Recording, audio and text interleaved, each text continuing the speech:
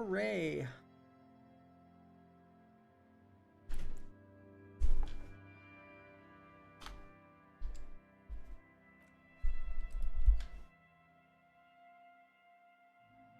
Stream is live. Hooray.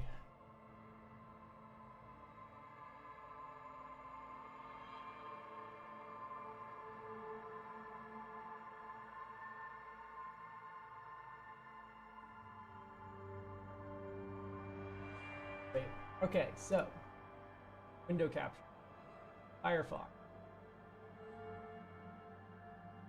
We're gonna do a little handle action stuff before we actually start playing. But then after all the Scrandle stuff, we'll play some Disco Elysium. Okay, bonus round. Which one would we rather eat? I'm not gonna lie, I kind of want the Nashville hot chicken. All right. Jumbo hot dog or loaded fries? Okay. Ooh, okay, so if divorced from price, I would rather have the loaded fries.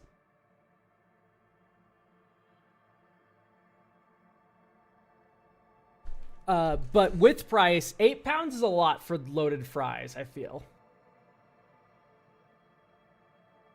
I'm still clicking on fries. It just looks so much more appetizing. I love loaded fries too. Holy shit. The foot-long cheese Kransky. The breakfast stack? Or spring rolls and a leek with tomato sauce. Or bacon, egg, sausage, hash brown, and cheese for 5 pounds? It doesn't sound that bad, but I think I want a couple egg rolls. I think that round's really close. Chicken bites and chips. Are you shitting me? Dude, these people have never had mayo on fries. Sausage roll with a pie. I do like a good sausage roll. It's more expensive though. I'm gonna go with the cheeseburger. I'm just losing today. Cheeseburger, loaded fries. Fuck yes. Like, this looks good, but damn. Bacon chorizo pie are like one of the best ice cream cones I've ever seen come out of this website. Hot dog and potato leek pie or battered sausage and chips. We can't even see most of the fucking food. You guys see this? Can't even see most of the fucking food.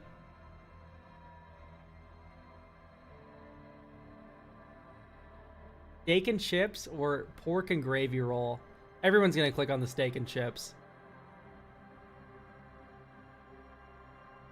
Cheesy chips.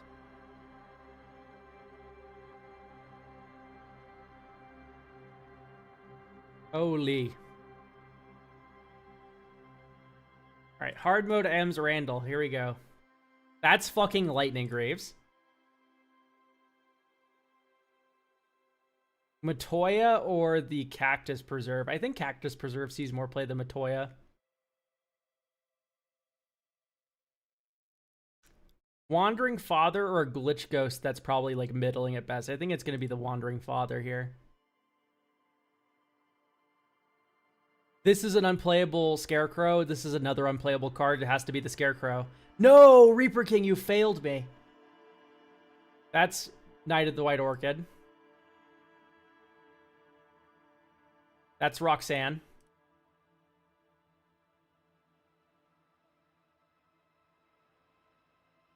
Ooh, that's Gruul Rage Beast. Do I think it sees more play than whatever the fuck is going on the right? I think yes. That's Wormcoil Engine. That's Tolsimir versus random, like, Squire kind of card. And last one's a bit tricky because I don't know what either of these cards do. The one on the right looks like an Amonkhet card, which is more recent. Okay, bummer. All right, let's see where we went wrong here. So, of course, Lightning Greaves is going to win. Okay, it's bristling backwards. Ah, I see it's a desert. James. Beginning of your upkeep, sacrifice unless you pay 2 green and has morph. Who the fuck is running this card?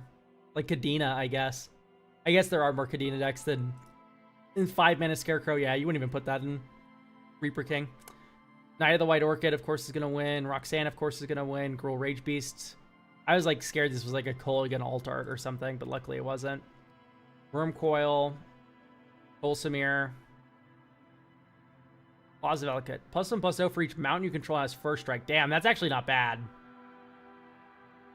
Yeah, I knew this was like a trial cartouche kind of card. Whoa. Return. No. At the...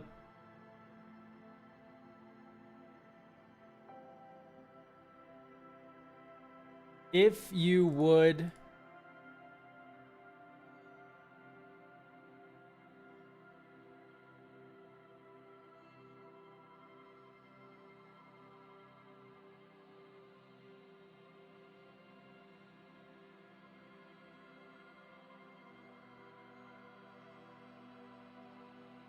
INS... Oh, this is Techathol.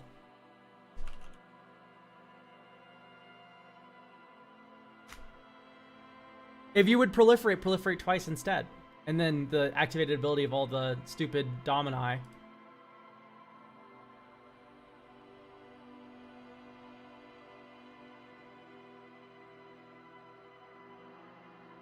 INSTANT SOR. So it's an instant sorcery.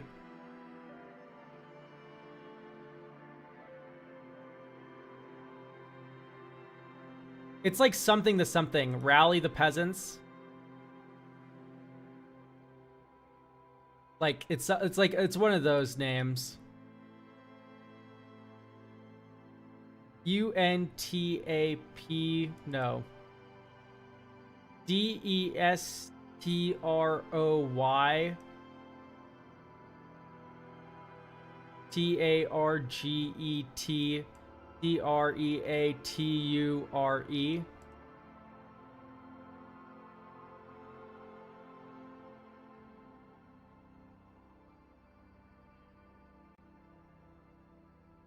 Let's destroy target creature.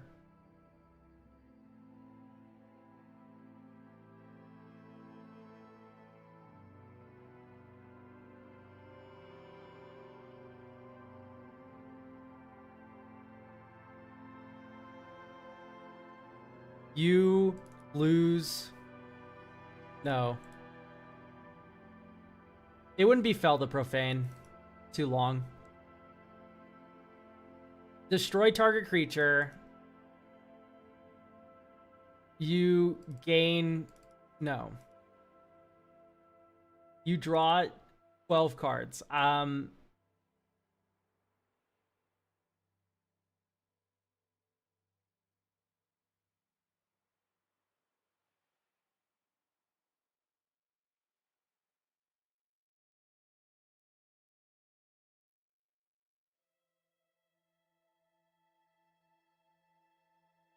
Like poison. No, not poison. I have a very good inkling that this middle word is the.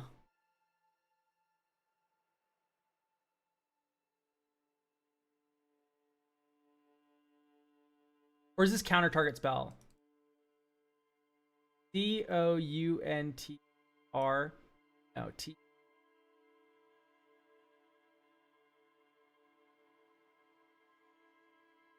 So no, it's destroy target creature.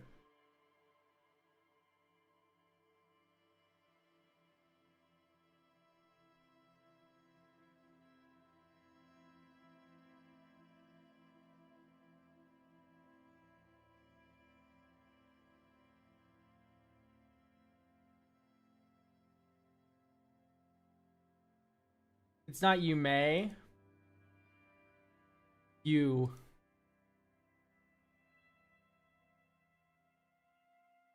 I have no idea what sentence ends in 3 letters.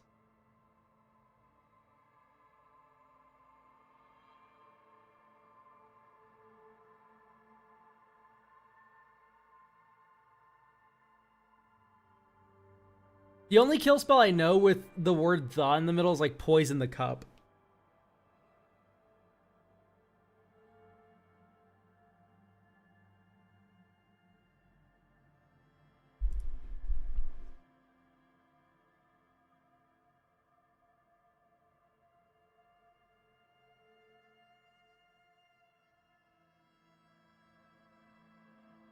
Destroy target creature.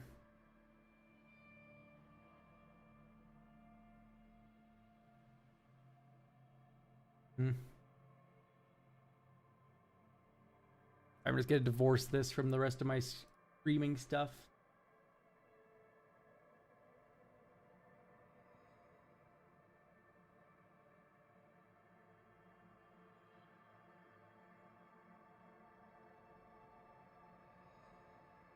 I think I know the card. Damn. I'm gonna lock in an E. Destroy target creature.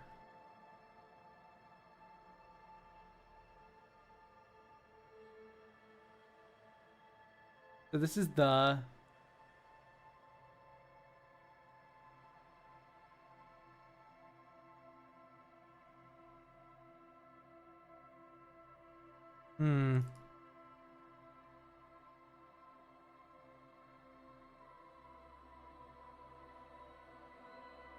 This isn't you.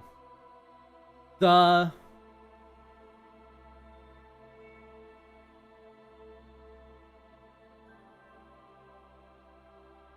Ring tempts you. Fuck!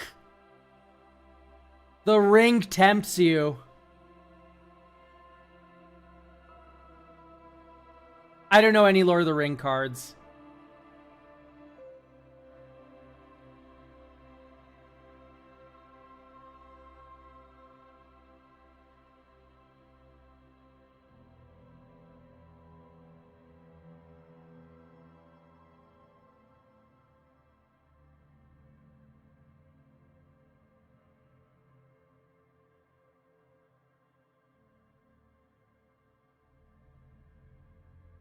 Claim the precious.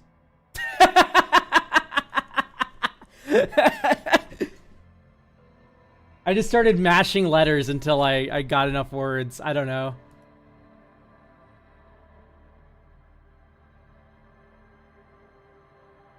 All right, let's play disco.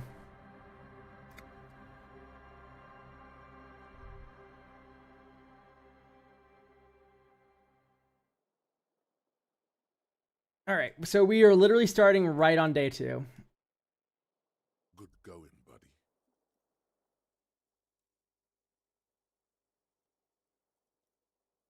Oh God, what the hell is that?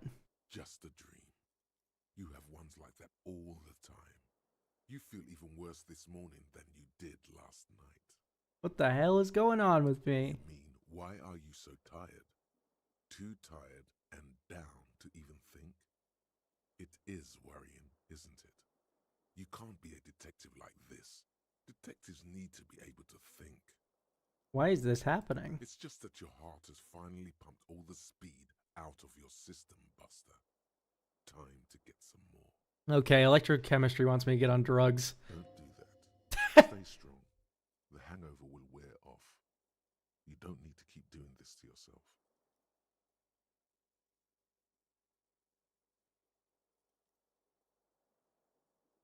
What is speed? Speed is a potent central nervous system stimulant.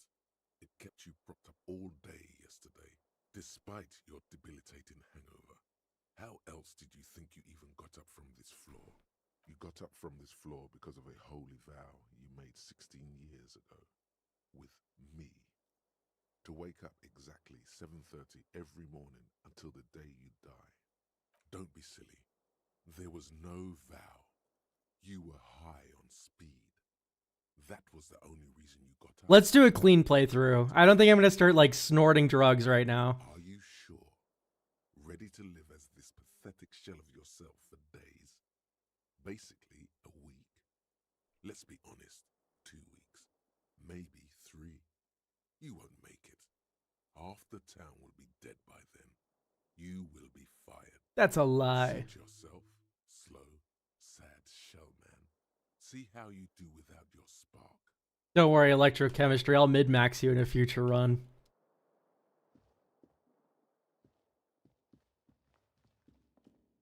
A mirror hangs on the bathroom wall. In it, your face, adorned with the expression.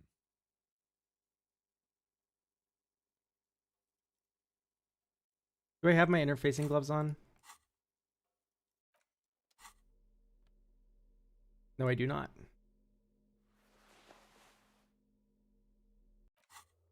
Let's try to fix this goddamn faucet. A mirror hangs on the bathroom wall.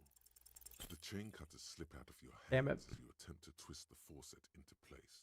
Well, Stop the it's expression. too late. No. Heartbreaking. Oh well, let's get my Half-Life glove back on. I love my Half-Light gloves.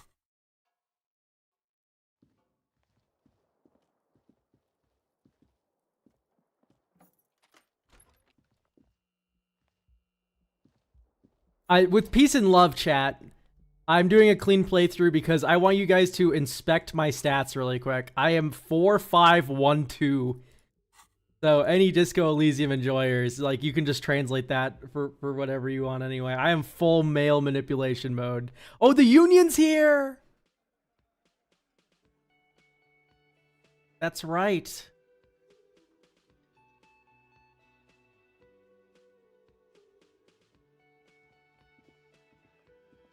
Kim, let's speak. Morning. Looks like we can get to work at once. The Union muscle turned up. They look rowdy. We should talk to them. He's the main guard that told us about yesterday. Sorry, I had a rough night's sleep. It's them by the looks of it. Loud and nasty, just like the manager said. One loose thread less to worry about. And one big problem to replace it. I mean ungovernable. Martinez isn't exactly enthusiastic about the RCM being here. They prefer to be policed by the Union. These men here, men who drink beer for breakfast, there's talk of an armed wing of the Union called the Hardy Boys, who are responsible for state policing. I think it's them. There's so many of them. Maybe we should call for reinforcements. That would just escalate tensions. No captain would sign off on it. Solving one murder isn't worth a conflict between the RCM and the Debarders Union. In fact, even the death of 2 detectives might not warrant an all-out war. So let's keep a cool head, okay? One more thing before we do. We don't have to talk to them immediately. We can walk right past them, continue with our business. Good. A power move. Purposefully concentrate on something else first. Oh, but I want to talk to them. But aren't you curious to know what they have to say about the murder? They're in no hurry to leave. They think they own the place. Anyway, I leave that choice to you. Whatever you decide is fine by me. I have to focus on the dead body first. I left it on the fucking ground, chat. I wonder if it's, like, already rotten. After, like... It was freezing last night. Surely it's fine.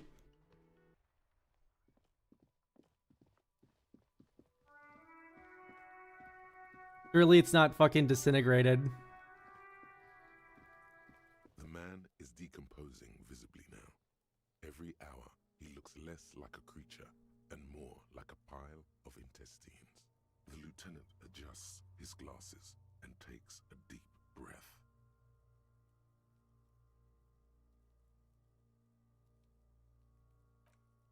Okay, so... Dr. Kuno. Fuck does Kuno care? Kuno Okay, great. Okay, so we need a fridge to stash this body in. I'm gonna go talk to the girl at the fucking, corner store.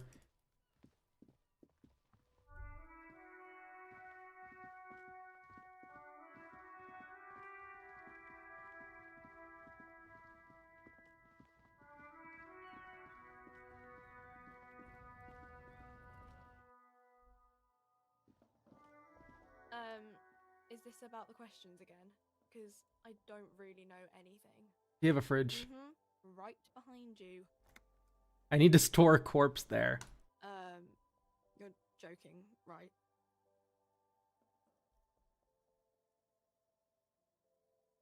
I need to store the corpse of a hangman in your fridge. Okay. It wouldn't even fit, you know. Now that I'm looking at it, Maybe a glass-doored fridge in a public grocery store isn't the best option for storing a corpse. Well, thanks for it to clerk. Okay.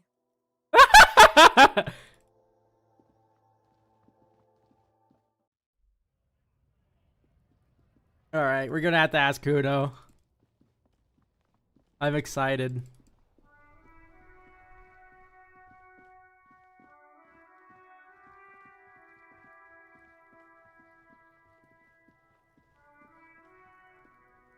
Are there VODs? Yes, on YouTube. Go to the live tab. For the fuck imp.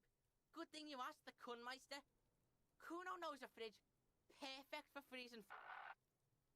Really? I don't believe it. Kuno knows all kinds of shit. Kuno gets around. Where can I find this perfect fridge? The man's in a rush. But what's in it for the Kuno? What's the return on Kuno's investment? Now is the time to be humble. Say the sir thing. Now's the time to be humble. Say the sir thing. Convince the Kuno to spill the beans. I have really good rhetoric. Come on. By killing in his territory, someone has openly challenged Kuno. It's in his best interest to put them in their place. Some arrogant shit thinks he can kill in the Kuno's kingdom without asking the Kuno first. That sounds like lawlessness to me. Dark flame smolders in Kuno's eyes as he ponders your argument. Wordless. Based! This outlaw's fate is in your hands. Let's make an example of him. Help me locate him using the fridge body technology. Kuno hears ya. See that shit house over there?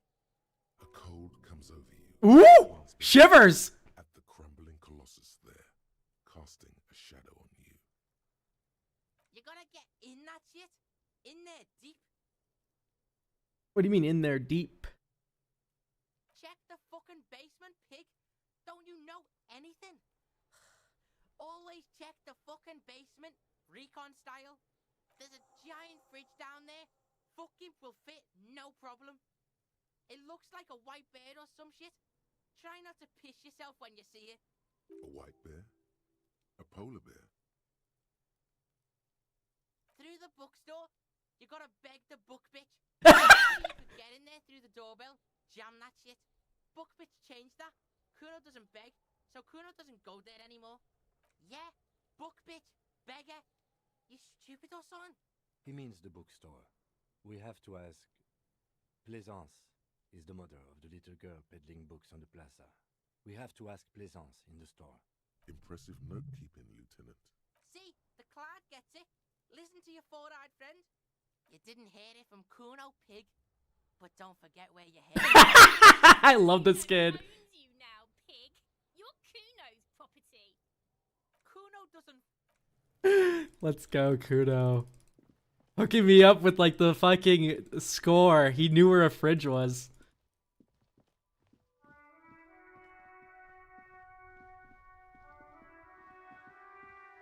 Blazens! Save me! Hello again, esteemed officer, and welcome to Crime, Romance, and Biographies of Famous People. The girl outside mentioned this place is cursed. First, who said that? Annette? I will have a word with her. This place is not cursed. It has a robustly magnetic energy. Good for commercial activity. My business is thriving, sir. What in God's name is she talking about? Doesn't feel like it's thriving. Feels ghostly. Told that there's a huge fucking fridge in this building cellar. A fridge? No, I don't know anything about a fridge. Aren't you interested in books? Oh, drama's gonna chime in here. For whatever reason, she's lying. Seems like you have to find your own way to the cellar. Okay. You see a set of tattered curtains blocking the way to another room. A strange cage-like trinket dangles from the curtains. Excuse me, officer. The back room is strictly for employees only. What's behind the curtains? Nothing. Now please go back to browsing the books. Don't you feel compelled to look at the books? The books are all you care about. She speaks almost as if she's trying to put a spell on you, urging you to buy more books. Oddly enough, the more she tries to draw you away from the curtains, the more alluring they become. Pull open the curtains. Just as you're about to pull apart the curtains, the petrified voice of the shop owner cries out once more. Sir, don't touch that. I told you it's off limits for the customers. Parapsychologically speaking, we're done if you decide to open them. I won't be held responsible for the consequences. It's too dangerous. She looks away. Ooh. Why is everyone always messing with the curtains? Why can't they just buy books like normal people?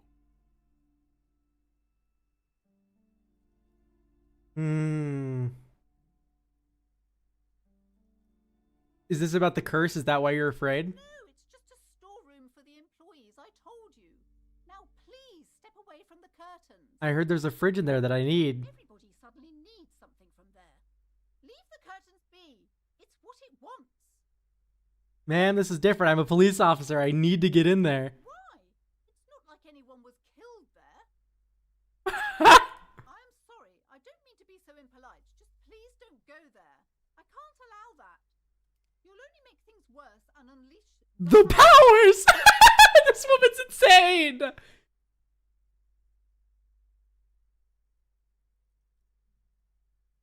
But I sense this place calling for me. I must investigate beyond the threshold. You do?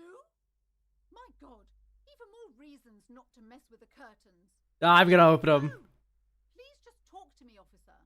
Come here and let's talk this through before you decide to do anything extreme. Talking is always good. Go see what she has to say. Thank you, Rhetoric. There's something mysterious about the curtains.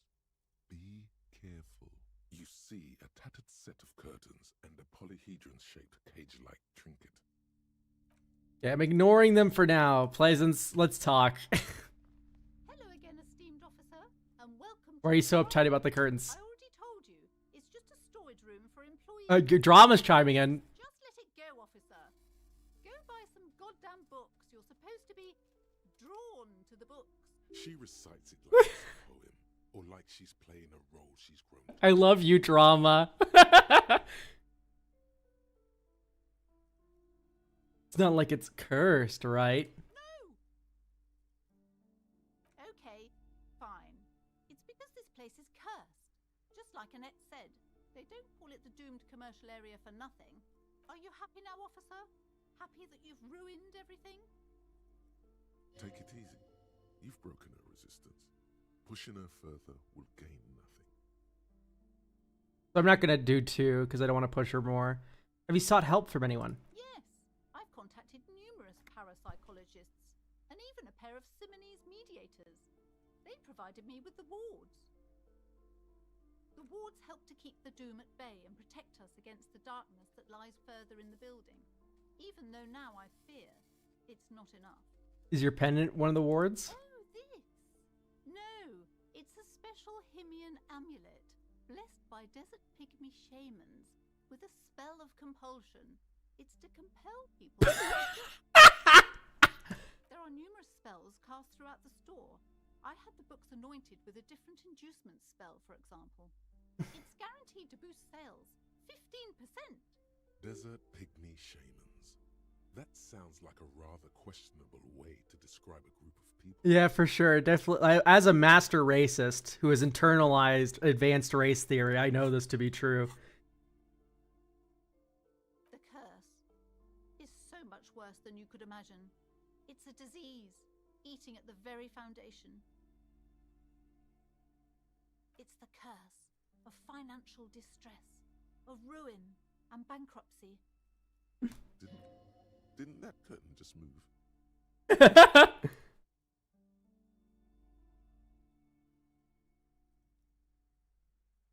Annette mentioned the previous tenants. It's not just that, officer. We're dealing with something supernatural here. It's the cacodemons feeding off bad business practices and disappointing income statements. There's something wrong with this building, I can tell you. Ever since I arrived, I've sensed an eerie lingering presence, as if I was unwanted here. Sounds familiar. I feel unwanted too. What does it mean? Truly energies are leeching off you. You shouldn't stay in the store too long. It may be dangerous. Would you like me to take the case? I could investigate to see if the curse is real. Most certainly not. I don't want anyone who's not familiar with the psychic arts to get involved in this mess. Stay away. Leave the spirits be, so they can return to their slumber. My liege, you know what this case calls for? A parent. Thank you, Drama, for being the best skill in the game. There's a dead body in that will be easier. Yes, Drama, I love you. Slither up to her. You. Show her what world-class perfidy looks like. Wait, what if I don't want to lie? No, ma'am, I've come here to help. I've handled paranatural situations before. Don't think I haven't seen charlatans before.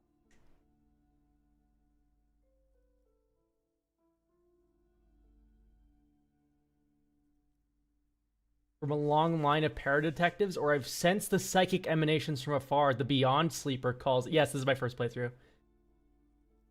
Oh, I don't want to fuck this up already. I have returned from the void, a paradetective from a long line of paradetectives. Blazin seems like she likes shit passed down like that. You're no paradetective. You look nothing like one. And you're clearly a drinker. Pardon me for being so blunt, but... You look like one. The lieutenant keeps his usual stony calm. He silently picks out his notebook. Go ahead then. Rock her world, he thinks. I'll compose some notes. I admit, I've had my fair of drinks, but only because the spectral realm is parapsychologically taxing. How do you know all this? Here we go. I am the Void Revenant. I have the powers to debad all the bad energies. I should have realized.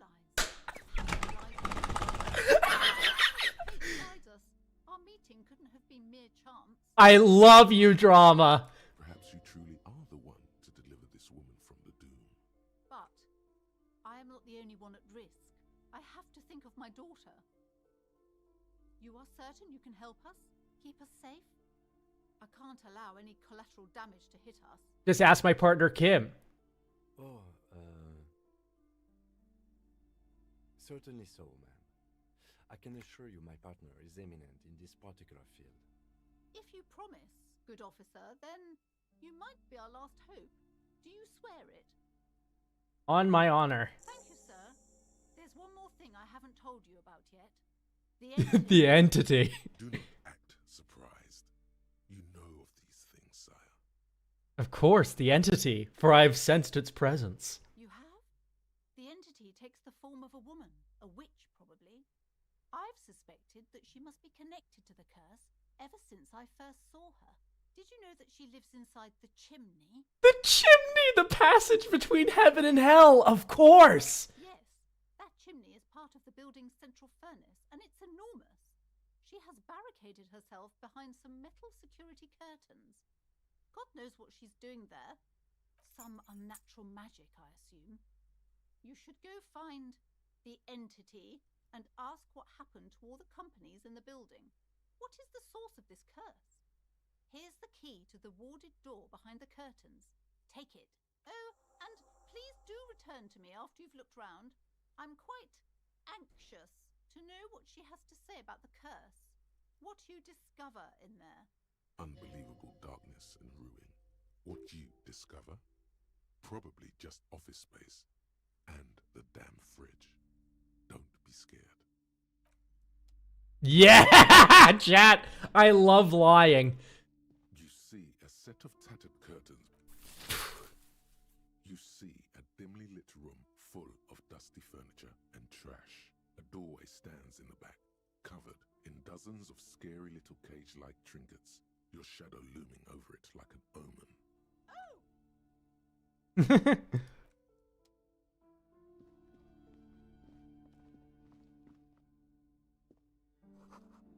Ghostly silhouettes of hair dryers. Oh, this used to be like a vaguely androgynous portrait of a man. Threatens your masculinity. A heavy door with a missing handle stands before you, covered in Unlock with the key. Exerting some force, you manage to turn the key. It's eerily silent. The door slides slightly open, letting a draft of cold air into the room. We're in, baby. Oh, it's a gym. What is this place? It's an adventure! It looks like a gym to me. Yes, but no one's been here in ages. I doubt the electricity still works. Good thing we have a flashlight on us. Don't forget to take it out of your bag before we move on. An eerie feeling rises in your chest. There's a reason. Because it's closed. No need to look for supernatural explanations where a banal one will do. Now let's move on, shall we? Get this flashlight going. A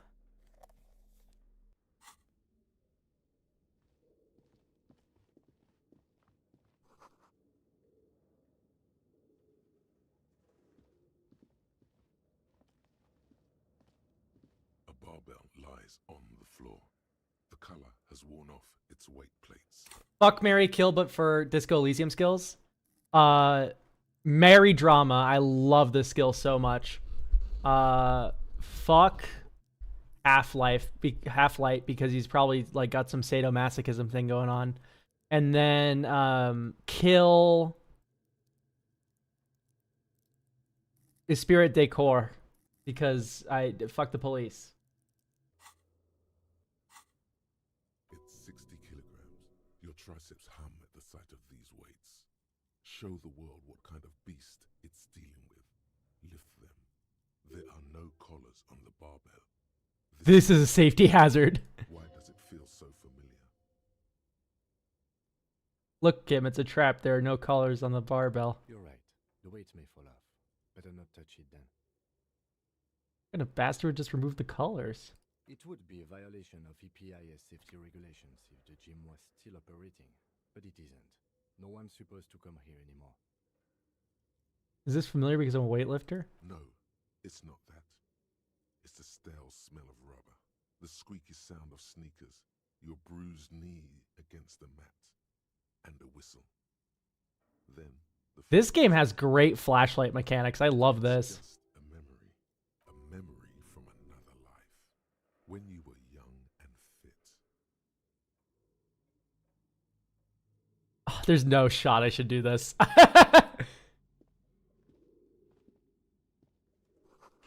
Worn out wall bars. They look unsafe. Shot put ball. A bullet.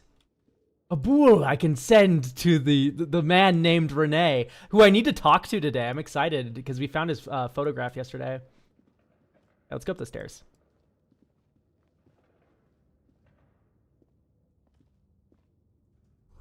Always blocked.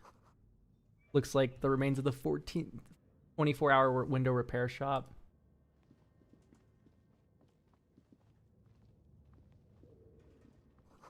Wild animals stuffed and mounted. Oh, so there's going to be a fridge here. It's a taxidermist place. Full of strange liquid. Airship rotors covered in spider webs. They remind you of blades. There's a lot of scary shit over here. Wow. Fuck. It's like a mannequin shop. Thickly and yellow in color. Moth bitten.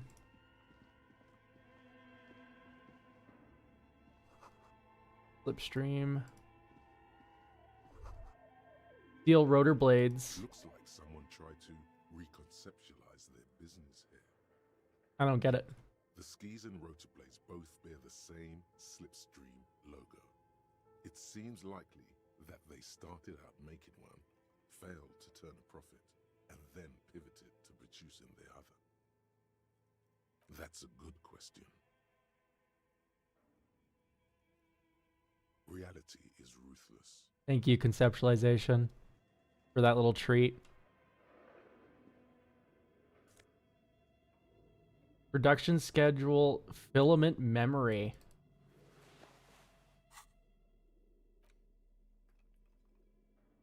Fuck. This cube-like crisscross of filament feels oddly fragile in your hands. Its intricate structure covered in dust. Silver tape on the side reads production schedule. Note, this filament contains information that can be read using a radio computer. That's fucking interesting. Ooh, real. Ooh, money. This is Emma's Atelier. Ooh, 3 real. So much money. For me? Look at this. This appears to be some kind of machine with a cube-shaped heart and a wired framework. The keyboard has a rectangular on-off button. A piece of paper still hangs from the printer. A radio computer. Just sitting here without anyone inside. But we are looking for a fridge, and we are pressed for time, so... On the other hand, it's not that I'm not interested in abandoned radio computers. Turn on the machine. The machine lights up like some prehistoric animal stirring from its slumber, revealing fluorescent play and print keys on the keyboard. The hatch on the machine's central compartment is wide open. Press play. Nothing happens. Look inside the compartment. It's empty, like a beehive without its brood.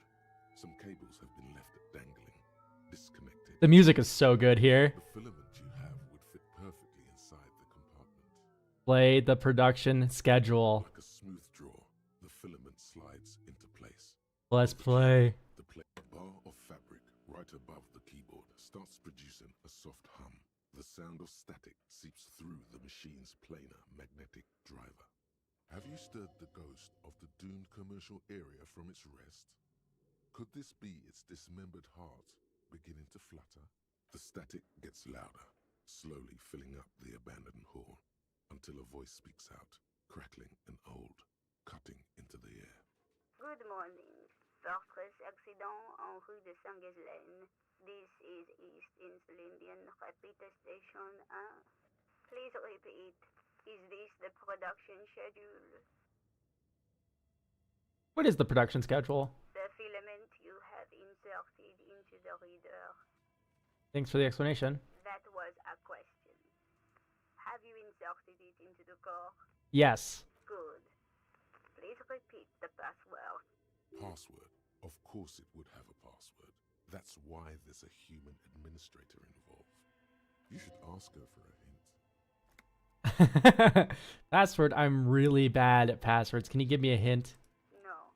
A hint system is not part of the protocol for repeater stations. Thanks for chiming in now, Encyclopedia. I really fucking appreciate it. I am contractually obliged to protect the privacy of the filament holder for stress accident. Without filing a warrant with Lintel, I cannot give you access to this filament. I'm afraid we are not doing that, unless we want to wait for a month. Now, can you please repeat the password? Received. I will register this login attempt. Don't worry. Passwords have a way of turning up sooner or later. Fortress accident. Is there anything else I can do for you today? Why'd you call me a fortress accident? Fortress Accident is the company on whose name the terminal you are currently using has been registered to. One moment. Fortress Accident SCA produces revolutionary interactive call-in radio games. That's what the catalog says. That's not bad. And this is an interactive call-in radio game. Any other questions?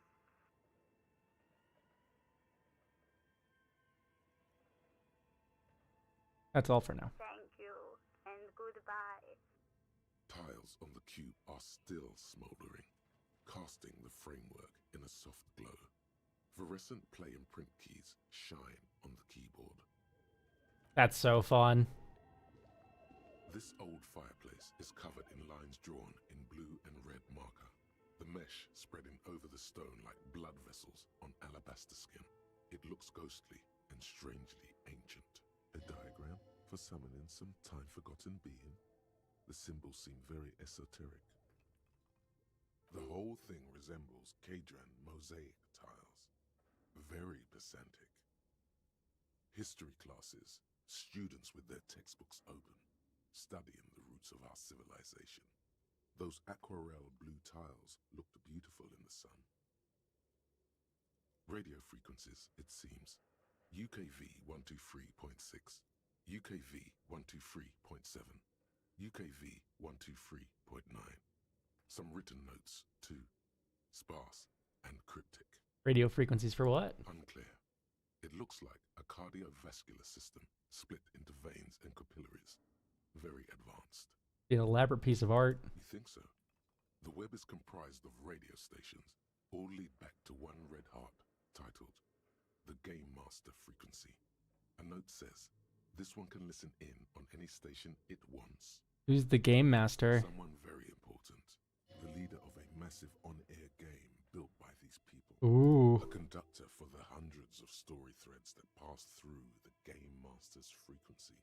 If it's a game, then who's Whoever playing? decides to call in to a call-in station, it looks like all of this is gone, left unrealized. There's no way a little basement studio working here could pull anything like this off. My God. It's as if the less money they had, the more ambitious their project became. Why'd you say that? The schedule. I know doom when I see it. The company was running out of funding. What else? Nothing. It's just lines on marble. An echo from times long gone. No one has used the fireplace in ages.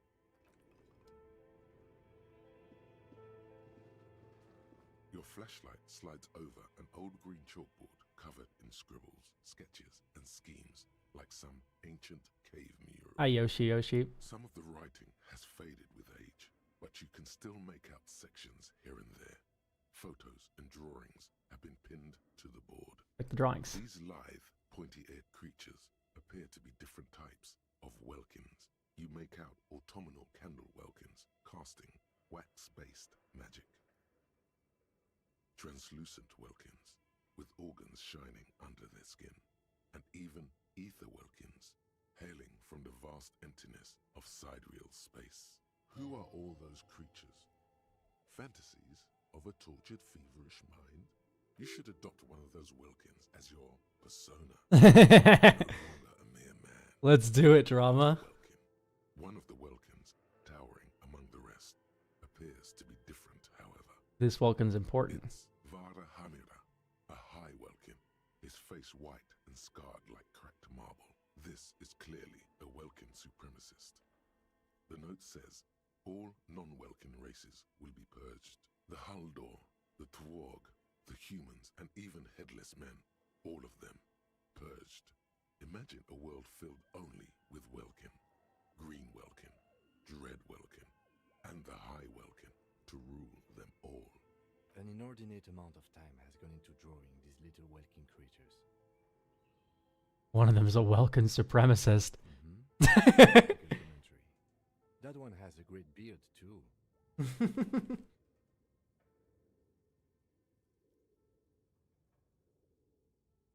Who are these creatures? It's like concept art for a project. It's not really real. Anyone spend so much time on this? Some people really like building a world, I think, even if it's just for a game. Of course, yeah. Well, this has been educational. Just look at those details. So much effort. And for what? All gone. Inspect the notes. The handwriting is only partly legible, but you can still make out 3 slogans. Call in, tune out, Wirral Untethered, and Heat Death of the Universe. Inspect the schedule. This is a monthly calendar from the year 50. Cryptic words like sprint, daily minimi, and GPI span the marker-drawn grid, the grand scheme of production and money. Minimi stands for a mini-meeting. It's part of a bigger framework for managing work called RUN. Station 41 tried to implement it a few years ago, but failed. What happened? As time goes on, the numbers in the boxes grow rarer and rarer. The board becomes an empty snowfield in the final days. Only failure and regret dwell in this region. Looks like they didn't make it. A note in the bottom left corner of the chalkboard says, "See the prod schedule filament for details." The photo collage depicts barren, icy landscapes wrapped in perpetual night.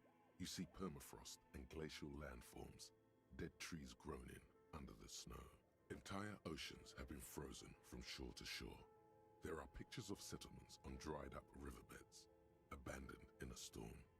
Animal corpses in the dark, carcasses and bones. You see primitive oil rigs built into glaciers, boreal dvorg, yurts under the snow, great mammoth-like beasts of burden. A pinned postcard reads, "The heat death scenario. A desperate fight for geothermal energy engulfs the world as Wirral becomes untethered from its sun, drifting through the universe." Okay, what do you think is going on with that computer, chalkboard, and fireplace? It looks like some fucking undercover counterintelligence program. No, that's not it. I think it looks like one of those popular Ah. planes. Only these people were trying to automate it, make it work on radio computers. Utter madness, he thinks, as a compliment.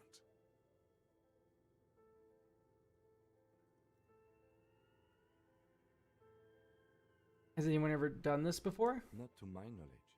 They make automated games in Graz, Messina, Königstein. You know, places with industry. Not in Revachol West. But I don't think anyone has attempted to create an inter-isolary game before. We just don't have the technology. And this was a role-playing game. Indeed, those Welkins are a dead giveaway. Role-playing people love that stuff. The world looks like a modified version of the WeWorld board game, with heat death thrown in. Super cool. Someone should give them millions of real immediately.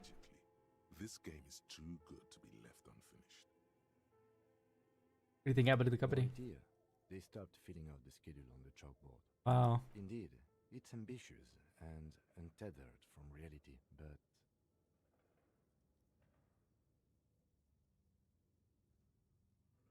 World is cold and lonely. This would keep it company. Let's finish it. Let's finish it. it's too late for that, I'm afraid. Okay, let's keep moving. All right. Maybe the password's something like heat death. Tiles on the cube are still smoldering. The speaker comes. Good morning. Please repeat. Is this good? Please repeat. I don't know. Don't worry. Fortress, thank you. Tiles Bummer. on the cube are still. Nothing happens. Nothing happens with. Okay. Maybe the password's right here. Developers in the most RPG in the universe. Oh my gosh, I forgot to turn up the audio. Yes, guys, please do not hesitate to tell me that the game audio is quiet.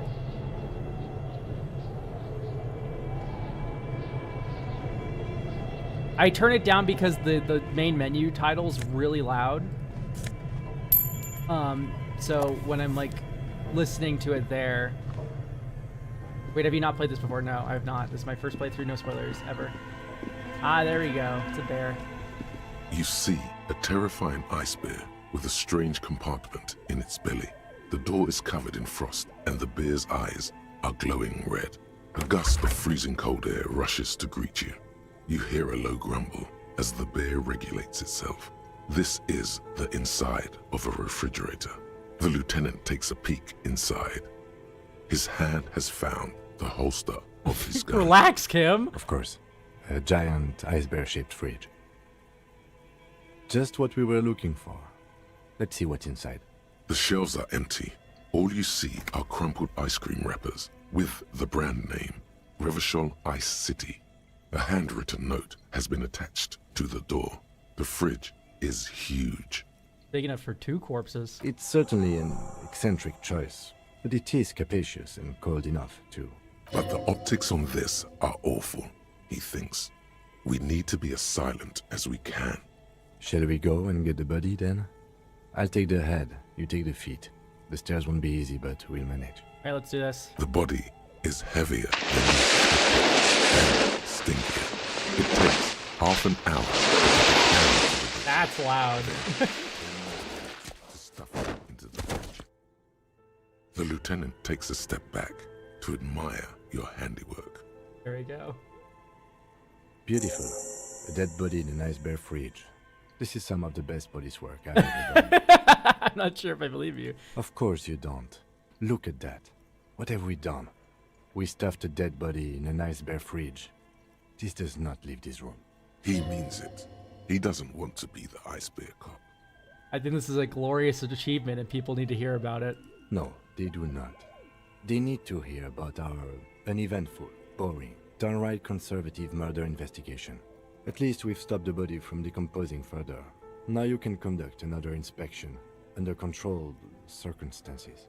Inside the icy realm of the Ice Bear fridge, the corpse stands slumped, waiting. Right.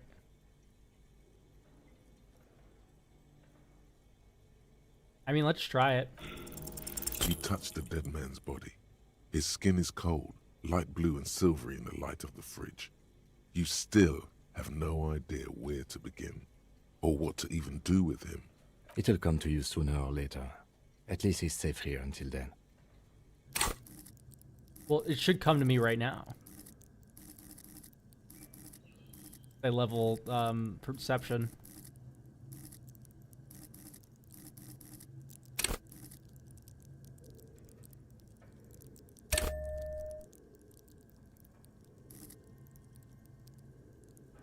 Nah.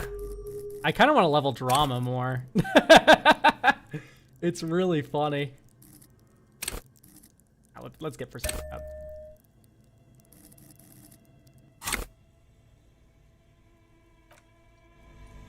The bear's eyes are still glowing red. You touch the dead man's body. It'll come to you sooner or later.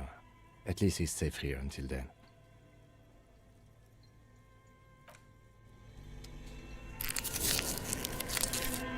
Let's have a little treat. I have infinite morale, so I don't even know if I need to do that, but...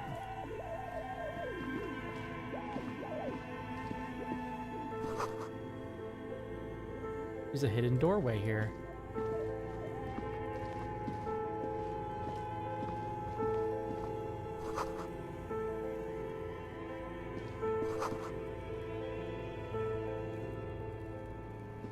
A few bricks have fallen off, revealing a compartment behind the wall. It's too dark to see in. Seems like an old bunker from the Revolutionary period. Look at all those rifles. Must be an old weapons cache. Look, there's a hole in the wall. There is, yes. And there also appears to be something inside the hole. Interesting. Do you want to take a look? Okay, I do. Your hand reaches deep into darkness and spiderwebs. Rummaging around, you find rusty rifles hidden away. Rifles, Kim. Are these any good? Most of them are rusty and inoperable, like the rest. But one catches your eye. A bolt-action model with a fine wood stock, in better cosmetic order than the others. Take it. You're a police officer. Police officers carry guns. This one looks nice. That's a rare sight. Seems to no longer be functional, but still beautiful thing in its own way. What does this mean, a rifle? It means there are firearms, albeit inoperable, still lying around in Martinez. It's an interesting coincidence, I would say. Might come in useful in the future. He likes this find. Oh, you gun nut, Kim. Insane! Well, hey, look at that, chat. We got a fucking gun now. It's not our gun, but it is a gun.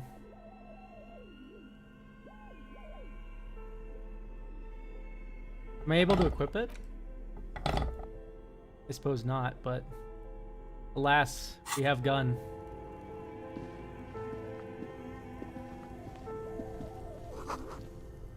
Frozen ice cream maker that's still running. Okay, what an interesting... Ooh, a furnace? A thick layer of coal dust covers the furnace, coloring it pitch black. Looks like this furnace has a face, and it's a face of agony.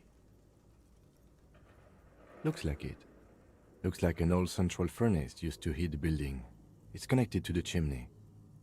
No one has used it in ages. No signs of any recent fire. Only dead rats. It's dark and grimy here. In the darkness you can hear chatter. It's coming from above. A voice, or several voices, talking to each other.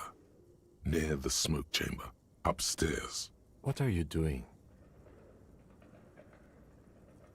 I'm talking upstairs. Wait, really? We should investigate, see if someone's upstairs. Yell hello into the furnace. What if it's the malignant entity? You're right. The rooms do look like they're connected. But malignant entities don't exist. At least not the supernatural kind. Always has to be the skeptic, this man. Hello?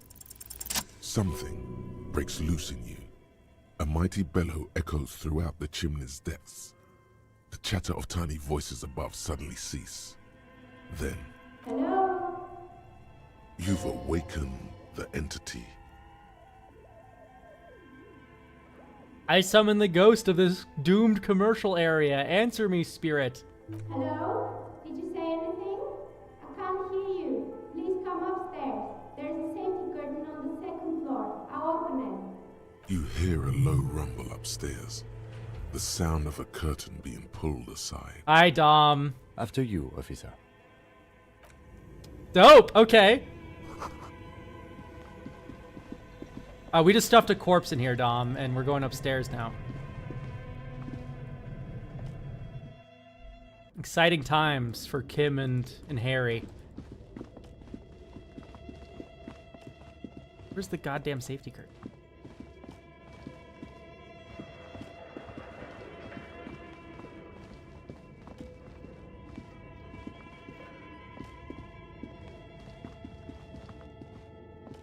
This old diagram, the whole thing. Okay, so we've already investigated all this. Okay, so I guess the safety curtain's over here or something.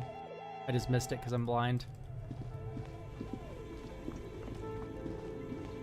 Am I stupid? Okay, I am stupid. It is up these stairs, but where?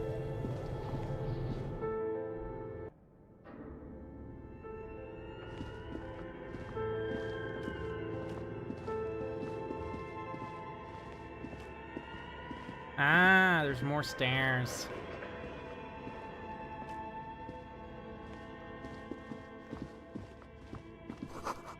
Shoes in a puddle of melting snow. Postcard.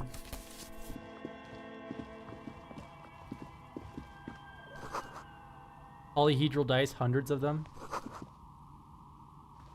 Hello. I'm Nia. Oh? Did you try knocking on my window? I must have missed you. I've been listening to my Melius. So what kind of die are you looking for? Could this be the malicious entity? Perhaps it's wise to go along with this masquerade for now. She's got a direct view to the backyard. You should interrogate her about the lynching. I haven't knocked on your window. Then how did you get inside? By the south entrance? You know what? It doesn't even matter. What matters is that you're finally here. Let's talk dice. Did you have something specific in mind? What do you mean by Melius? Yes, Amelia is like a call-in station. You need a two-way radio to access one. That's why I have these. Mostly, they just teach you to swear in different languages. But some of the stations can be quite interesting. I was so absorbed, I must have missed you knocking. Are you guys coming about dice? I'm a novelty dice maker. Tell me the name of your role-playing system and I'll make the die Oh, you she's need. cute. That's why you're here, yes? Role-playing games? You know the one made by Fortress Accident. Does that count? Sure, I like role-playing games. I need some dice. Very good. My rate is 10 real per set, unless you want something really unusual. Take a look around and see if there's any particular stone you want to use. It Oh. almost looks as if the stones and dice are a natural part of the room, growing out of the shells like stalagmites. This person means you, or no one else, absolutely no harm. She will answer freely and honestly. No falsehoods are present. She's a novelty dice maker and doesn't have anything to hide. Ask what you need. The role-playing brothers chimed in here. They were all like, "Yeah, this lady's cool." Conceptualization, suggestion, and drama are all like, "Yeah, she's good." How did you become a dice maker? How did I become one? It was a business decision. I was a regular jeweler at first, but that's an unfocused field with too much competition. Some of my friends were role players. They asked me to make some polyhedral dice out of cobalt. That was my first order. I grew it from there. You like role-playing games yourself? Not especially. I like working with rare materials and a steady pay. And role players as customers? They're nice people. Some of those nice people have big bucks to spend on novelty items. She's thankful for the security they provide her. Do you know about the man that was lynched by in the Whirling Rags? Nothing really. I didn't know him. Who cares about the dead body? We might be dealing with a malignant entity here. Shut up, Inland Empire! The lieutenant looks at his notebook. Then, the woman under the large window. Your window looks directly onto the courtyard. You're saying you didn't see or hear anything unusual last Sunday evening? I'm sorry, detective, but as you know, I usually have my headphones on when I'm working. It shuts out most of the daily ruckus behind my window.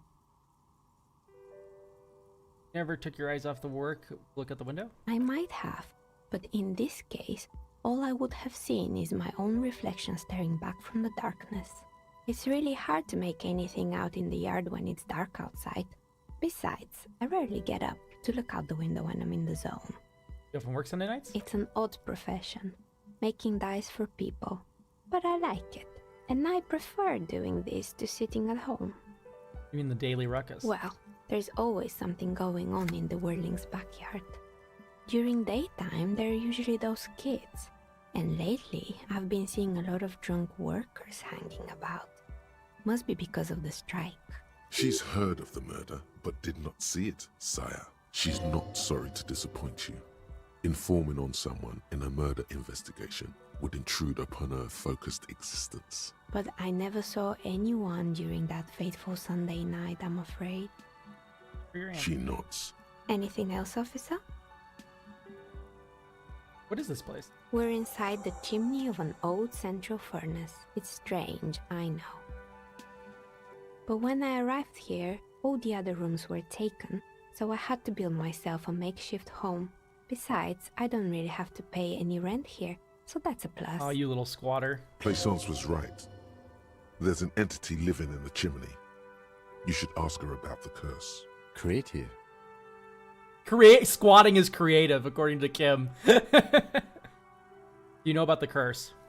I've heard the stories, but I don't think those stories are true. I was convinced this place is swarming with malicious entities. Plaisance, the bookshop lady? I've heard that her business is doing rather well. Have the energies spared her somehow? The curse is biding its time. Oh, right. But it's not just the bookstore that's still up and running. What about the Whirling in Rags? Some people say it's part of the building complex. Or it doesn't really look like it's and cursed. Then there is me.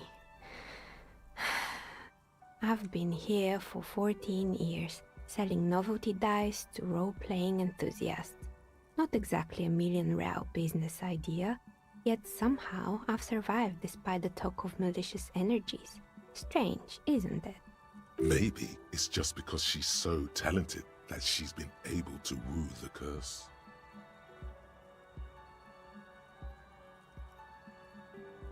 There are a lot of inconsistencies. I was just about to ask, what do you think? Do you think the curse is real? Time has come to face the source. Fear not, for the forces of the universe are supporting you in this psychic quest. I'm starting to think that there is no curse, only business decisions and natural market fluctuations. Exactly. Truth is always so disappointingly mundane and boring. But I'm glad we got this sorted out. Anything else I can help you with today? That's all she has to say on the subject. She's been thorough and truthful, as far as we can see. Plaisance is not going to like what you have to tell her.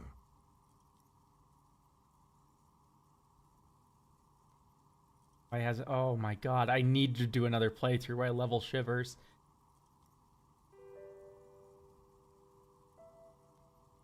You know what happened to the other tenants? Everyone else is gone. More or less. Are you interested in anyone specific? Oh, quite a lot of them spring to mind. Whoa, yeah.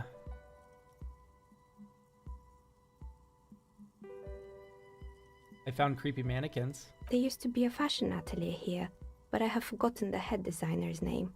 They were doing well for a couple of years until the insect rights activists came. Oh, it's probably like they use silk. Yeah, the atelier didn't know it either. They produced a certain collection that used chitin okay. materials. Apparently chitin is made in the Occident, where it's extracted from beetle wings. And you know how all kinds of political movements are big in the Occident. The activists shut down the biggest chitin supplier, which of course caused the price to skyrocket. And, naturally, all the most fashionable tastemakers refused to be seen in chitin from then on. The atelier went bankrupt before they could finish the collection. I'm glad. I like insects. I'm glad someone took care of the little guys. Really? Anyway. Poor guy. Suddenly, you get a feeling that insects are important to the case somehow. It's hard to say why.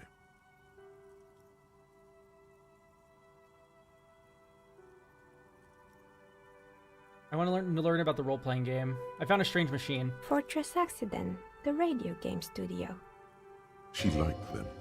Of course, she makes dice for fucking role players. They probably bought a billion things. They were an interesting bunch. We talked about role-playing systems every now and then. Once, I even saw two of them get into fisticuffs over Wirral. They certainly took their work very seriously, even if they seemed to be chronically liberal with their schedules. The usual, they ran out of money and couldn't get the project done on time. Wrong. Well, I did hear them talking at times. They seemed to believe they were historical individuals on some grand quest. She sounds almost mocking when she says that. From what I see, the project did look quite impressive. Yes, but when the money started to run out, they just began to complain a lot about capitalism. They're talking You about know, themselves. How the markets are rigged to keep out new businesses and so on. In the end, they just didn't get it done. They didn't have enough willpower to produce something truly historic and to show up to work on time. She's right. Showing up to work on time is important. Their game looks great. Not the wisest decision. You would have lost all your savings. The result is A 1. 1 on a 20-sided die. The dice is black and filled with little silvery flakes, like snowfall. Anything else? Damn it. Good. I hope it clarified things a bit. What else? I have more questions about... Oh, okay.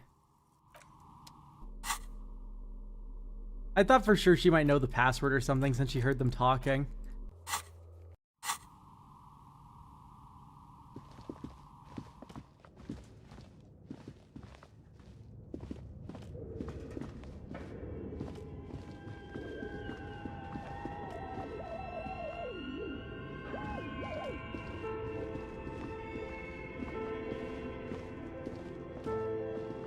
Tiles on the cube are still smoldering. The speaker. Good morning. Please repeat.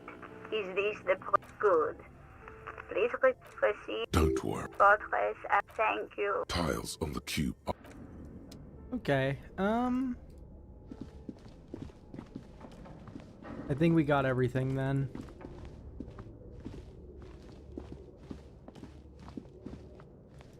Okay, great. I want to go talk to Renee.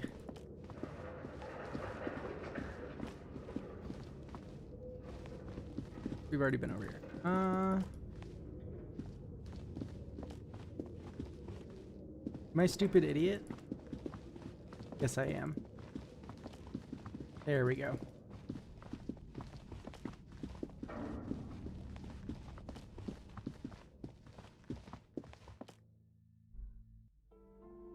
So something tells me that Plaisance won't accept that there's no curse, but we could probably tell her that the curse has been put to rest. You're alive and well. Don't keep me waiting now. The dark What's sarcophagus. In that dark sarcophagus. Yes, yes. How was it? Tell her how ghastly it was.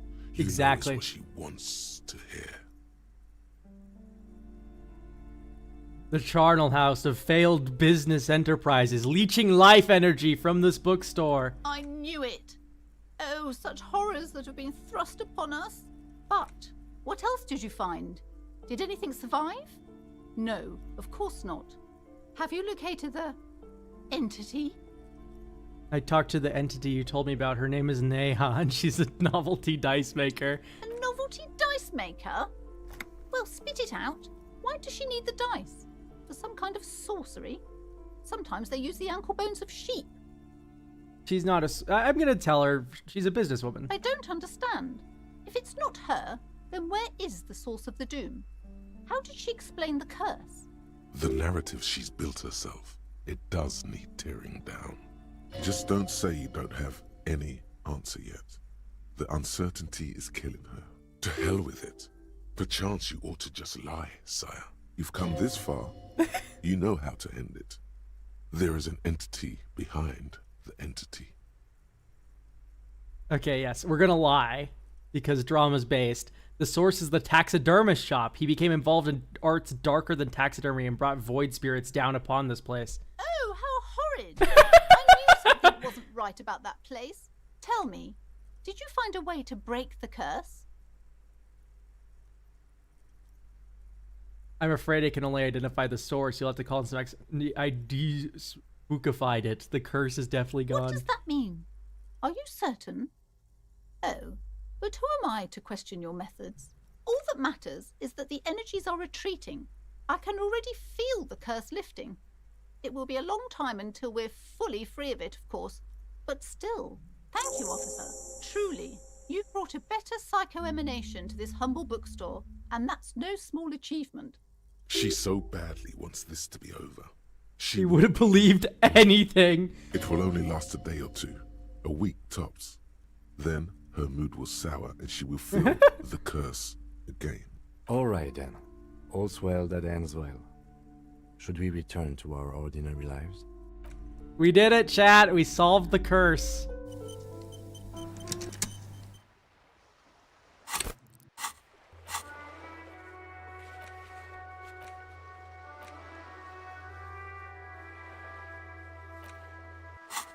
Let's get this flashlight out of our hands. Alright, I'm gonna go talk to Renee. Oh, Renee!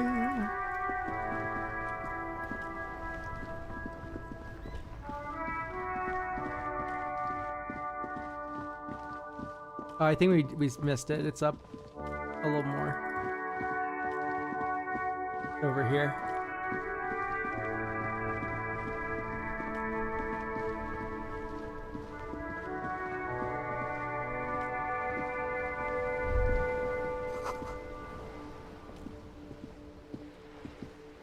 Vigilance officer, what can this old carabinier do for you? Here, I found you a new bull because we found the fucking shot put ball. What is this? Are you mocking us? This isn't for pétanque. Now, no need to get angry again, René.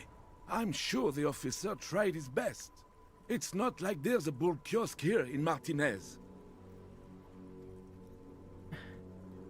I'm very sorry. It's the best. No, I'm not gonna be. Yeah. I really did try. Trying is worth as much as is accomplished. In this case, almost nothing. Fine. You try to right a wrong. It's still a gram better than actual nothing. Renee, I found your old guard booth. Yes. The Debardeurs Union pays me to stand vigil during the night. Not out of any political allegiance, mind you. I'm an old man. Don't sleep more than a few hours every night anyway, and money is tight. He feels like he has to justify himself for some reason.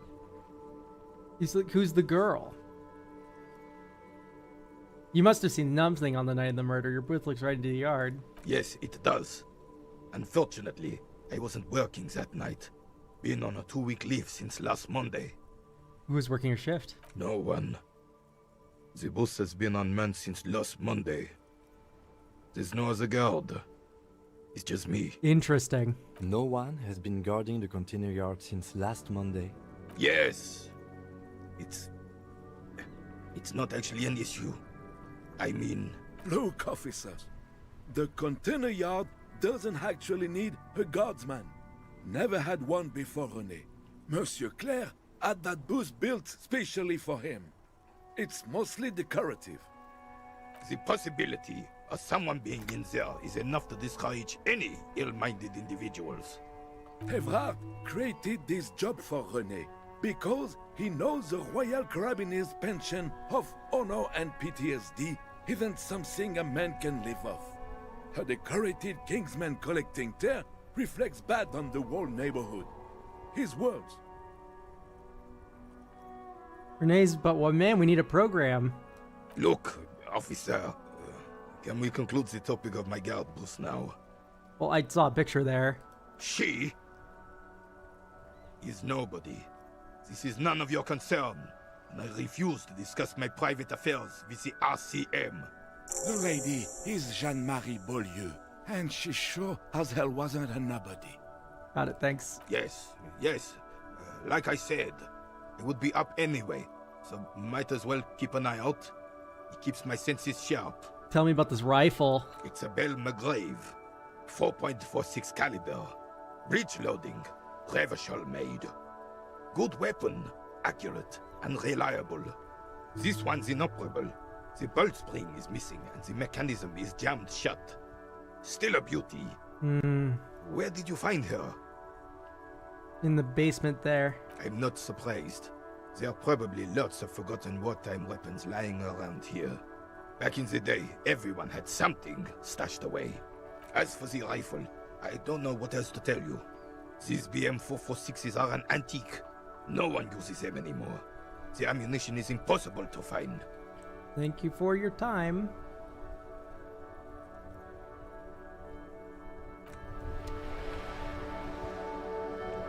Ooh, wow, it's snowing. Okay, so. Oh yes, called back Alice. Let's do that.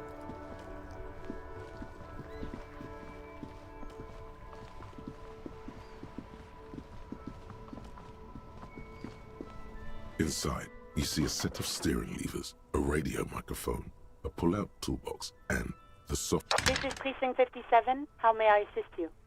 We are back from the serial number? Yes. The armor was produced by Fairweather in their facilities in Bétancourt, sur la Clé in 42.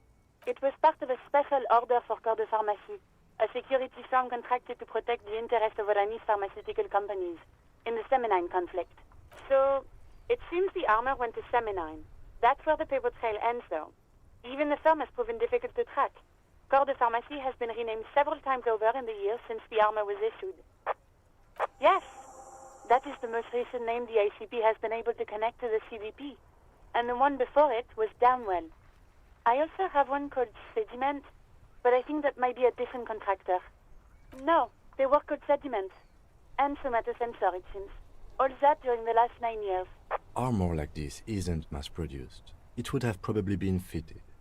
Perhaps there's a record of who signed for this particular suit of armor. Okay, just verbatim repeat that in the microphone. Yes, but the ICP tends to be reluctant to share private sector records. I could try to talk them into it, though. This is a fun challenge for her. An opportunity to contribute beyond doing her job by rote. She'll gladly put in the extra effort for Team RCM. Thank you, officer. I really appreciate your... Please do try. Sure. Call back tomorrow. Hopefully I will have more information for you then. Done with the radio for now. 57's over and out. In the cabin, you see a set. Beautiful.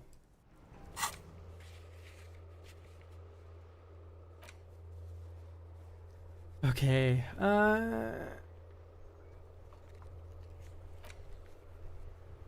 you need 20 real. I have 19 real. We're so close.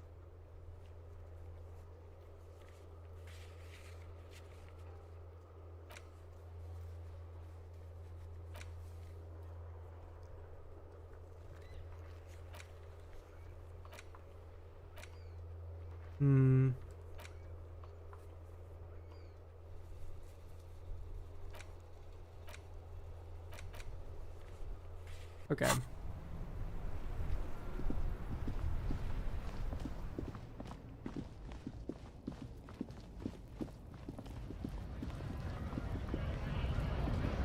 Let's talk with the scab leader. Right to work! Right to work! Shame on you! I don't think we should show him the photo. I think that's bad news.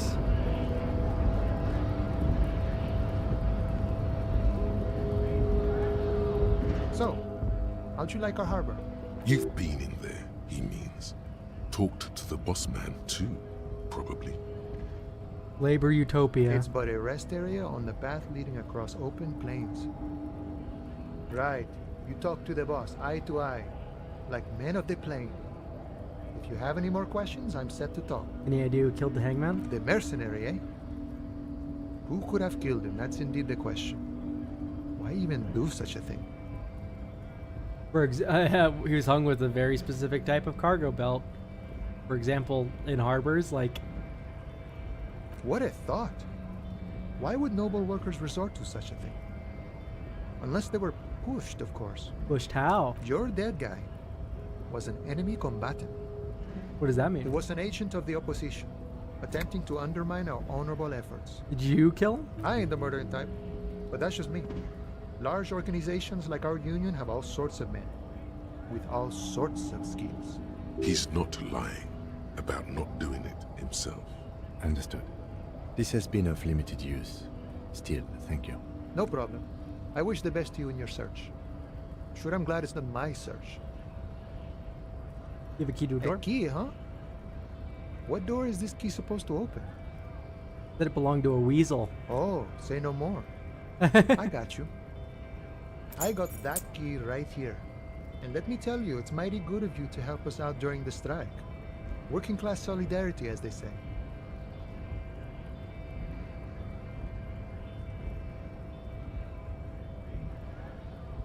I heard of something about a weasel, and it didn't sound like a local polar weasel, if you know what I mean. Wink. Polar weasel? Oh. I know what you mean. I'm pretty sure he's actually Occidental, though. So you're gonna be committing fratricide, my racist friend. What you're looking for is a basement door behind the... No, wait, there's a left-wing option back there. I would have gotten 4 XP. Fuck, I should have been racist. Our organization is what you call compartmentalized. Means we keep out of each other's business. Okay, but where did you get the key from? The janitor gave it to me. Nice fella. We talked about life and things that really, truly matter. None of this mess we're in. This jiving and juggling. What's it for? When will it be on? I'm more of a philosophical dock worker. I like to talk about the big picture stuff. Who I am, who you are, what we are fighting for. Okay. He means he's not going to tell you cause he doesn't know. But he will shoot his mouth off with you now that you're working for Everard. Who he is and what they're fighting for. This is interesting. Why are you striking? We're negotiating our share. Your share? Aye. How large of a share would you like? All of it. However, right now we want all the harbor workers to be on the company's board, so they could take part in the decision-making process. This seditious talk sounds like communism. Just so we're on the same page, communism is basically wanting to kill the rich people or deporting them to a labor camp in southeast Grad. But don't say that out loud if you're a communist. Are you a communist? No. I don't think I'm a communist. Seeing something of value and saying I want it all to myself is a much older and simpler notion. No science to it at all. Even a weak child can think it. The only things holding someone back are I can't and I shouldn't. Right on, brother. Just the way the world works, boyadero. What can you tell me about him? I think it's best you make up your own mind now that you've met him. In my eyes, he is a capable organizer and a decent businessman. What does bossing the union entail anyway? I guess you kind of get to be the village chief. He oversees the harbor, makes deals with the owners or other relevant parties. Watches out for his own. By that, you mean corruption? By heavens, why would he not be corrupt? We live in a harsh and disordered world, see? And in this world, the old man is corrupt for our benefit, and we know it. Appreciate it even. He is, personally, not too lavish. The death seemed a little lavish. He is reasonably lavish, sure. That's his prerogative. It's not like you want a saintly demeanor on a corrupt motherfucker. That would be a manipulative illusion. Besides, there are no non-corrupt systems in the world anyway. And moralism is the most corrupt of them all. Not you would like to say. But then there's that weasel door. This man has political theory, and it has not failed him today. You seem to have spent a lot of time thinking about the political situation. Sure, I've had the necessary free time. Fortunately, there's always time. The look in his brown eyes conjures up an understanding. For him, having command of his time is the most important thing. It all comes together now. The way he speaks about scabs, his general attitude. He's a follower of a 500-year-old Franco-Nigerian Boyadero code, itself an appropriation of Vespertine cool. That of a noble peasant or a traveling herdsman. True to yourself, independent in your actions, loyal to your friends. Maybe I'm one. No. What if? No. The man sits on the railing, his hands reaching far and wide. Yet it feels as if he could, effortlessly, go even wider, if need be. An endless torrent of time. Gotta run.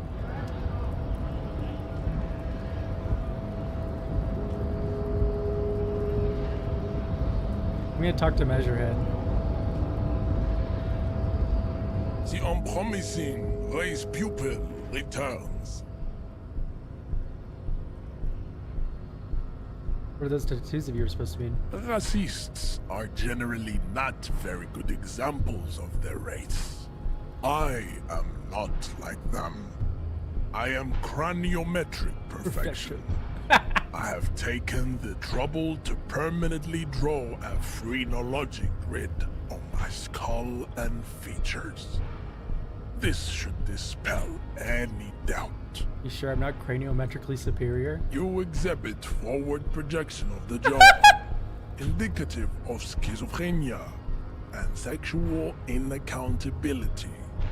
From a purely aesthetic standpoint, the dimple in your jaw makes you look like a baby. This is not craniometry, just an observation. I'm gonna take morale damage from a race. What else? It is impossible to see any more of your bone structure. It is covered in the ravages of Al-Hul. From what remain of your features, I can see fleshy lips, baldness of the head, and long arms relative to lower limbs. This leads me to conclude you are not a police officer. You are a common criminal, an offspring of murderers and sailors from Sur la Clé and Vesper, and possibly even the degenerate sheep herders of Ubi. Your racial heritage is uninteresting. It is the same as all Rivasholians. Your parents and their parents made the decision to reproduce while under the influence of Al-Hul. That is the only reason you are here. Oh, he's so cool.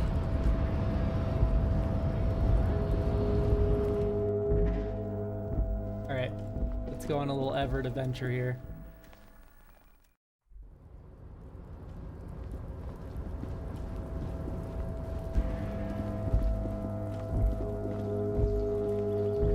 Renee's guard post.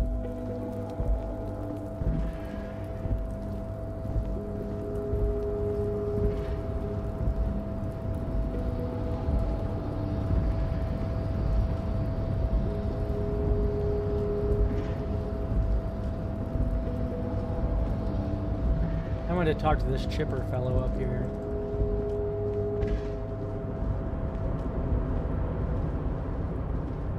Oh, hey, mister. I knew you'd be back to talk with old Leo here. Yes, I did. Yes, I did. It's like Lady Larice said when she opened a bathhouse in the basement of my apartment building.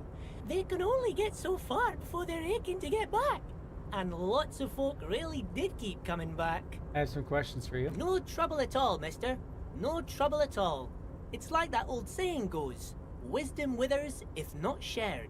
And old Leo is always up for sharing. Where's everyone? The harbor's empty. Oh, most of the guys are down at the gates, keeping the scabs from coming in. We're on a strike. The whole union is. You don't have to work when you're on strike. Ha! We haven't worked for 2 months now. So no one is working? Not everyone is down there, of course. Mr. Evrard is in his office, where he always is. And Jean-Luc is guarding the gate. But Titus and his boys got into some drunken trouble and Evrard sent them on a nice vacation. For a week or so. Oh, ho, ho. What kind of trouble? Oh, I'm not really supposed to talk about that.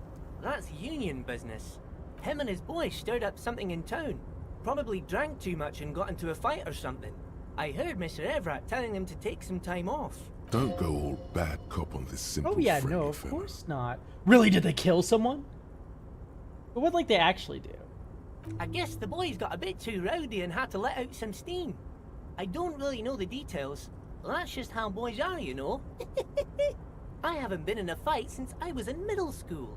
Easy, Leo. Let's keep this on the hearties. Look at him. It's not going to be anything useful anyway. Don't fight it. Better to go with the flow. Let's hear about this fight you got into. I remember I was the runt of the class.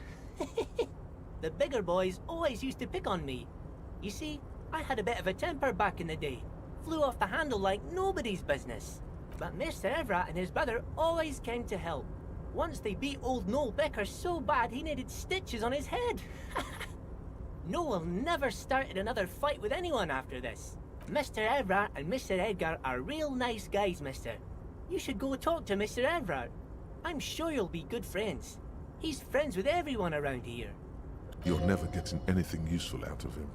It's good enough you found out Everard has a brother called Edgar, and he helped Leo.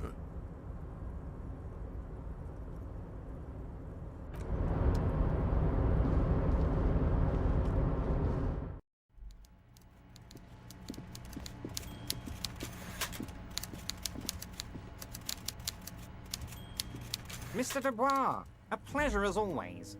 You don't have to sit down this time, since you've already sat on that chair. Yes, your lost gun. My best men are on it.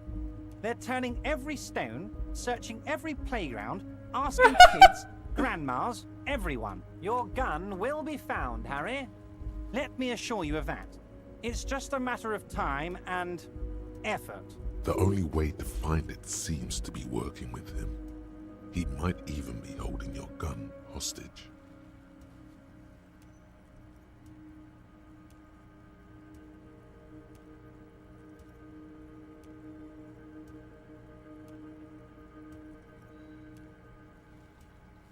The gun might have been bought from Rice Pawn Shop. Have you been factored that in? Yes. Thank you for the hot tip regarding your lost gun, Harry. My men have indeed factored in that you pawned it. Now please, let the professionals do their job. Kick back, Harry, relax. I have great guys on this. You focus on what's important. Building our relationship for the good of Martinez. It did not come as a surprise to him. He might actually not be bullshitting. Does this mean if I do things for you, I get my gun back? Damn it, Harry. That's exactly what it means. I'm only kidding, of course. He's not kidding. Of course. I understand. We help you, you help us. See you soon, Debardeur. Just kidding, but not too much. Okay, so there's nothing we can learn from Everett here.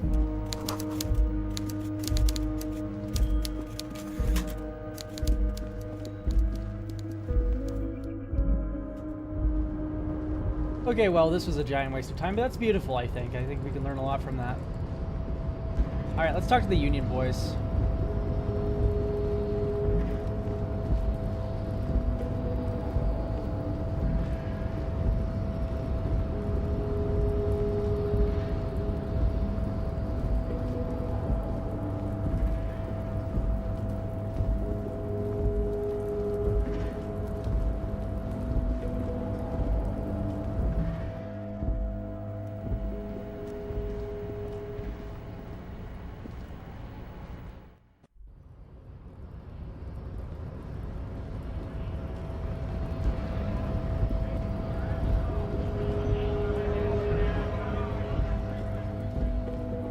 I had such a blast watching your VOD with Measurehead. I'm glad you enjoyed my thorough exhausting of Measurehead's dialogue.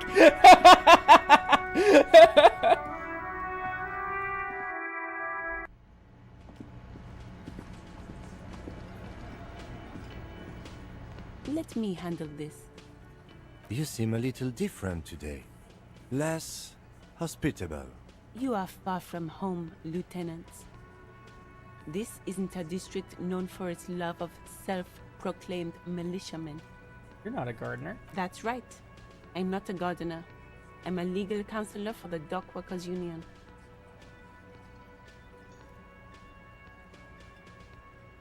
Of course, I became a racist in my first day. Why wouldn't I have done this? I mean, no trouble. I'm just here to do my job, that's all. Not a muscle moves in her face, but her eyes trace yours, stern and perceptive. You are looking for Titus Hardy, who you think has information on a murder the RCM is investigating. You want to interview him. That's Titus. Talk to him. But know this. I'll be keeping an eye on you. No strong arming. Nothing official. The District of Martinez does not recognize your authority to make arrests. It doesn't matter if you recognize our authority. We will make an arrest if we have to. She says nothing. Her glare speaks for her.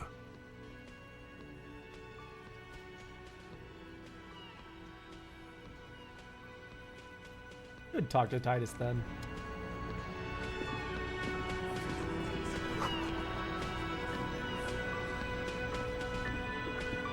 This ain't Titus.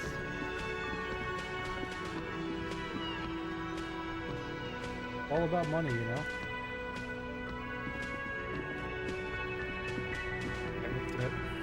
This is where you say your bed.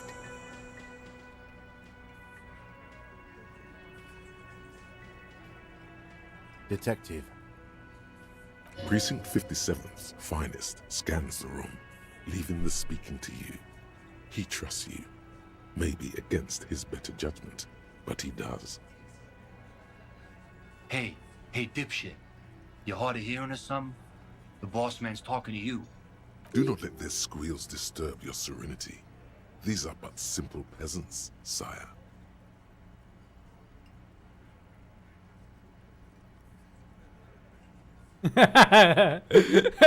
What, is he fucking kidding?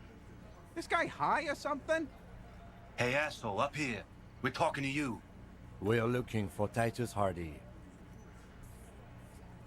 You're talking about the man hanged up back. Oh, this is about him.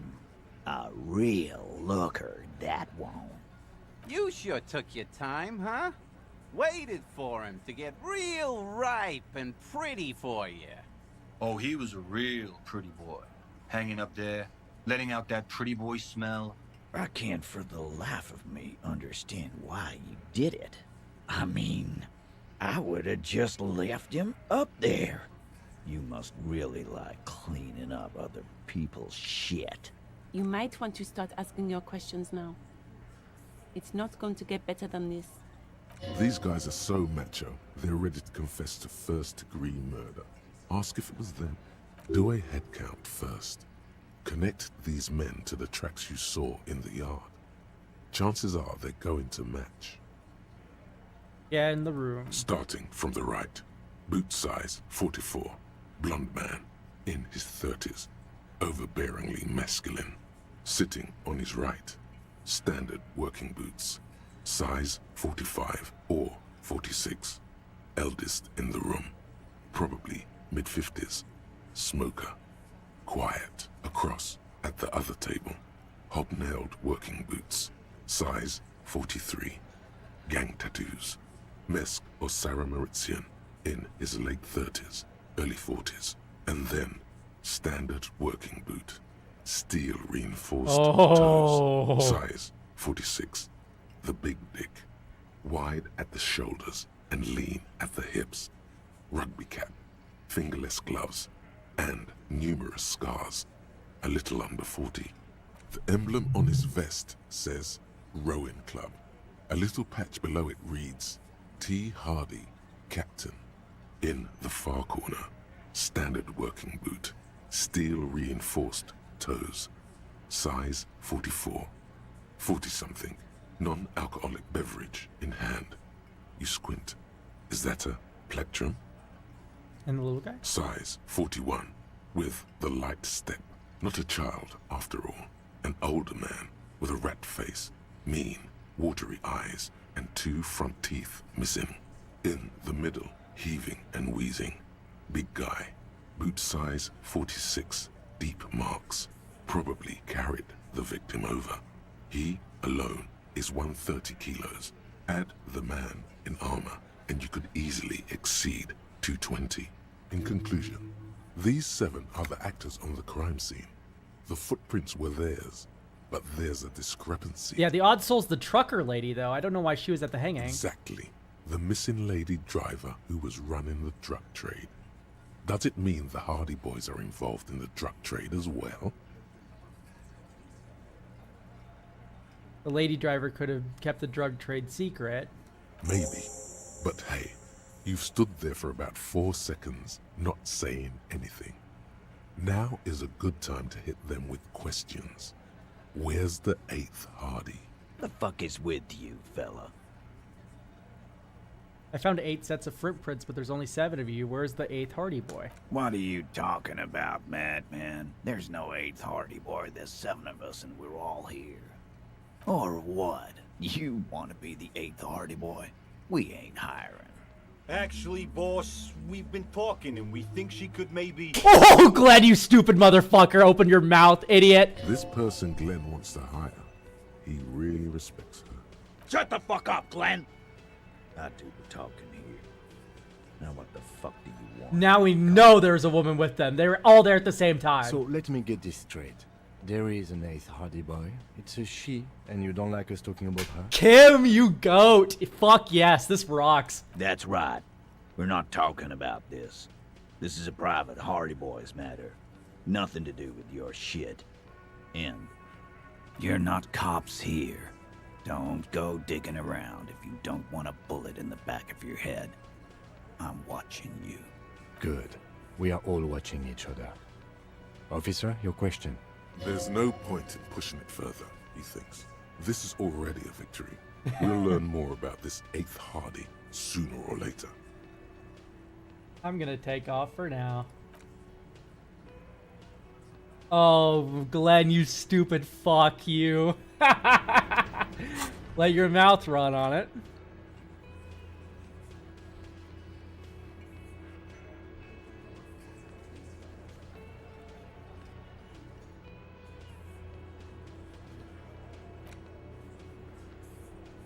You need to interrogate the men in the union booth. Oh, I thought I already did that. Confront Hardy about the drug. Okay, so I need to just confront them now. Looks like the circus left town, but the clowns are still here.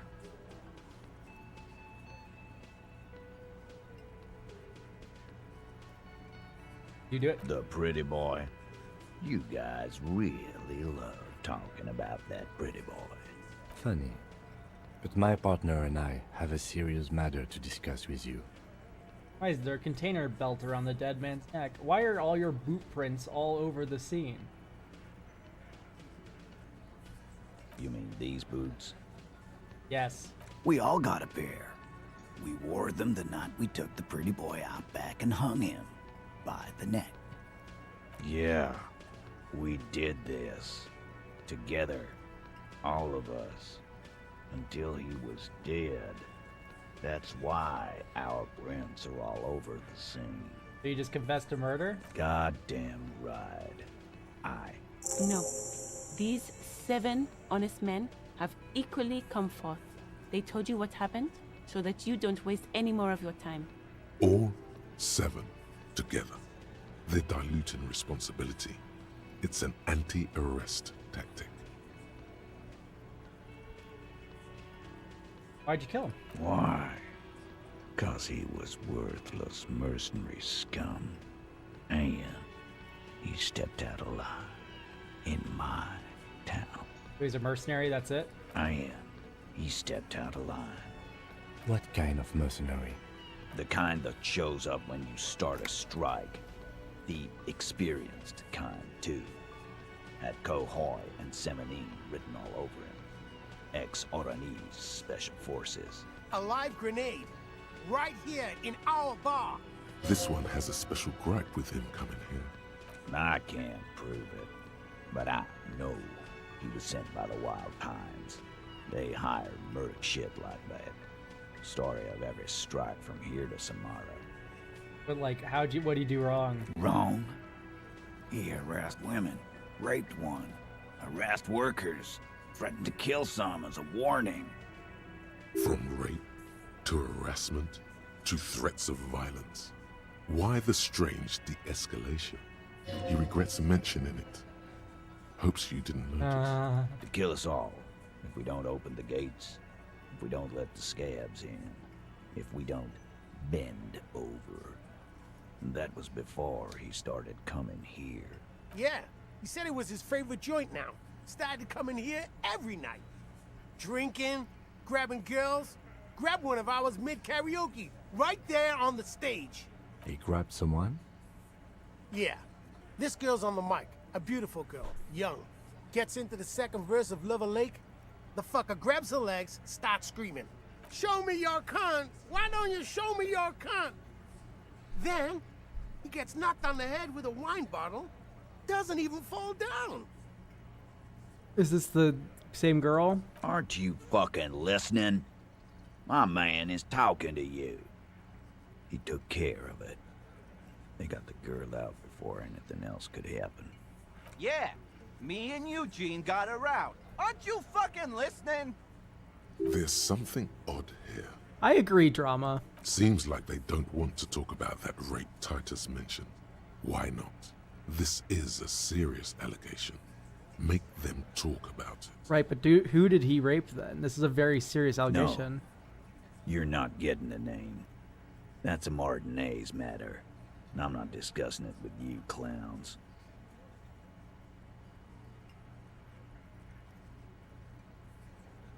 You murdered him just like that, no remorse? How many people have you sent to the Shays? Ever felt remorse for them?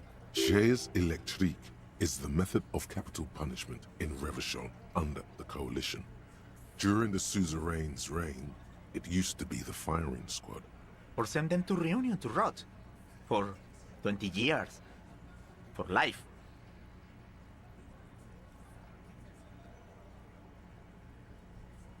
Honestly, I drink so much I can't even remember anyone I said behind bars. Doesn't remember them. He just forgets. Are you hearing this, Titus? Ain't no use keeping a stiff catalog in your head. That's for sure.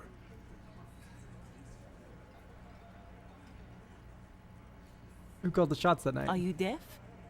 There will be no singling anyone out. You can't arrest a Hardy Boy without arresting all Hardy Boys. Do you think you could do that? Do you think you could arrest them all? A trick question. Don't let her lead the conversation.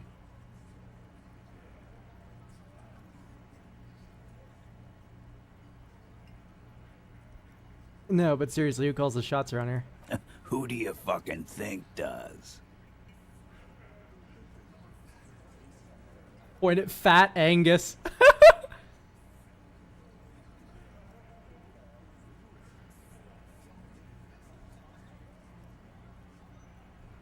Ooh, 8th Hardy Boy, the one who's missing the big dick. So, okay, there's two lines of thought here. One, I can kiss up to this guy. Be like, you do. You give the commands. Alternatively, I can be like, it's the 8th one who swings her dick around and then, like, embarrass him and try to goat him out. I'm going to say the 8th. Titus, no one was thinking that there's any question who's the leader. That's how he would have ended it. Titus won't let him. No, no, no. Fuck no. The big dick is right here, asshole. Right. Fucking here. I knew he was the guy that you'd have to go. No, you can't. He's too toxic about it. Disregard the outburst, officer. None of the boys have any comments on their power relations. That night, they acted as one. That's all. Whatever. I'm gonna conclude the question. Nothing. Your investigation here is done.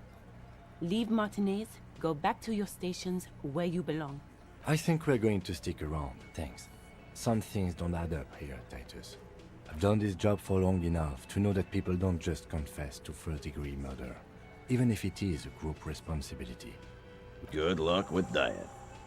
You've heard everything a rent-a-cop is gonna hear from us, real law officials. You're lucky you didn't get a beating. Rent-a-cop? So that's what this is about. He doesn't see you as his equals.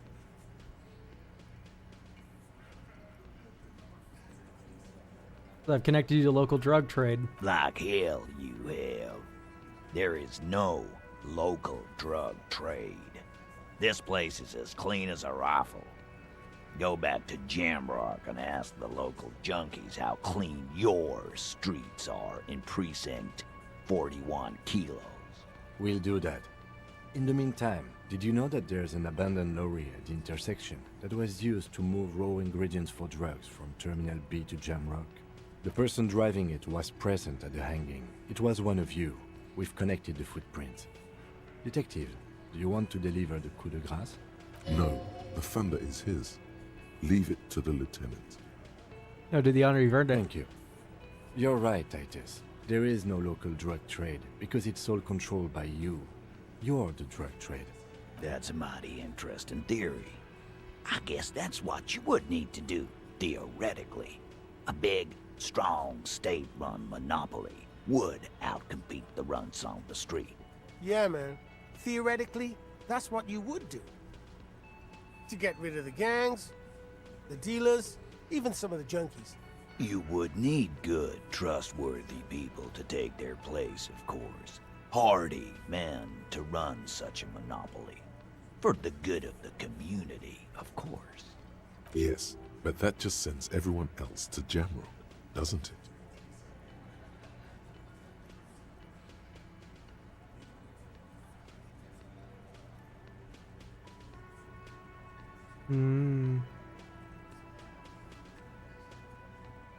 I'm gonna kiss up to him a little. Thank you. Theoretically, of course. Thank you. Theoretically. He seems genuinely surprised at your response. In a good way. Titus, I'm amazed. Where is the same professionalism when it comes to other topics? You're doing great. I hardly have to interfere at all. I don't know, Lizzie. I guess theoretical things don't make me emotional. Now, was there anything else? I was sorta gonna get my brewski on. Not quite yet, Mr. Hardy. There were 8 sets of prints on the crime scene. There are only 7 Hardy boys here. Yeah, she runs it, right? My answer is, fuck off. Mind your own business. There is no 8th Hardy. I run this goddamn scene. Finally, you got something out of him. This could prove useful in the future. And here we go. Back to the usual. I know! Fatty walked on all 4s. He's so fucking fat he left 2 sets of footprints. Go fuck your mom, Dennis. That's more like it, boys. You heard him. It was Angus on all 4s. Anything else you need to know?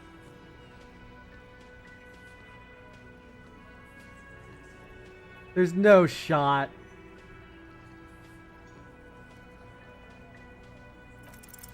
Establish authority. Yes. Authority. Fevers. Kim, I need your gun.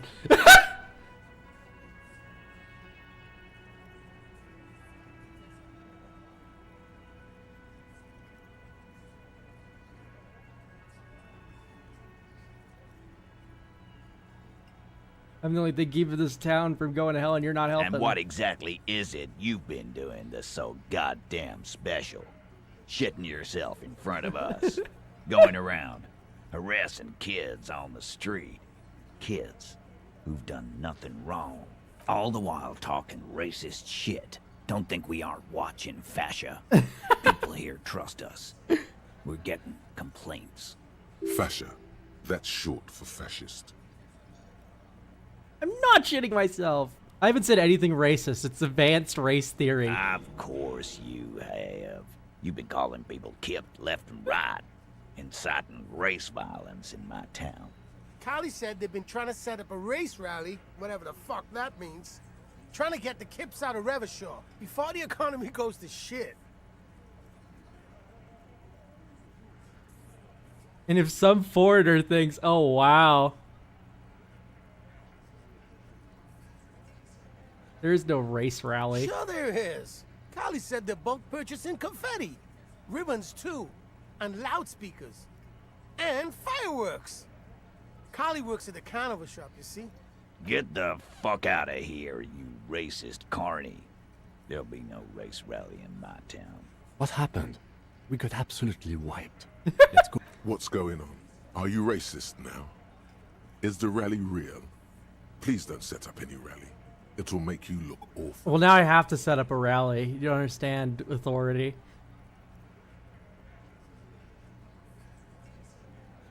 I talked to Joyce, the merchant you hanged. His friends are coming for you. I don't know if I should tell him that.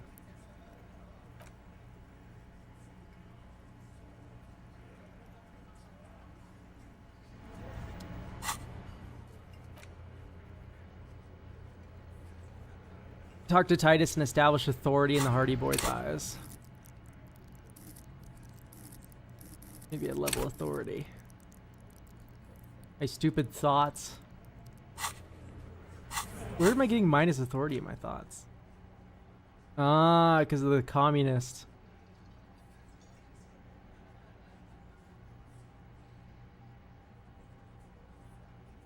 I could forget this.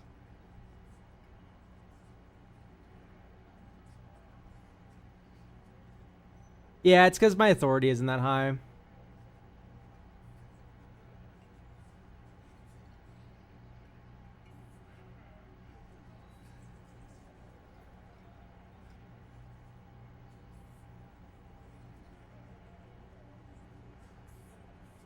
I mean, I might as well, if I have 1 point, I might as well just level something out. Like, I might as well just level authority.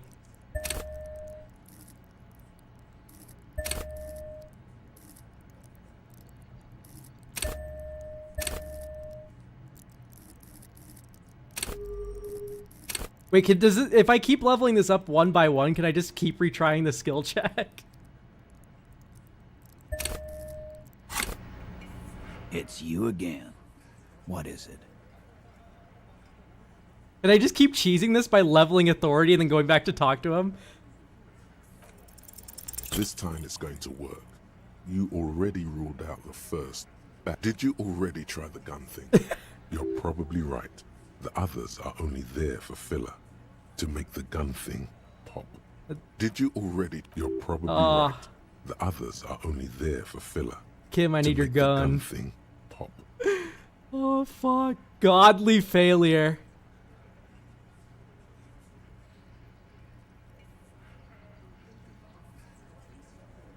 Stop shitting your pants. You don't need to know. The law handled it, all right? Yeah. Aren't you listening? It's done. Finito. You're not the law. I'm the law. For God's sake, stop shouting! Stop breaking my establishment! Stop provoking those oafs! They're not going to give you anything. Can't you see? I can't have a police interrogation in here. People are trying to eat. I'm gonna tear your stupid Wait, what? Easy, please. What is this? I can't have a slap fight in my bar. It's embarrassing. We are deep in forest territory. We need to cool off and re-engage later. Right, we should re-engage after I put a point to can see authority. you picked some wrong options. Next time you have to come up with better things to say. Right. No, we should come back later, Kim. Okay, it's now later. It's you again. What is it?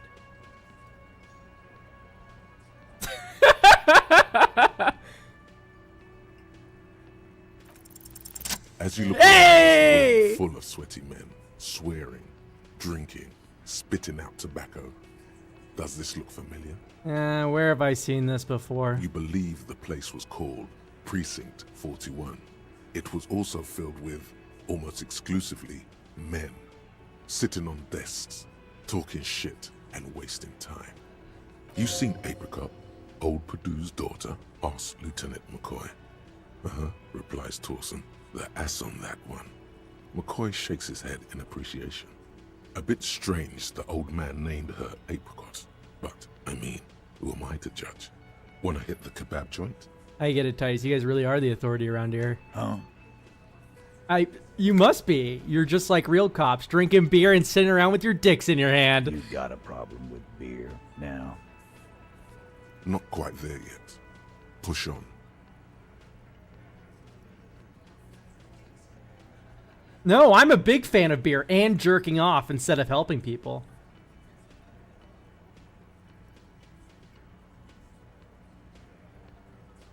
Oh my god, we're just insulting him! You saying we don't help people? I've been doing this job for 10 years. Martinez was a dump before we put this outfit together. They don't know, man. They weren't here. We had 3 shootings a week, kids dead, fucking graffito everywhere. You cops haven't shown up since the 30s. Congratulations on the graffiti removal. All I see is you sitting around talking about Monica's titties while there's a rape victim. So what? What do you want from me? We took care of that fuck. Don't let him drink that. One more push. Quick. Just don't antagonize him. You have this already. It's not about who did it. It's about the victim. She needs help. Nope, someone's been raped. She needs counseling. We need to talk to her. Titus? She stops mid-sentence. That's it. You got him. He's going to give it up, but on his terms. You want to talk to her, cop? Fine. I'm gonna let you talk to her, but you treat her with respect. If you don't, if you question her, harass her, a freight train of pain, buddy. What is her name? Glacia. I'm on due. She's staying here at the Whirling in Rags. A real pretty. Oh, it's the woman we met at the very beginning of the game. Blonde. That's Amonju with an O-U. Shit. The girl. The girl upstairs? That can't be her. She knows you drank so hard you forgot you were a cop. Oh, it's her! It's definitely her! It's Miss Oranje, disco dancer!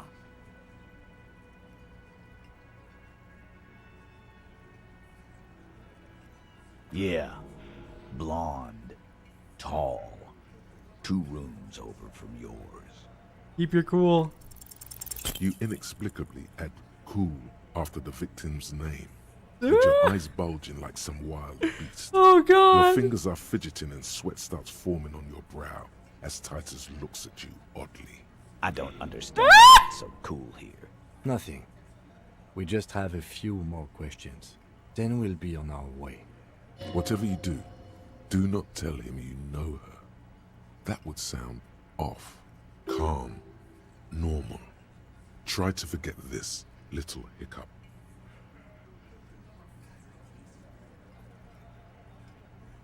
Think we'll talk to her. Remember what I said. Freight. Okay, great. We did it. And we barely survived, too. Ooh. Officer, what was that? You was fidgeting and nervous? Yes. And sort of the quivering jello thing with the... Yes. I think I know that woman. The victim? Is there something I should know before we talk to her? Whatever you do, don't say the first... I didn't rape her! You need to believe me, Kim! Oh my god! Well, Rhetoric, I don't know if I needed you to chime in on that one. I probably wouldn't have said... I met her in the hallway after I woke up. Understood. You were not in good shape on Monday. She knows I don't remember being a cop. Okay, that's manageable. I tried to hit on her. Understood. Better not add anything to that. What else did you do? Nothing. We'll be alright. You feel fortified by his assurance. It's going to be alright. Oh, Kim. Is it though? Nothing? You're still in for a bumpy ride here. Alright, let's go talk to her.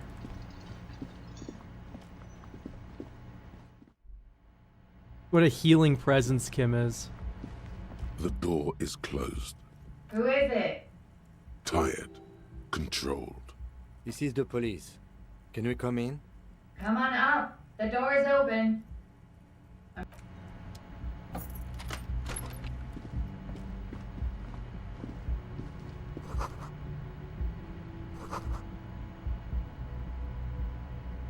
Does she have 1 real I can steal?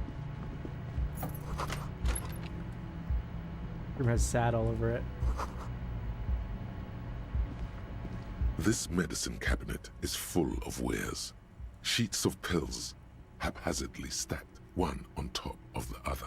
There's also a toothbrush somewhere in there. It's been used quite a lot.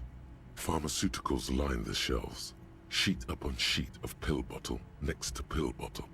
Acetylic acid, APAP, eye drops, blood thinners. Pill bottles rattle like bones as you search the cabinet. Paracetamol, histoparidol. It's only day 2. How are you in here already? I'm built different, buddy. I'm a racist. An unusually shaped nasal spray. Advanced race theory. Get on my level. Nacra. Nacra. This is used to treat opioid overdoses. Always handy to have around. Interesting. This is my first playthrough, and I feel like I've done a lot.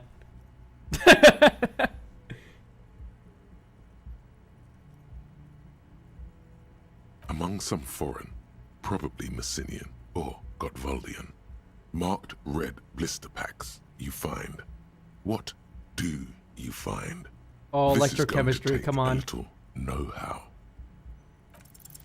A bright orange bottle with peptide stamped on it, in sunny, happy letters. Jackpot, baby. That's the stuff you're looking for. Your palms begin to sweat just holding that little plastic container. Oh, Lieutenant. Peptide, a euphemism for pharmaceutical amphetamine. Prescription speed. The fuck are you waiting for? Let's get super fucking preppy. Oh, no. I shan't. I'm on a clean playthrough. I shan't.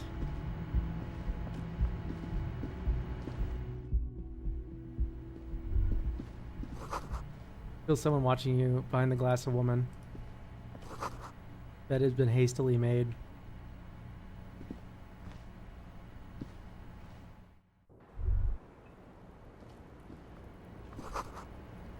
Menthol. Welcome to the roof. Hello. Below her silvery jumpsuit, an athletic young body, built long and lean. I'm sorry for the mess down there. The cleaning lady hasn't come by in days. I'm beginning to wonder if she ever will. Is there a cleaning lady? I think I need one. Oh yes. Legends of room number 1 have made their way around the building. They say a portal to hell has opened in there. Disco Infernum. They also say that's why the cleaning lady quit. Because of the Infernum. I'm Kim Kitsuragi. I'm a detective from Precinct 57. I believe you have already met my colleague from Precinct 41. Have I ever? Have you grown accustomed to your role as a police officer? Oh yeah, feel the power. Once a cop, always a cop. Like riding a cop-a-cycle. There is the tiniest bit of flattery in there. The way her eyes move from your shoulder to shoulder. Miss, we are investigating the murder of the man down there. The people who put him there have asked us to talk to you. Huh. I see. Be careful. Ask something else first. When you go there, use words like, I hear you have been through something difficult. Well, she doesn't have a nice room, and she knows, because she's like us. So that's probably a really bad thing to say. I've noticed your room is close to mine. I have a personal question. Or, what's your name, miss, for the record? Clausier Amondou. Where are you from? Vredefort, Republic of Oranje. Where's Oranje? A bad memory, officer. Understood, miss. It's the past.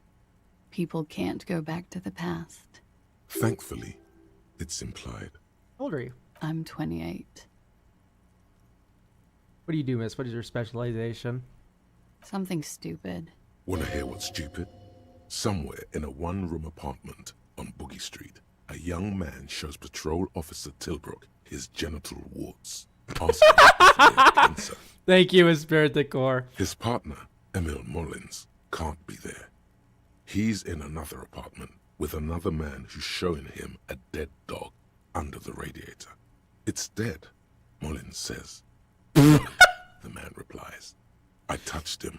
He's warm. He's warm, Mullins replies. Because he's under the radiator. You're a cop? No, no. More stupid. Oranese lit. Oranese lit? Oranese literature. It's what I studied at the university. What is Oranese literature all about? Fear of failure, fear of death, how it sucks to be Oranese. All national literatures are... Only the name of the nation changes. If that's true, then Revacholian lit would fit you like a glove. What do you do with it? Nothing. I do nothing with it. How do you make money then? Money's very important. Cool. It's not very cool, but what can you do? Can we take a look at your passport, please? I'm afraid you can't, officer. Why is that? Because it's buried in a sealed plastic bag at an undisclosed location on the coast, along with cash and airline tickets. Thank you for your candor. Why? They say so in your tourist brochure. Keep travel documents away from your person when west of the river. Okay, then. Okie dokie. That's it for the record. The record. So official. And they tell us you've been through something difficult. Something difficult? I've been through at least half a dozen difficult things. Which one do you mean? Were you sexually assaulted, miss? By sexually assaulted, you mean raped? Yes. It's a bit early Yes! in the morning for raped, isn't it? She sounds positively buoyant, vivacious, totally unbothered. Actually, it's already afternoon. Is it? It is afternoon. Time flies, man. So were you? Yeah. I'm gonna go with not raped. I don't want to say that shit about him. By him, she must mean the victim. Tell them it's not my style. They'll have to, you know, if they want to jazz up the charges, they'll have to get someone more, rapeable. By they, she means the Hardy Boys. Oh, no. You just hung him for no reason. Are you saying that you were asked to tell us you were assaulted? Not explicitly, but I understood what they meant. It wouldn't hurt to spice things up a bit. Some assault and battery. Sexual assault, maybe. It was clear the latter would be spicier. Are you sure you weren't raped, ma'am? What a thing to ask. How do the Hardy Boys know you? They're frequent guests. Downstairs, they have a booth for union members. They're probably down there now. And how'd you meet? Over drinks. It's been a long, boring winter. There must be more to it. You should return to this topic after you've talked about her relationship with the deceased, maybe. Okay, tell me about him. Name, age. I'm sorry, I can't do it. Not right now. Later, maybe. I keep seeing him. Like he is now. I can't talk about his... I don't know. Hair. Aw. I know it's difficult, miss. We can return to it later. What did happen between you and the victim? We partied. What kind of point to your bloated face, the kind I do? With all due respect, sir, I think we partied a little harder than that.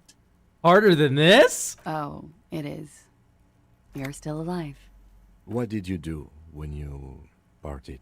We drank, sir. A lot. For weeks, basically. We had that effect on each other. We made each other drink harder. That's why I liked him. What else? Stimulants. Speed also has that effect, making you drink harder. And then drinking harder makes you do more speed. It's quite the combination. We also had sex. Were feelings involved? A little. The drugs were good enough, and we did enough of them. How did you two meet? Downstairs. At the bar. He was on some sort of assignment. A military man, as you probably know. Had a cool, scary scar. She appears aloof, but that scar part, the scary, is stressed and drawn out. What's that about? Apprehension? With longing. Yeah. She misses him. Oh, based. This is the coolest interaction I've had so far between these. When was this? A month ago? Something like that.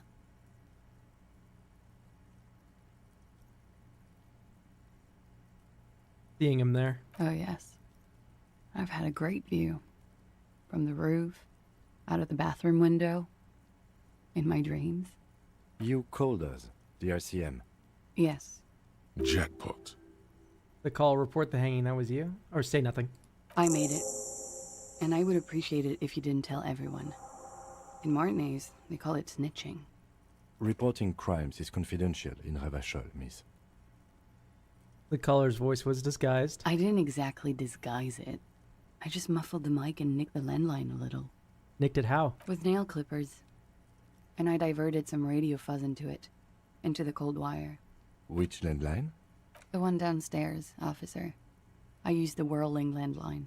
Why go through all the trouble? I don't know, sir. It was stupid. I was drunk, too. I was probably afraid the Union was listening in. Locals say they have ears in the wires. Thank you for making the call, miss. It was the right thing to do. I didn't want to, sir. But if I hadn't, he'd still be hanging there. What did they hang him for if not for rape? He had something to do with the strike. Okay. One has been roiling since I got here. Rotten timing. But you probably know all about it. And his role in this strike was what? I think he was in a security detail. He was ex-military, worked for Wild Pines, and against the Union. We didn't discuss work much, if you know what I mean. But I understood it was dangerous. And they lynched him for it? She nods. I just ask you to spice things up for us? Pretty much. Warming them.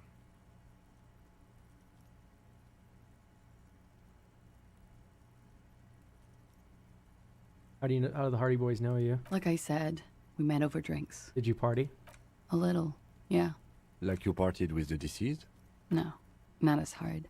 I'm sorry to have to ask this, but have you had a physical relationship with any of the Hardy Boys?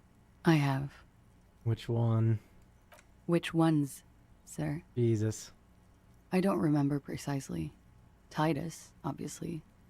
But as I said, it's been a long winter. Could that have been part of the reason they hanged him?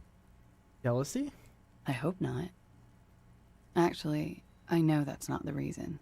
I'm careful about that kind of thing. Not crossing the wires, you know? But that's probably where they got the rape idea. Men like that? I don't know. It's the way their imaginations work. I suspect it's what they'd like to do to me. She breathes a silvery sigh of relief and weariness. The air on the roof feels humid. Should we head by downstairs, officer? We may have things to discuss there. As he says so, you feel the young woman looking at you and get a feeling you can't quite put your finger on. A suspicion? She nods. Silvery cigarette fumes disappear into her mouth. Yes, you're just one room away. Very personal. Good, yes. This means she could have heard something. Like what you were doing before you blacked out.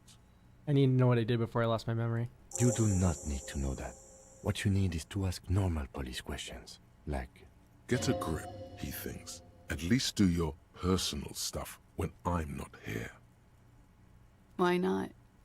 I'll be here until 11 p.m. Drinking coffee, most likely. Okay, this is the first character in this game that's made me feel very sad. Looks like we have more to discuss with those so-called Hardy Boys. Half their reasoning just went out the window. Nothing will make them respect the RCM, but it will disrupt the game they prepared for us. We just stripped off one layer of whatever it is. Her decision to not corroborate their story was definitely not part of the plan. Why did she tell us all that? What else could she have done? Lie? She saw there was no way to lie and get away with it. I'm not sure she had to lie. If not you, then me. It was a smart move from her.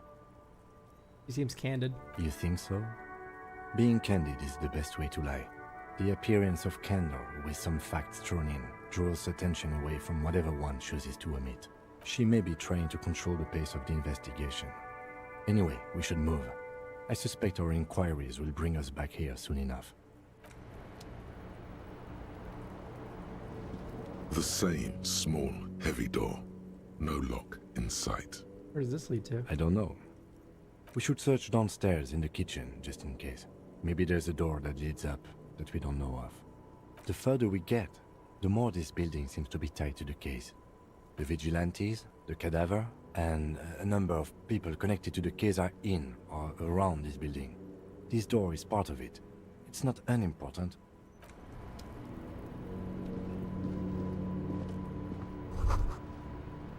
Just as you look at the flowers, a gust of wind raises them from the roof, picking them up in the air. Oh, come on.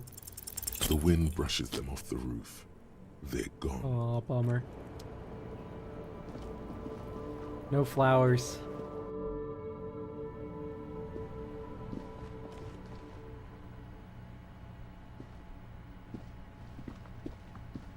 This window is pristine on the inside, unlike the one next to it. Light from the desk lamp reflects off the glass in an untarnished golden halo. Smooth as ice. There are spots of mud and rain on the outside, even smudges. But the surface of the window is clear from the inside. No chips, no hairline fractures. Following your lead, the lieutenant leans in closer to inspect the surface. Window was recently replaced. Looks like it, yes. You know which window has not been recently replaced? The one I smashed in my room? Yes, that one. Cold wind is seeping in right now. Just one floor below you. Messing up your concentration here. Stop distracting him! He has work to do! Plus, if I recall, the window has been giving him shit ever since he got here!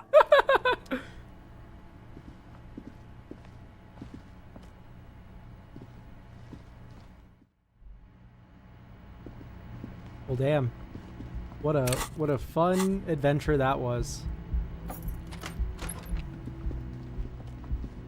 Our conceptualization's a lot better, so I also want to go try and see the wall upstairs again.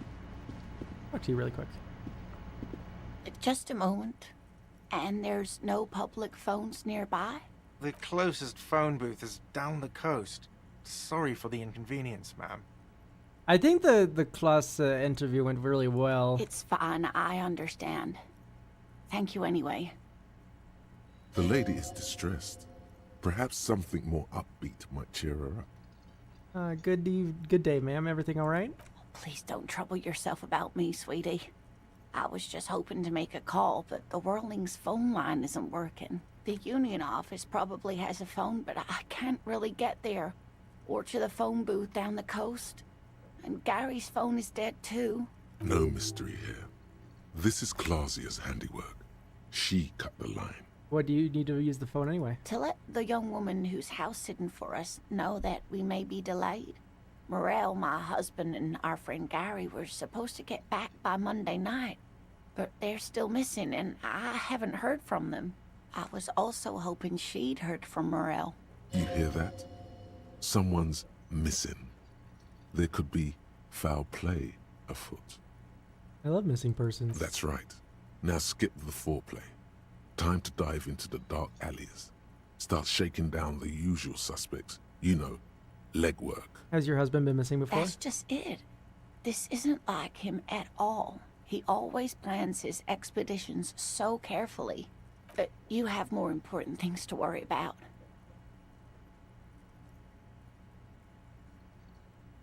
What expedition? What is this expedition? Just some field work, sweetie. Morel is a highly trained scientist. He and his assistant Gary are studying an extremely rare species of insect. But they should have returned by now.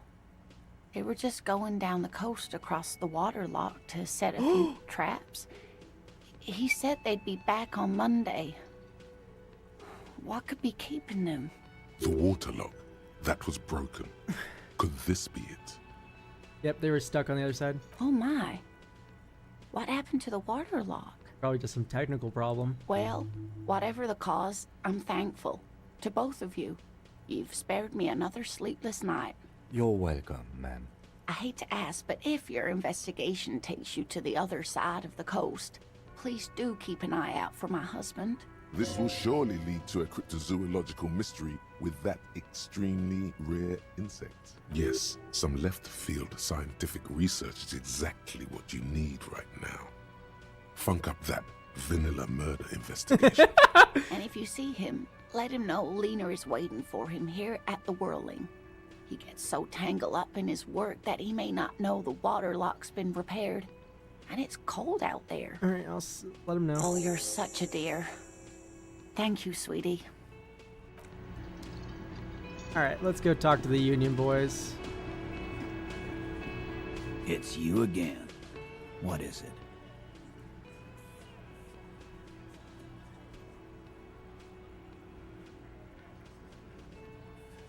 Well. Again? Seriously? Oh, yeah. yes. Whatever. Fuck. I knew that fucking whore couldn't be trusted. You've hit a nerve. Titus is furious. No, more than that. The loyal Titus feels betrayed. For the record, Titus Hardy did not explicitly specify the victim as a whore, nor did he say anything about trusting her. Oh, shut up and stay out of this, Liz. He raped her. He was out of his fucking mind. You have no idea. She's just in denial, asshole. You don't understand the traumatic experience. She's shutting down, and she doesn't fucking trust you. Yeah, she's crazy, you know. Exactly what the woman needs in this situation. 7 men who speak for her. She's fucked up. This is a diversion. Stay on track. Cut the bullshit. She told me the truth. Lawman, I'm at the end of my goddamn rope with you. I fucking told you not to push her. And you went and pushed her. I am gonna fucking... Titus Hardy. Success. Titus backs off. Fists down, everybody. Everett personally sent me to take care of this. If this goes south, we'll all be in the shit. But you, Titus Hardy, are going to be buried. Am I understood? When she's angry, she emphasizes the S. It gives her voice a strangely hypnotic quality. Her lips barely move as she speaks. Frankly, it's a bit terrifying. Someone has to rush in to break the tension. The second in command. Look, Copper. We know that that fuck was a rapist and a killer. We got him confessing to it on tape. Show it to him, T. What's the harm, right? Here, jerkwad. Listen to this shit. And then come back and tell me this soldier of the apocalypse was an innocent man. This is their last play, this tape. Their story is in tatters, a mess. It might be nice to listen to, but at this point, you don't need to. Why should I care about the tape? You lied to me. You don't care about evidence. The fuck are you a cop for, then? Pigs, T. They don't care about getting the truth. They care about getting convictions. They are fucking keeping a score on their bulletin boards. I won't be on your bulletin board. If you don't listen to the tape, we got nothing to talk about. There's a lot of questions. If you ask them now, they'll just keep bringing up the tape. Listen to it, and they'll have nothing to hide behind. Where'd you get this tape? You think we go into this shit deaf and dumb? You RCM aren't the only ones who know how to bug people. There's no university degree for that. So you bugged them how? We have machines. We're in logistics. How do you think a harbor works? It's advanced stuff. Understood? You've listened in on their communications. How long? Since way before their chief started taking swing lessons. Things got nice and quiet after that. I get the picture. Yeah. Try not to whack off to it. That's a good one. Where can I listen to I'm it? sure we can find a tape player. Where can I listen to this? Why don't you try shoving it up your ass, genius? Yeah, play it with your ass, cocksucker. I'm sure we can find a tape player. It's not a problem. Don't forget your tape, lawman. Compliments of Titus Hardy. You do that. Oh, and keep it. Maybe you'll need a reminder of human ugliness someday. Which mental illness are we manifesting today?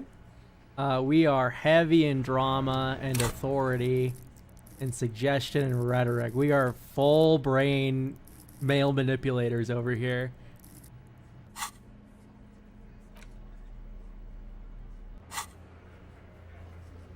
Oh, but also I'm racist.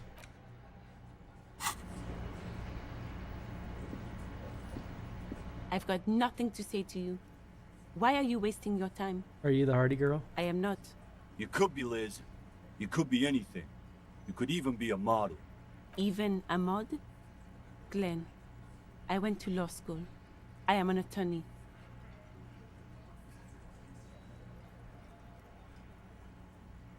Maybe we'll talk later. Alright, great. I imagine Kim has a tape player in his car. Wouldn't be much of a car without one.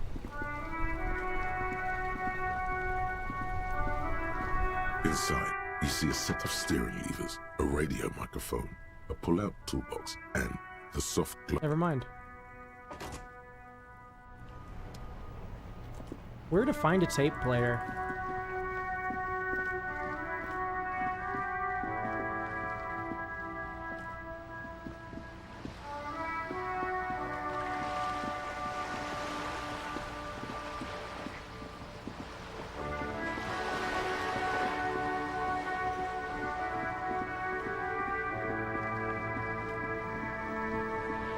Let's talk to Joyce. We've learned a lot of interest. Oh, Joyce. Oh, I thought she wasn't here. You're back. Good. What can I help you with? Dr. Everett. You have. And how did you like Mr. Oh, he's a beautiful man. Beautiful and just. Just? In what way? In a funky socialist way. Of course. Some of them, at least. The ones who work for him. How else would he have stayed in power all these years? No, wait. Actually, corruption. That's how he's done it. Fantastic, Worm-like corruption. Reaching into the bowels of the earth. The position of my unusual colleague does not reflect official policy. I hope you understand. The RCM does not pick sides. Of course. And I don't expect you to share anything he told you with me. I'm not a corrupt Worm myself. How could I stop you? Are we not human? Are we not curious to hear another person's take? I love Joyce. Joyce is probably my favorite character in this game. Gossiping. Besides Kim. Intellectually speaking, it would be quite interesting to hear what she Shut has up, to say about conceptualization. I'm not these telling her things. information that easily. Yes, your disgusting necktie agrees completely. Let's gossip.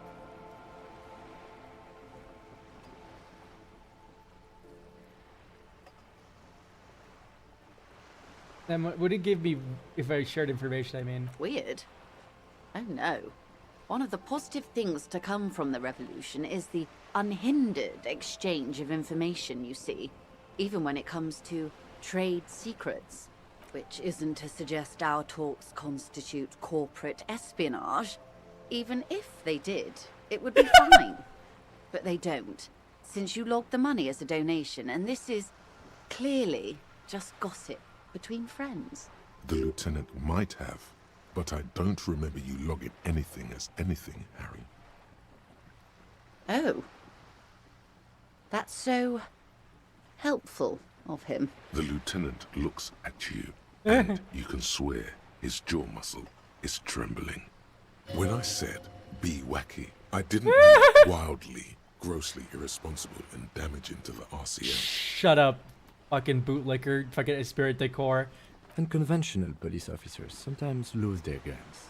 They then go around and tell people about this, to gauge their reactions. It's all part of detecting. Incredible. Simply incredible. And how is it going? Has this detecting produced a gun? I know, I'm not gonna do it again. Did he now? Well, then it should be any day now. Unless, of course, he's No, lying Carlos, to get you. get out of the back seat, pal. Anyway, was there anything else you've heard? Perhaps he is. Here, I can literally just go through Oh. again. The lieutenant. When I And convention. Incredible. Yes. As you said. Please don't get him in a loop. If he gets in a loop, it will last forever. Ask him to say something else, please. That's wrong. You don't get into loops. Of course. Thank you for the advice. I'm glad you were here to assist. Your other dealings with Everard are still of considerable interest to me. The lieutenant will be more lenient toward sharing those, hopefully. Of course, Detective. Should something come up later down the road, don't be afraid to drop by for a chat. Until then, Okay, so nothing with doors, truly. I think we have a key for this door now. A sturdy metal door can't. Oh, never mind, it's not that door. Hello again, officers. Bye, Cindy. We can't talk more. Okay, great. I wanted to conceptualize this wall a little Just more. an ordinary wall. Nothing to see here. Cindy's artistic impulses are infectious. Yeah. Why? It's a wall. Why must we stop to look at this? No, I'm gonna put 1 point into conceptualization and try again.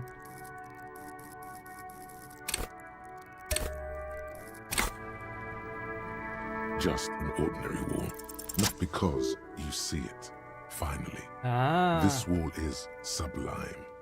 Look at it. The shadows. The colors.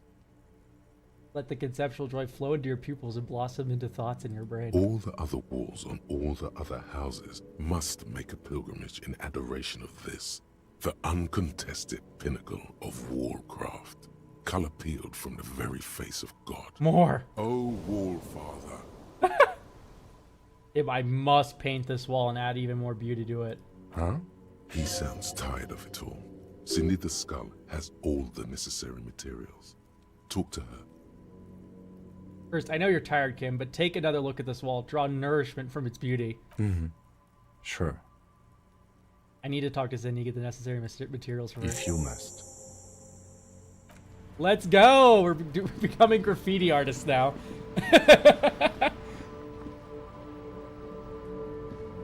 Hello again, officers. Cindy, I need Have some you paint come in your to brush, admire too. my... What for? It's for art. Well, if it's for art, but what kind of art are we talking about? Grand art. Art deluxe. The artiest art. The most groundbreaking. That everything is sad and shit, and we need to make art to make it okay. Just give me the brush. Sounds like you're just about to live out your self-pity, not make a statement. I can't have shit art on my conscience. You'll see. You will all see and tremble. Yeah, not gonna hold my breath, Piggy. You look like you'd suck. Everything really. Oh no, come on. They do say the painter always paints his own portrait. No, it's great. That's pretty fucked up. Even for you, Piggo. Stop belittling me. Stop quivering like jello. Then you won't get fucked. Okay, I won't do that. Please just give me art and a brush. You're a real sad sack. You know that? She Go still ahead gives then. it. Art it up. Just try not to hurt yourself. And no self-portraits. Oh, but I'm all out of fuel oil. Fuel? That wasn't paint. It was heavy fuel oil, marked red for use by government vehicles. What do you think I was using? Aquarels? You know what you should be able to find in your government-issued vehicle? Red-dyed heavy fuel oil. Can I just use paint? Are you kidding me? Fuel oil is so much cooler. No way you're disfiguring that beautiful wall with something as pedestrian as ordinary paint. Kim, do you think you can let me some of your fuel oil? My fuel oil is for my kinema. Use your own fuel if you are unable to contain your artistic impulses, but please, leave my kinema out of it. Hey, so we've been monitoring you internally, and now we know your capo type. My capo type? Yes. Guess what's yours? I'm some sort of weapon cop. No, you're the sorry I'm a cop. sorry cop? The cop who's sorriest. Let's make it official then, shall we? I don't think I was that sorry this playthrough. Huge lack of enthusiasm going on in here.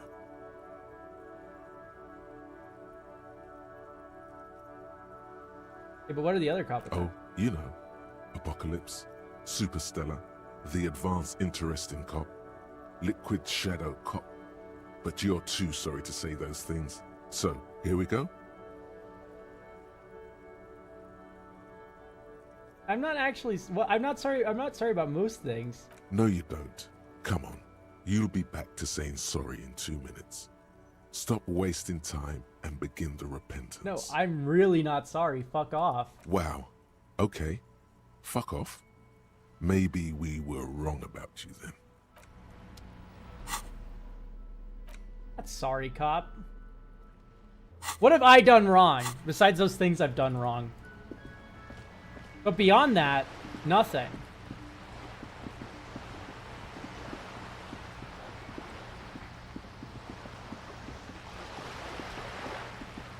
I'm sorry for like a handful of things.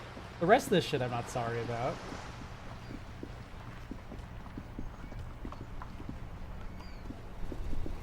Sorry, I'm siphoning fuel out of your car, Kim. Inside, you see a set of steering levers, a radio microphone, a pull-out toolbox, and the soft. As you tap on the gauge, the indicator pin jerks as if startled. It's in the large orange sector, indicating the engine is warm. Next to the gauge is a red switch labeled heat. There's no use pressing the heat button. It won't start without the ignition key. Translation. We're not going anywhere right now. Alternative translation. Don't even think you can drive my MC. I can't siphon gas from Kim's car. Depressing. Okay, so where do I have to go?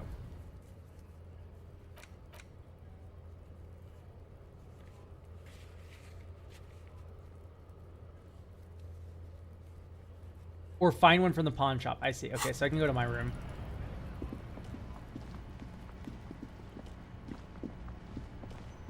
Oh, this is close for the win. I can just listen to it in my room. I did not know that. Maybe I should have read the fucking task closer. And then we also have to investigate the Weasel's place, but I'm probably not going to unlock the door for Everett. No offense, Everett. I just do not trust that guy as far as I can throw him, which we all know.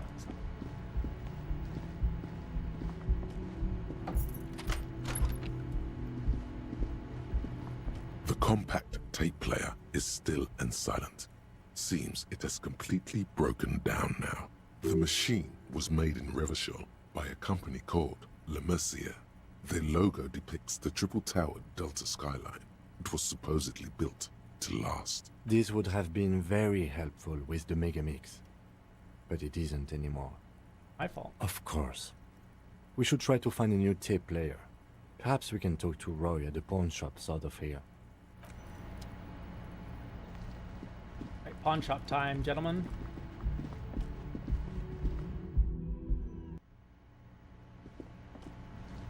Fuck, I need to make rent on my room, though.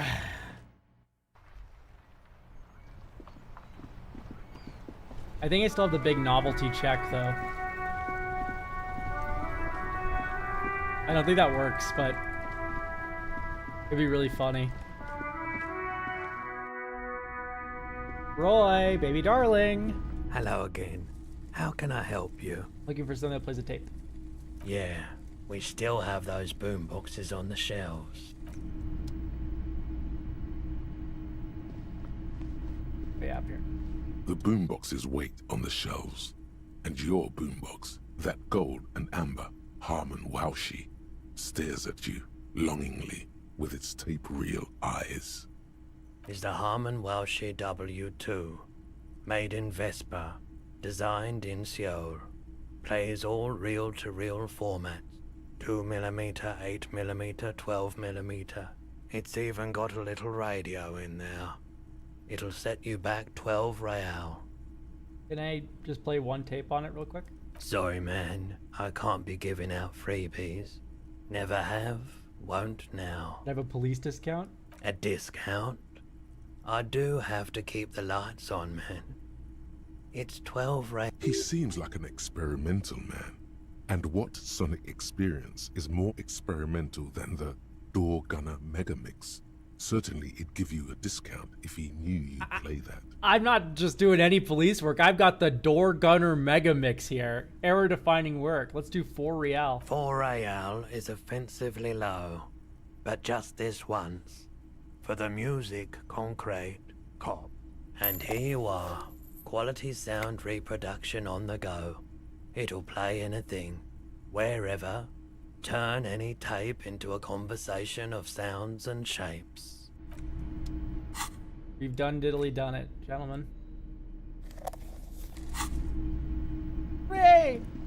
Let's go listen to this tape, Kim.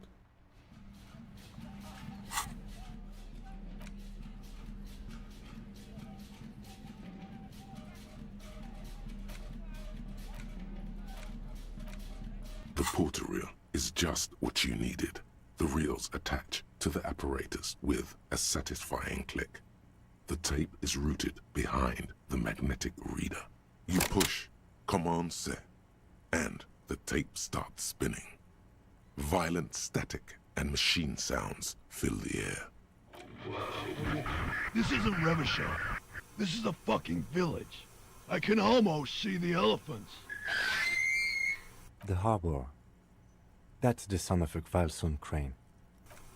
When this shit is done, I'm gonna tear that place up. Soldier of the Apocalypse style. Kill shit. Dogs and chickens too. Gonna run a room, Cordy. A real nice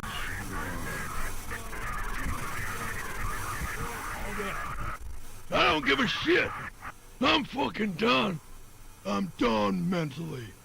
I'll fucking do them all in. Rape that disco cunt on the counter. You know, the dance a whore upstairs. Do it Kohoi style. Never did get that taste out of my mouth. The lieutenant presses the button marked Arrête on your porter reel. The tape stops spinning. What do you think? It seemed authentic enough. Probably recorded off the shortwave, then edited to seem more incriminating. He sounded like he was on patrol around the harbor walls. He also sounded inebriated. Still. There's more going on here than we know.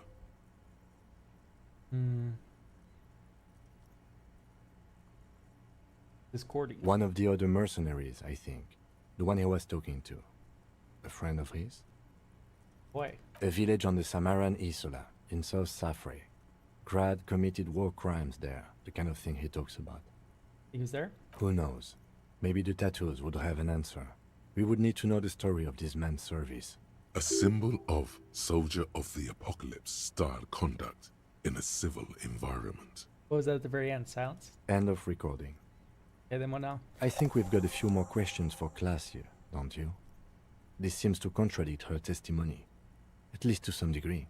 As you take out the tape, the boombox tunes itself back to the cheery radio again, spewing out beats like it's a Friday night. The contrast feels chilly, inappropriate even. Woo. I'm party cop.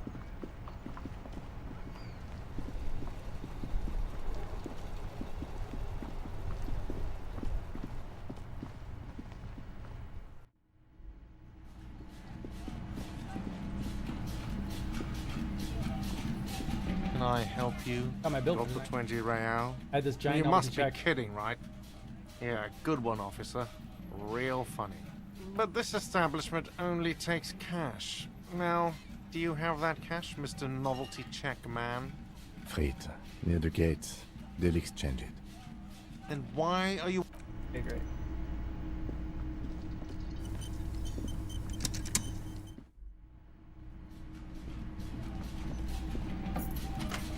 Don't worry, I'm here. Party cop's here, ma'am. Officer, it's a fine day for questions. Titus Hardy gave us a recording where the deceased states his intention to commit rape. She puts her coffee cup down with a soft ring. As the porcelain meets the metal table, this does not surprise her. Did he? I never said he was a good man, or that he had good intentions. Only that he was never bad to me. She doesn't care. If anything, she sounds amused. On this tape, he specifically identifies you as the target. Where did they get this recording exactly? It's intercepted radio chatter of the deceased, recorded via the encryption station. It's authentic enough. Does he say he's gonna do it Soldier of the Apocalypse style? I know exactly what's happening here. The phrase was used. Yeah. That was practically his pickup line. Did he say whores a lot? Was he pretty much on the verge of doing it Kohoi style? Yep. He wasn't actually there. He didn't do a tour, or at least didn't tell me he did. Would have been overkill anyway. He lived his own little Kohoi. It wasn't his everything.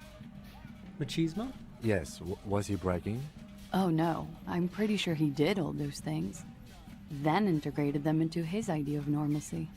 To keep on living. Until they just sort of turn into his, Catchphrase persona coping mechanism. running joke. Ah. I was gonna say running joke. And it sounds like you didn't even get the good bits. Lely's punchlines got way, way funkier than that.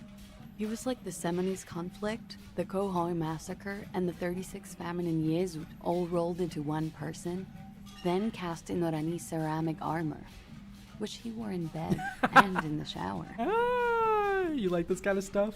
We're all scraping up any happiness we can find, officer. Going around with our little scouring sticks. You, your first love, Mr. Kohoi here. Did he tell you he had actually done any of those things? In Martinez, I mean? No. We were too busy laying waste to our own nervous systems to direct any of the fury outward. He seemed happy, I guess. At ease. As much as a man like him could be. There is a small measure of pride in her that she could quell the rage in such a being. What kind of man was he? Before you go, ask for details. She seems okay to talk about it. Thank you for clearing that up, miss. Whenever you're ready. I'm interested to hear what Titus Hardy has to say now. She takes a very small sip of her coffee and smiles. Can you tell us more about the victim? Like, for example, his name? Actually, officer, I didn't know his name. I just called him Lely. A nickname? I guess. He came from Lelystad. It's short for that. And it was his army name, apparently. He said his real name wasn't his. I tried to pry it out of him, but it was no use. Lelystad. That's a good start. We have a few questions you can help us with. A few things a field autopsy alone can't answer. The young woman cranes her neck, trying to catch a glimpse of the page the lieutenant passed to you. On it is a list of autopsy observations, recorded neatly in blue ink. The last missing pieces of a puzzle of flesh. How old was he? He was 42. 42? Are you sure? I would have had him above 50. He had many scars that made him appear older. But no. We even celebrated his birthday, like, some weeks ago. It was a funny 2 days. He had little reason to lie to me. We were slightly off then. Thank you for clearing it up. That color? Blue. Light blue. They were like little blue galaxies, you know? It was strange, seeing those eyes in his fucked up face. Pardon the swearing. I do him an injustice. He wasn't ugly. And he had a beautiful, soft voice. Very surprising, what with all the scarring. It was quite something, watching him speak. He had a combat wound on his chin and mouth? Yes. Severe. It made him look like half his face was cracking away in some strange smile. That and those eyes, Ah, yes. His hair, if you can remember? It was light brown, almost blonde. He darkened it with brilliantine, made it oily. Not nice to stroke. I couldn't convince him to leave it alone. He had a tattoo. Oh, that. It's clear she liked it. An Orkney's map of the waterways. Sure, waterways. It was mostly for showing off to chicks, though. How so? How? Imagine him lying in bed. Freakish musculature laid out on the sheets. Scarred, of course. Tattooed. The sheets are dirty for some reason. Is this Orani's lit? Is this Orkney's lit? Yes. This is the very essence of Orani's lit. A moment's respite. Dark and hopeless as the struggle itself. He's smoking and drinking, of course. And his chest and shoulders and arms are studded with stars. Tens, hundreds of them. Maybe even thousands. And the woman goes like, "What was this, baby?" And he says, "That was too hardcore. Don't ask me about that." So she goes, "Okay, but what's this, baby?" And he's like, "Saw some bad shit there. Killed some loincloths." And so it goes. Star after star, port after port, third world country after third world country. And he's done horrible things in every single one of them. You were the woman in this? Oh yeah. You telling me precisely what these mean? No thank you. I've seen enough of him dead. I can tell you what they meant without looking at them. Go on. He was a blue-eyed boy with thick arms, from a small town. He was also poor, and the government of Orania needed some people killed, so they turned him into a grotesque killer. For money.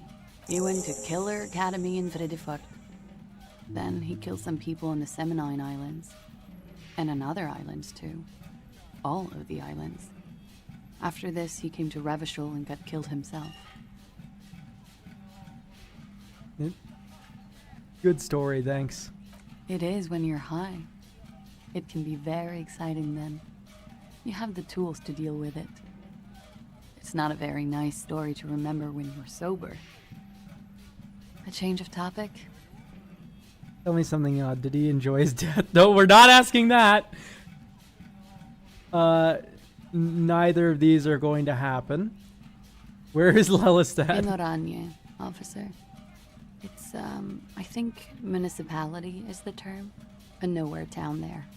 The Lelystad municipality has few boroughs and even fewer cities. It's made of agricultural plots near the border of Gottwald. Executive summary: cows, silos, and wheat. You were almost right, officer. That means his race was occidental, not mondial. I'll update the form. You were both from Orania? Yes. We were compatriots. Did that bring you together? No. He was too old for that. And from another part of Oranjenrijk. I didn't even understand his accent. What brought us together wasn't Oranje. It was bad habits. No love for Mother Oranje. But wasn't he a soldier? This could be worth pursuing. Well, he was a mercenary. He cared about the money, not the place. No. He left the National Service after they taught him to do what he did on Seminine. He wasn't the flag-waving kind. Exactly.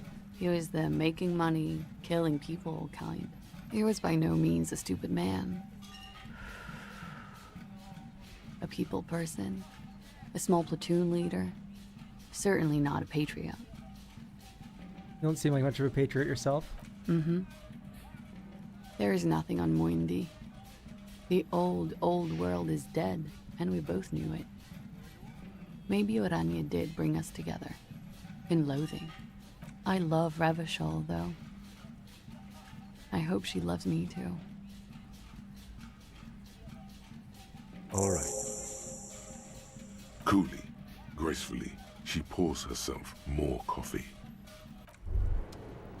Wait, stop.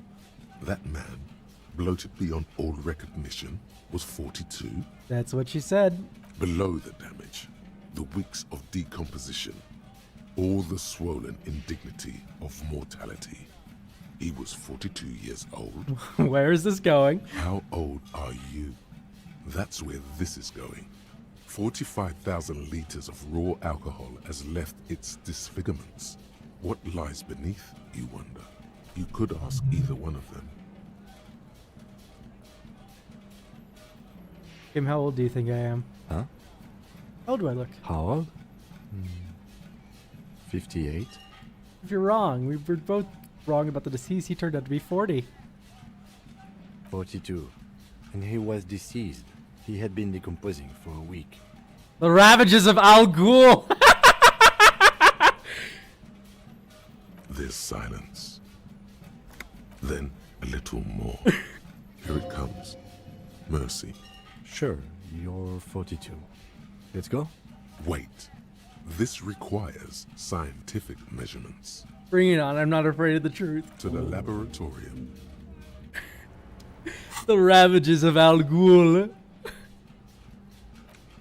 Date of birth generator.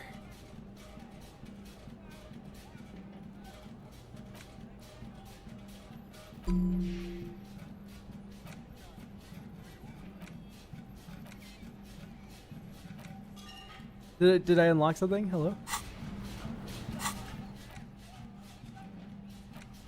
Internalize.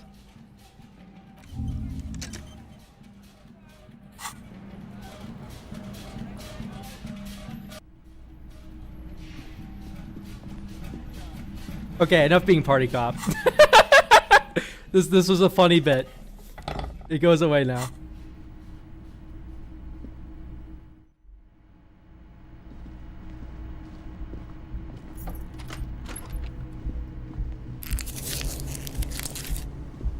Get our morale up.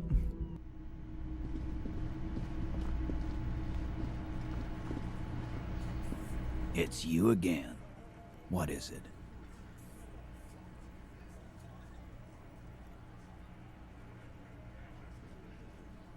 So I talked to Glacia about the tape. And?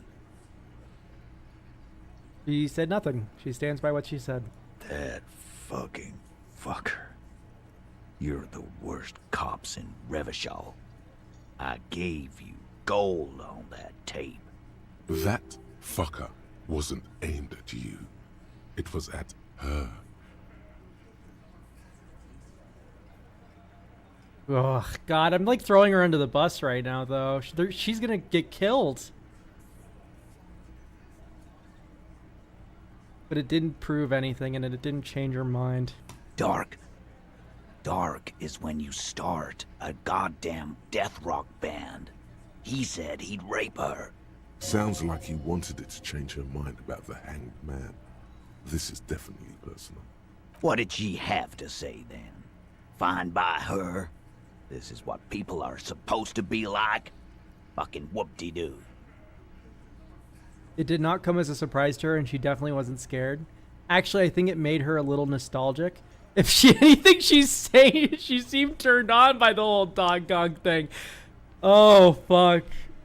No, God, it sucks because I need to sell her out, but I also really don't want to because it's actually she's gonna get killed.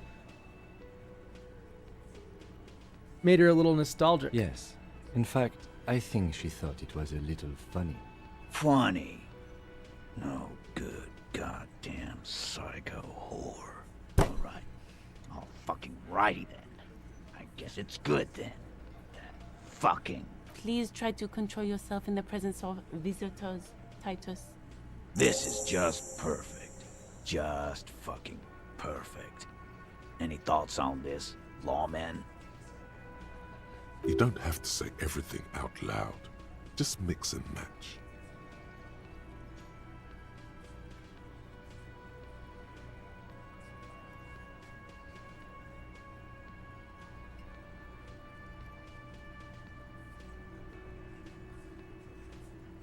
Be straight with me, Titus. What really happened? I'm not gonna...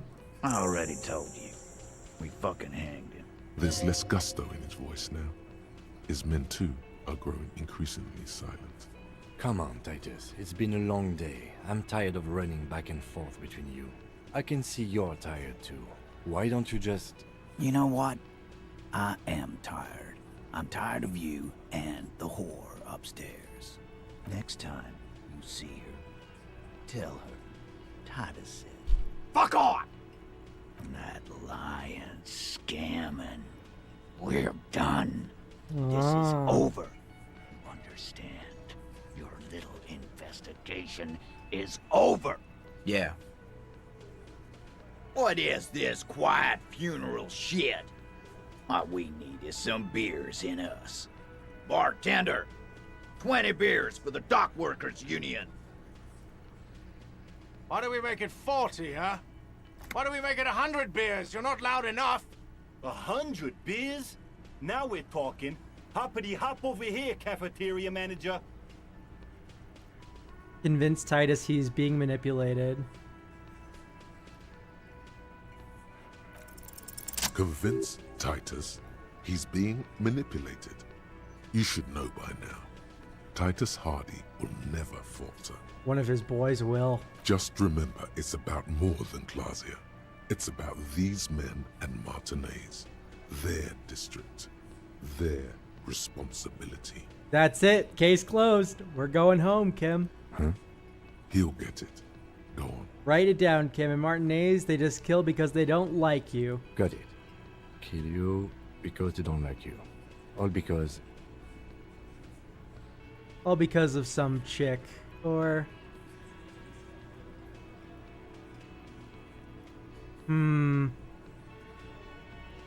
Trying to think about their priorities. Because it's mainly him who is angry about the woman. Because you're a foreigner. Oh, one of them was definitely pretty pissed off about us being racist. And then... Fuck. Yeah, I'm trying to think about how to rage bait maximally here. The foreigner one would really piss people off in here. Like, this is like the option to get my nose broken.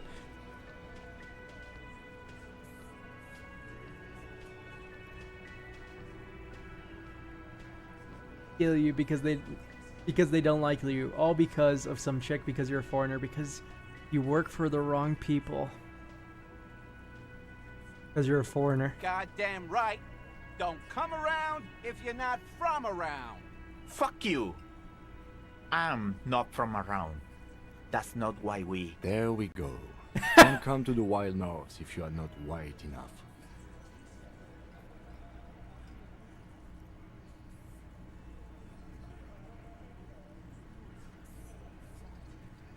They just hang you like the Dark Ages. Make a display of your corpse. They club you from behind, string you up, and go back to drinking. It's cool, guys. You drag them back, light their corpses on fire, and piss on them. You don't care. I like this one. String you up and go back to drinking, and you strike them from behind. It wasn't that. It wasn't... We didn't hit him, okay? That's it. That's the weak one. You flushed him out. Now go in for the... Officer, you will be next if you don't shut up. He's onto you. He knows what you're trying to do.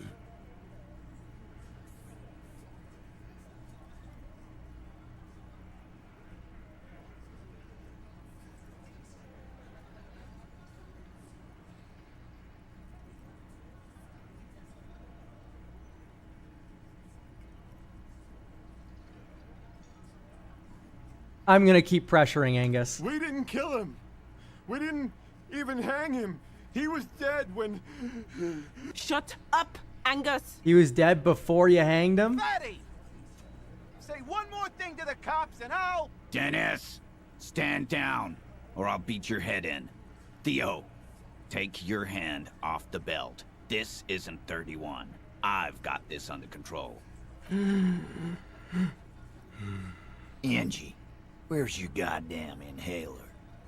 You sound like you're dying. I left it home. I can't get it. I'm too fucked. I'm sorry. Why are you so fucking fat, Angus? Oh, what the fuck, Elizabeth? Now, Princess, because of you. You wasted my time. I told you, Titus. I told you just give her up. Lizzie, your help is no longer needed here. Go tell Everard. Fine. I'll tell him. after a long walk along the coast. What just happened between these two? You're in. He's all yours. Questions. So you didn't kill him, he was already dead. He nods. You hanged the corpse to cover up the real cause of death. What was it? We're not sure. Probably a bullet. The wound was difficult to see. So there was a wound. You should try looking for it one more time before you send the body away. And we fucking froze it already. Yes, dude, it's all coming together. 'Cause the girls asked us to. They were in some shit. Girls plural? There's another girl? 2 of them? Take note of this. They'll probably say more about her later. Did she kill him? Cop, I have no idea. The girl says she didn't. He doesn't think she did. Or at least he hopes she didn't. What happened Sunday night? Classier came down. She seemed really out of it. Drugged up, even more than usual. Bug-eyed and gurning, you know? Not in a fun way. It looked like she'd redosed after something went down. I've seen that look before. She was scared. I knew someone had died. How do you know? I've done this job for 10 years. I've seen it before. It's the politician in the motel room with the dead hooker scenario. Only in reverse. Good analogy, boss. You don't get to talk yet, Shanky. You're still on the bench. And you keep taking it easy too, Angus. What happened then? We went upstairs. Sure as day the Merc was dead. There was a bullet hole through the window. Fucking dirty sheets and bottles everywhere. He means they'd been fucking? Tibbs patched the window. And the corpse. We hanged. Who's Tibbs, the 8th Hardy? Nah, he's my brother. He's in the window replacement business. Tibbs. That's short for... For Tiberius? Yeah. Good man. Bet their father's name, Atticus Hardy. Lucretia Hardy would be their sister. Anyway. If Classy didn't kill him, why the cover-up? You may have noticed our girl's in some shit of her own. I didn't notice anything. What other kind of shit we're talking about? That can't show up on police radar kind. There are people after her. From the old world. Where she came from. These people, who are they? They're powerful. Connected to the Moral Intern. She's clearly afraid for her life. Says if she showed up in your systems, she'd be ghosted away. That's all he knows. That's all she's told him. And why would you help someone like that? By taking on a murder? Why would I? I guess we abide all sorts of runaways and losers here. It's a Martinez thing. Who killed the Merc? Then any leads? Not yet. Just some ideas.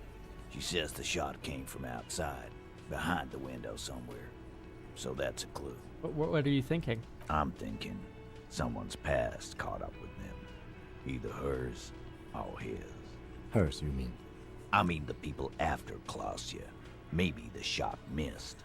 Maybe it was meant for her. I like that. Been thinking the same thing myself. Any ideas about his past too? I do. One of those mercenary buddies of his could have done it. They got guns, training, years of bad blood, probably. Or it could have been someone else from Crenell. Tell you what I'd do. Check out the coast for vantage points. Maybe consult with a ballistics buddy of mine. That's what I'd do. If I wasn't too busy doing this clown dance with you. He's calm now. Threw all that turmoil away and became himself again. His idea was it to hang him anyway. Hers? Probably Everett's, honestly. In a manner of speaking. Remember the 2 girls? He may be talking about the other one. Who's the other girl? That's right. It was her idea to hang him. I liked it for political reasons. It sent a good message. It's her, isn't it? The drug trafficker, the 8th missing Hardy. Fella, you think too much. He's off all right. You're gonna hurt your head. A little too far there. but you're definitely right. That woman is just affiliated with the Hardy Boys. You don't know her, anyway.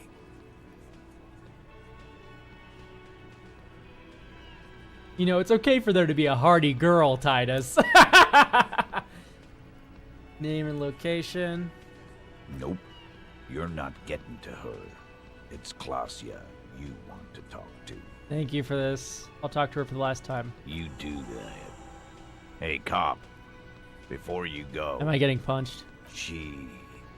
Klasia, came to Martinez to hide. Many of us did. This is where you wash up when there's nowhere left to go. The Union takes you in. Now, she refused that protection. But... Still, after all this headache... You prefer we didn't take her away? That's right. If we didn't take care of the people who end up here, this place would just be a couple of ruins and some cargo containers. We'll take that into account. Yippee, here we go.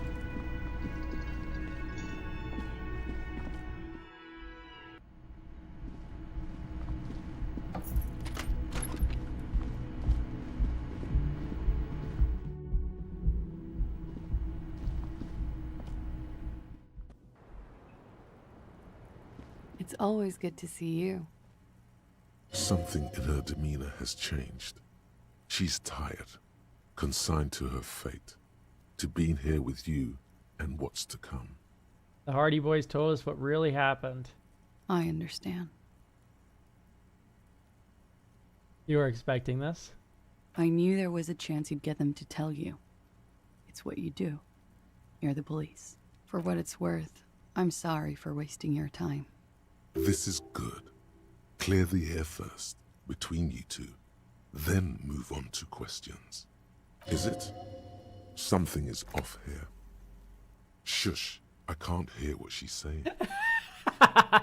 If you knew we would find out eventually, why did you waste our time? Because of the Hardys.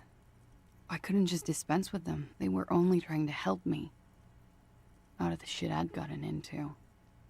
Is she implying the Hardy Boys are the law? I'm satisfied. We're the law. I know that. But the people around here, they don't see it that way. And if I am to stay here, I need to get along with them.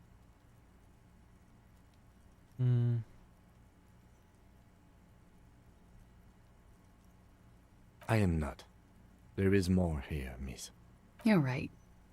There's more. More? You answer to the coalition government, and by extension, the moral intern.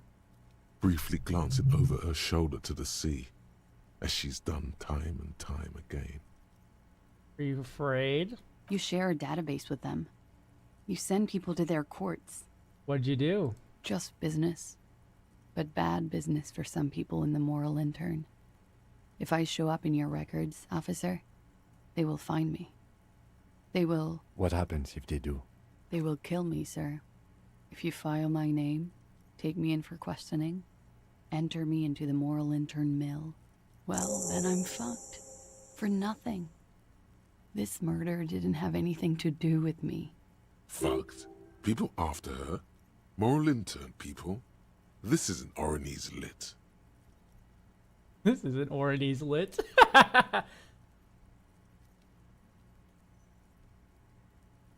Why was the window changed? Last week, Angus and Titus's brother, I think he's called Tibbs, took care of it. You should have another look at that window after this. Reconstruct the scene. It's right there. Oh no. Still, you see the glass sparkling out of the corner of your eye. City studies Oranese lit. What was it with this fugitive stuff? I did. I also had a side job selling insurance that I was really good at. Got picked up by a bank. Competitive intelligence, they called it. After that, I sort of, transitioned out of the whole culture scene. What did you do to have these people after you? It's not nice, but it's not illegal. Not here in Revachol, or even in Oranje. What exactly did you do? Industrial espionage. I joined a business collective with the intention of betraying them. I did my job well enough to be asked to do it again. With a bigger company. The kind you really, really don't fuck with. I took their ledgers, 2 decades worth of accounting. I need the names of the companies involved and who hired you. The job was Lou's doing County Savings Bank. They sound small, but they're part of the Lou Scott conglomerate. That was the second job. The first was some printer company. You wouldn't know them. But she really destroyed them. She still feels it. As to who hired me for the job, I don't know. But they're after me too. Along with Lou Scott and their friends in the MI. Once you're done in the competitive intelligence circuit, you don't have allies. You're radioactive. Laws Cap. These people engineer financial disasters in second world countries. The conglomerate also includes the Bank of Consecration, Airberg, and the popular Papalolo line of dairy products.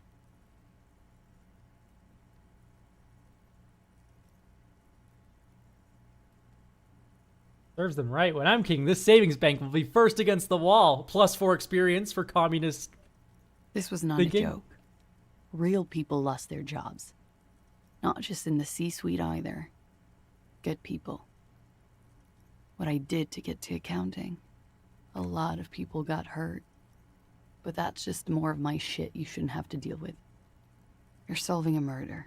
That can wait. Look into her eyes. There's more. What did you do? One of them killed themselves because of me. She says it quickly, like she said it 100 times. To herself, to get used to the idea. Well, thanks, empathy, for fucking destroying me. Out of guilt.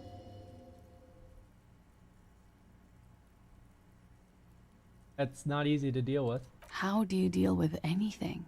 It's all just... How do you do it? I don't either. There you have it. The way of the warrior. What happened here the night that he died? We were there. Together. In bed, I mean. Tell me exactly what happened. Okay. He was in a kneeling position. He had just entered me. I was on my back, looking at him. I heard the window behind me shatter, and I turned to look. There was a hole in the glass. I turned back to him. His eyes were looking through me, and his mouth was open. Dumb. I could see. I could... Her chest rises and falls with each word. She keeps herself together and says it. I knew he was dead. Before he fell down on top of me. You were right. He did enjoy the moment of his death.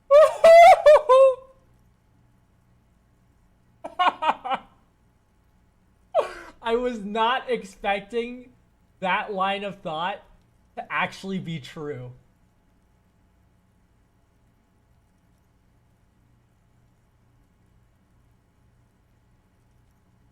Then what happened? He was heavy. I pushed him off and he fell to the floor. There. He only had his boots on. I bit the pillow, not to scream, then ran downstairs. I waited for the second shot to come. For me. I thought there would be one. It never came. We're gonna need more details. She looks down with a wince. Her cigarette has singed her fingers. She throws it away and immediately proceeds to light another one. What time was this? When did it happen? It would help us if you could be as precise as possible. 11:30 to 12:15. I don't know the exact time. Around midnight. It's okay. Were you inebriated? Not as much as usual. He'd done a line, plus other things. I was drinking. Wait. Titus said she was gurning her jaw off, much more than usual. I just said you look pretty high. Oh, yeah. I did one of his lines, just to clear my head. Did you hear or see the shooter in the course of this? No. What'd you do then? Nothing. I was trapped. I was stuck in my room downstairs. I got some clothes on and crawled back up, drew the blinds. Blood was coming from his mouth. Not a lot. just a little. He was still on the floor, slouched. I couldn't be there with him anymore, so I ran down and out of my room, into the hallway, down the stairs. I knew there would be people there. Run, woman. Run past them and out into the streets where it's dark and people move. To the lorries at the intersection, as far as you can. Why are you here? I already ran. I ran from an entire Isola. I can't run any further. Not with these people. This is as far as it gets. Did the people after you have killed him? That's the first thing that went through my head when I heard the glass break. I thought they'd found me. They've killed him to punish me. All last week, I've tried not to talk to anyone or be seen with anyone so they wouldn't be hurt. I've come to understand, however, this is paranoia. What happened didn't have anything to do with me. Either way, it's something to consider. We can't go after loose cap. Not yet. There are other, saner leads. I don't ask you to, Lieutenant. If there's one thing I know, it's that you'll get nothing from there. What happened if you ran downstairs? Sylvie was tending the bar. A lot of people were there. The Hardys were at the table in front of the stage. I think the Union box was full. Ruby was there too. They were having such a good time. I sat down and they all welcomed me. I didn't even have to say anything. Ruby knew something was wrong. Ruby? Who is Ruby? Ruby. You know. The leader. The leader? Of what? The Hardy Boys. I thought Hardy was the leader of the Hardy Boys. Well, nominally, yes. Ruby's the one they go to when things happen, like things they need taken care of. She's the organizer. This Ruby, in her phrasing, is entrusted with great power. She trusts her. So do the others. Would you say she is the 8th Hardy Boy? Why not? Does she also party with Ruby, however? Do you also party with Ruby too? Ah, you swing both ways, ma'am? No. Okay. Still, there is something there. She won't tell you now. Okay, let's go on. What then? Well, Ruby said let's talk upstairs. I showed her the room. I've known these people since December. They know my situation, that I can't leave a paper trail. Ruby was the first one I told. She said she'd take care of this. It's what she does, you know, take care of things. I helped her get the body to the bathroom. We used a belt to pull him up under the shower, to keep him upright. To produce lividity, matching a hanging? Yes. We completely missed the tempering. Looks like you got there in time. What was this, 20 minutes after death? Oops. Oh? About 20, yes.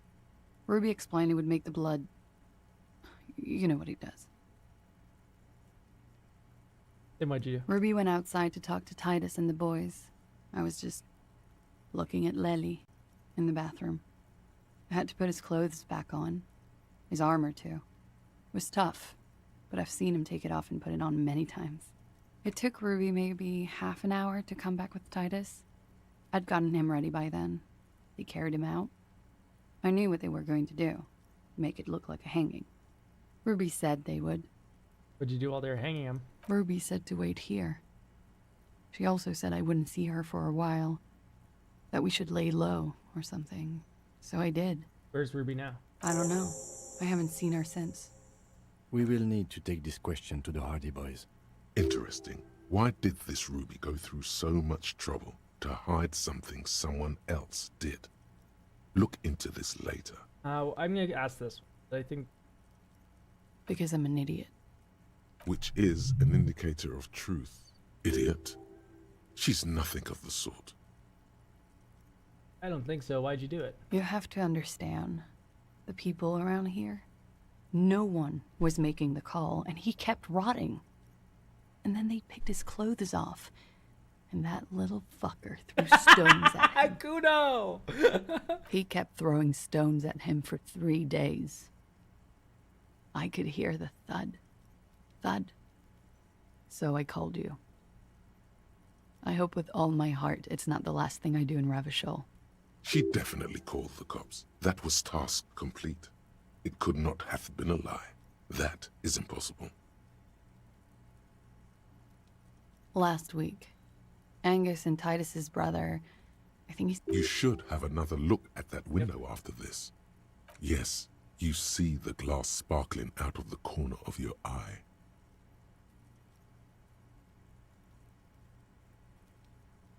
Well, I thought I left the conversation. When he was shot? I may have. I don't know. I couldn't hear anything over the glass exploding. She nods, silently. She doesn't even smoke. Just picks up the cold coffee and holds it in her hands. He's thinking, are we done here? Or maybe you should take her to the station for safekeeping. She lied to you, and she's a flight risk. No, that won't be necessary. Just leave her alone. She's been through enough. She doesn't need this police brutality. Multiface, I'm beginning to doubt your judgment. Are you sure you're not sleeping on the post? You have to wake this one up, with force, if you want to continue pushing her. Oh, this is a drama check. But we are awake, sire. You're she has been forthcoming. You are a liar. With sordid details women usually conceal. Most shocking details of the sexual kind. We are a bulwark. Drama. I will put 12 fucking points in you, dude. You're going to speak. Get a hold of yourself just once, will you? Try to look past the sexually lax morals and do some police work. So you say. But give us one example of deceit. Just one example. Conceal something less sensational but more illegal. Who is this personhood picking these seditious options? Can't you see the detective grows weary of your malcontent? Stop staring at her eyes and say something pertinent to the case. This is making you look like an amateur. It looks like this one's not waking up. You'll have to do it without... We're gonna do it right now, motherfucker. I will level drama to the ends of the earth. I was just thinking. Who? What? Dear God, you've been lied to. She could have killed her lover and lied to everyone. She's not candid at all. She's smoke and mirrors and will-o-wisps. She probably didn't give you her real name either. Why would she? Arrest her immediately before she further entangles you in her web of lies. Your real name is Elkysium. I agree. You wouldn't give us your real name, not when people are after you. Okay. Okay, what? Okay, it's not. But you can tell me the truth. You log your work every week. It's all transmitted to Common, sir. I couldn't just beg you not to enter my name. So I lied. Like I lied before. Like I did at LCSB. I have to lie all the time. I'm so tired of it. Was the passport bullshit too, that you keep your passport hidden? No. It's submerged in a plastic buoy on the coast, in the reeds. It just doesn't say Clausia Amandu. It says Anouk Mea Smith. Falsified documents? Passport and visa. Given to me by my employer. I can't even use them. My employer probably leaked the name, Mea Smith, to hurt me. Why would they do that? I didn't show up to a rendezvous. They don't take that lightly. I didn't show up because I was afraid they'd do something to me. The job was finished. I'm just a liability now. She fears an arrest right here and now. This has been an awful turn of events for her. Tell me your real name. It's Katarzyna Lazie. It's a Grad name, Jimsk or Yugo-Grad in origin. Not Occidental at all. Smells of motor oil, tiger, economic desolation, and rock music-infused alcoholism. It also makes Clausia almost an alacronym for Katarzyna Alazia.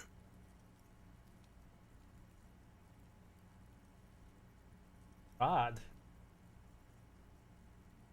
My parents were Zemsk immigrants, but I'm nationalized Oranese. All I remember is Oranje. Alasia is my father's name. An abbreviation? It was a sentimental thing. I wanted to be more me here, this time. So I used my nickname. A nickname? Who gave you this nickname, Claudia? Gave it to you. A teenage boy. 1,000,000 years ago. I'll just call you Miss Oranje Disco Dancer. You can call me whatever you want. Oui. West of the boardwalk, in the reeds. On the coast there. I put it there when I first arrived. Haven't been there since. I'm not sure I could even find it now. It's useless. The lieutenant makes a note of it. You're welcome to it. It's in the reeds northwest of here. Past the Bergen sewage. She nods, her back straight, ready for whatever is next. No, I didn't think you made... I think you didn't make the call to this. I did. What is this? I called your desk or whatever it is. The numbers are all over town. Call 8-100-2 for emergencies. There was an older woman on the other end. It sounded like she was smoking. She took my complaint. She coughed. That is the emergencies desk number. Anyone could know that, sire, by looking around and calling the desk. I don't believe a single word she says. I agree with Drama here. What time did you make the call? Thursday night. It was late, sometime after 12. It checks out. Anyone could have known the number, and that someone coughed. It means... But I know the time of the call, too. I know I have not been 100% truthful with you, officers. But I am now. Why would we arrested her? There may be grounds here. At least for an extended detention. A little whimper. The young woman hears you. She's looking around. What if I told you you're under arrest? But I haven't done anything. Anything illegal. Failure to aid a police investigation. She purposefully misrepresented information crucial to the case. Fucking mind games. Enough. Half-Light, be quiet. I'm not gonna kill her. She's been lying to you. Kill her. That's right, gang. Stern and merciless now. Stern and merciless as we reel her in. This exchange is really funny to me. Fucking mind games. Enough.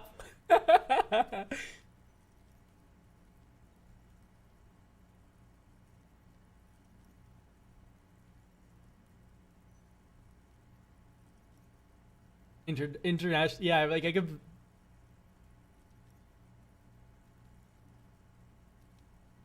You misrepresented information about the case without the Hardy's confession. We would know nothing. Failure to aid time and your flight risk.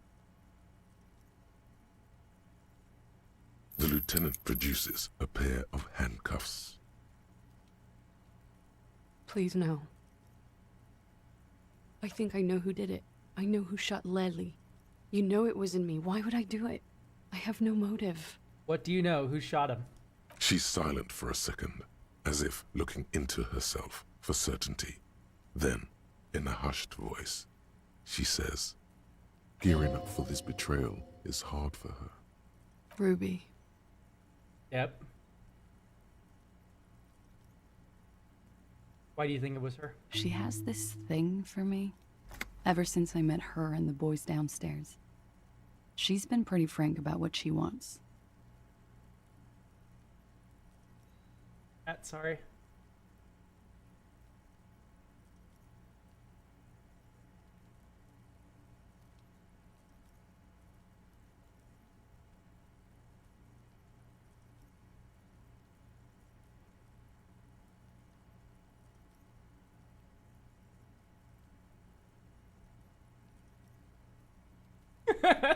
That exchange was so funny to me. The one with like every fucking mental faculty just fucking ganging up on her. God, this is such a good fucking story. And what is that? Sex. And more.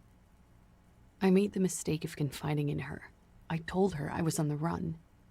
She started protecting me. Ooh. It became an unhealthy relationship. When I started spending time with Lely, she told me to end it. Said there would be shit if I didn't. It was not a good meeting. We stopped talking after that, but... I don't understand. What exactly in your relationship made you think she is romantically interested in you? She said she's in love with me. She even asked me to run away with her when I told her I'm a fugitive. She started developing notions about our relationship. And you led her on? A little. I was flattered, you know? But then I had to let her off, and it was not easy. I came to regret being friendly with her. We maybe kissed, nothing more. Yes, but what was their relationship outside this unequal power dynamic? His relationship, yeah, before the conflict. We spent a lot of time together, listening to the radio and such. She had great milieus, and she was good company. I was sorry it had to end. Oh, oh my God! Is it the woman across the way, the window? What was that question about? She's feeding her friend to the wolves here. This is just an assumption. I know what it sounds like. That's why I didn't want to tell you before. But she knew what had happened when I came downstairs. I think it's the dice maker. Somehow, she knew Lely was dead. She wasn't surprised at all. But no, it's right. When we came up here, she was calm as a stone, too.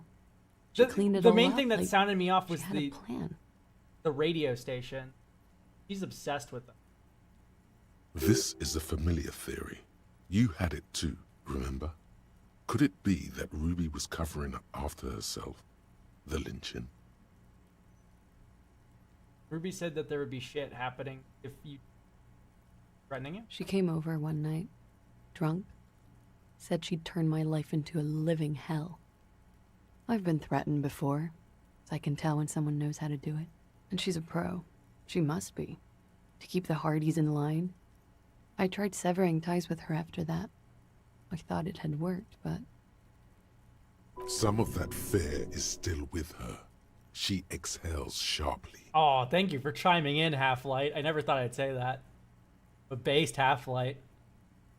What are you talking about? She's afraid you'll arrest her. And how could she have... She could have had access to the roof. You've noticed that door there, right? Maybe it leads downstairs. She could have come to the roof through that, then taken the shot right here, where I stand. It was dark outside. I wouldn't have seen her. Interesting theory. Did she know that door exists? Had you been out there with her? Yes, of course. She's been up here many times, jacking private stations off the ring antenna. She used to come here to drink on the roof with me, before it got weird. Okay, and what? Arrest the liar now. Don't arrest her. Push her a bit more, but then let her off. That Ruby theory was solid. And she's beautiful.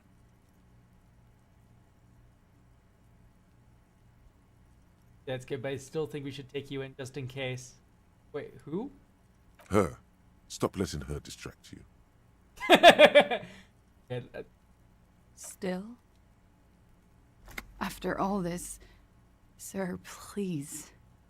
It's a shitty world, and I know I'm shitty too. I know. But I don't deserve to be sent to the moral intern and ground into paste just because I disturbed the sanctity of accounting. That's some multinational... She's gearing up for a last stand. This is it. What do you deserve? I don't know. To spend my days with smoke, drink and dance, wallowing in shit. Just like everyone else. What other option do I have? You have those station calls, right? Where I have to show up at the station or I'll become a fugitive. You can write me one. You don't have to take me in right now. I promise I won't go out anymore at night. I'll be right here. I know you can do that. Just let me come in on my own. In 2 months, or maybe even 1 month. That's all I need. I do have a form. By God, she's playing him too. Like a fiddle, sire. Who would have known? Will have changed in 2 months. Everything could change. This city, the extradition rules, the people after me could be in jail. Or maybe Ravishal. There is desperation there, in that silence. A cornered animal looking for a way out. Maybe Ravishal could be free. I could be tried in a free Ravishal. An independent state that doesn't hand its detainees over to the moral intern. I find that hard to believe, miss.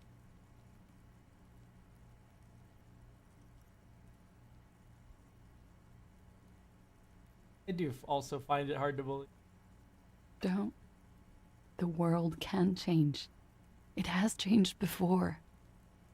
That's not the answer she was hoping for. Thought that you were some kind of patriot or communard, did she? Made my choice. She looks at you in silence, her face filled with fear, lips parted. Wait. If you arrest her, Kim will have to transport her. You'd be without your partner for the rest of the day. Shut up. He's making a decision, and it's his to make.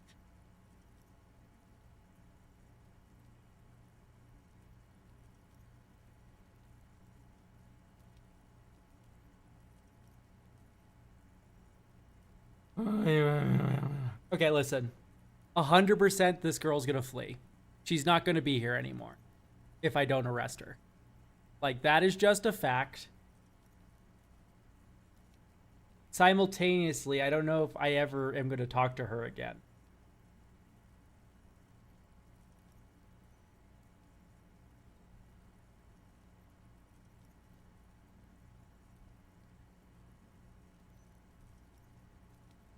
This is literally the saddest character in the game, but she's also like a really big liar. This feels like a huge decision to make.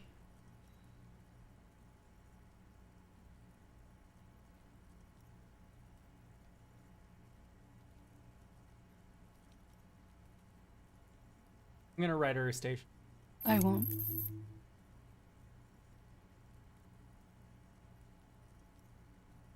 This may have been a grave mistake, sire.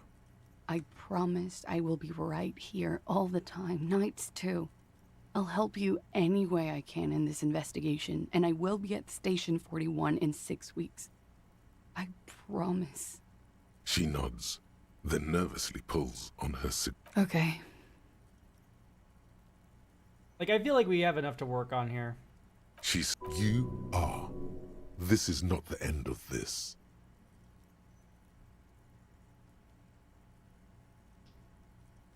Is this... let's go back to the... Lies. Yes, we demand she be punished for deceiving us. We demand. She slowly lights another... See, that was just Half-Light being silly. Yes?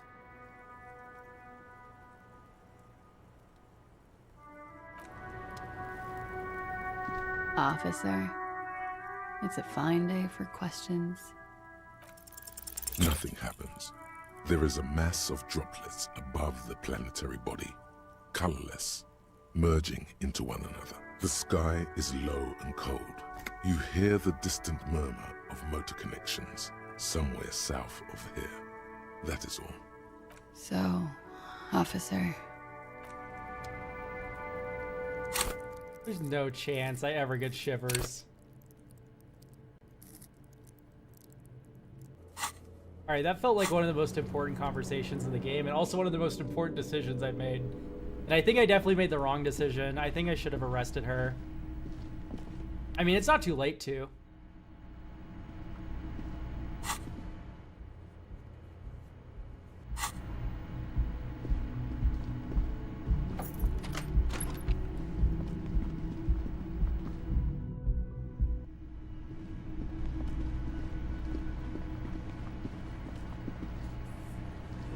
It's you again. What is it? Alright, Titus.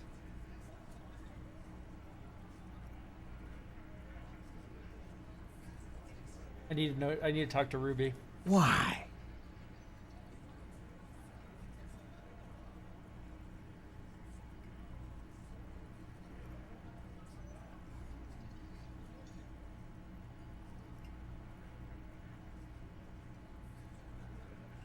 A civil war is brewing, and it's the only way to prevent it is to solve this murder. I'm talking to Ruby. Sounds like you want to push this steaming pile of shit on anyone. And now you pet Ruby. Well, not on my watch you won't. Ruby's one of us. We're not gonna throw her under your moral intern steamroller. Fuck that shit. And fuck you too, moral Ruby is missing. If you hide from the police in a murder investigation, you become a suspect. You know how it works, guys. That's nothing. That's just legalese. You don't even have a sound theory. I don't want to be rude, but we're trying to get some R&R here. Think you could fuck off now? I think we'll keep sticking around, Titus. You'll be surprised at how quickly a theory presents itself if you keep looking. From the corner of your eye, you see a little bird fly into the bush, right behind the window, behind Titus's back. Oh man, I'm a logic god. Nothing is happening. The pieces are there, but they remain unconnected. We can do this. Sorry, you're not coming up with anything. There we go. Your mind is a relaxed muscle. It's so nice and easy to give up, isn't it? On the downside, you have no idea what you were supposed to do now. Blissful idiot. Say something. You stood there for too long. Let's put a point in logic.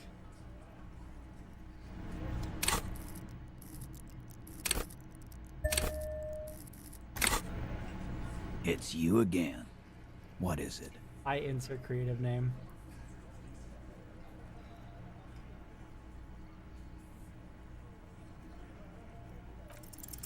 A sudden flash of light in your neocortex. The hostel cafeteria is lit by its airy blaze. Floor plans, bullet trajectories, webs of human emotion, all channeled into a single thought. Why are you so sure Ruby didn't off him? So that's what you were squinting at. You were trying to come up with a theory, weren't you? That she did it. Yeah, he was cobbling together shit so he could put her away. It's RCM 101. Well, let old Titus set your mind at ease then. She didn't do it. She was here all night. Here where the murder happened. Sunday night, 11:30 to 12:15. She was here all that time? Yeah, with us, drinking, near the stage there. You didn't go out for fresh air for one smoke? No. That's a lie. Thank you, drama. You know that's not the case. All right. She took a fucking leak, okay? For one moment. Maybe went out too.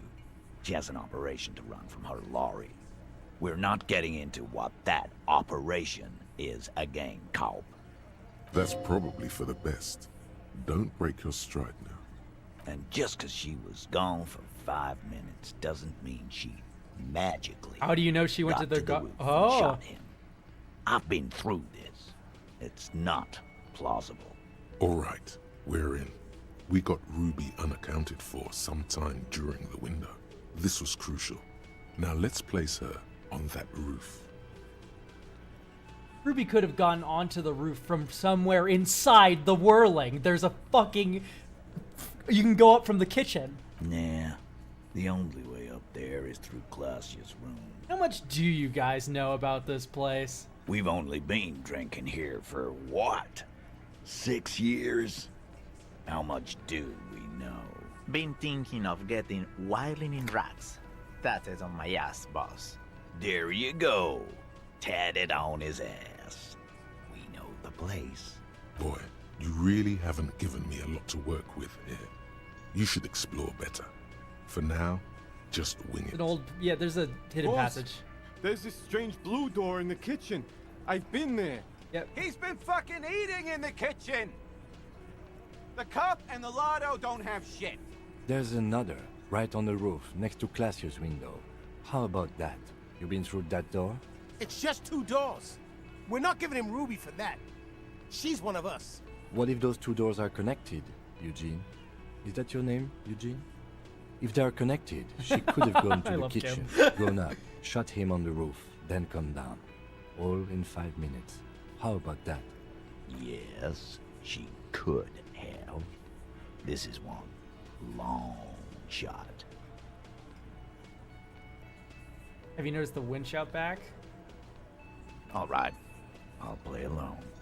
Those two doors of yours, the winch connects them with some kind of dumb waiter. What winch? Where's the winch? On the side of the building. You can see it from the harbor. You want to be a lieutenant, you gotta keep your eyes peeled. I've seen the winch. Fuck off, man. He knows Eugene is more lieutenant material than he is.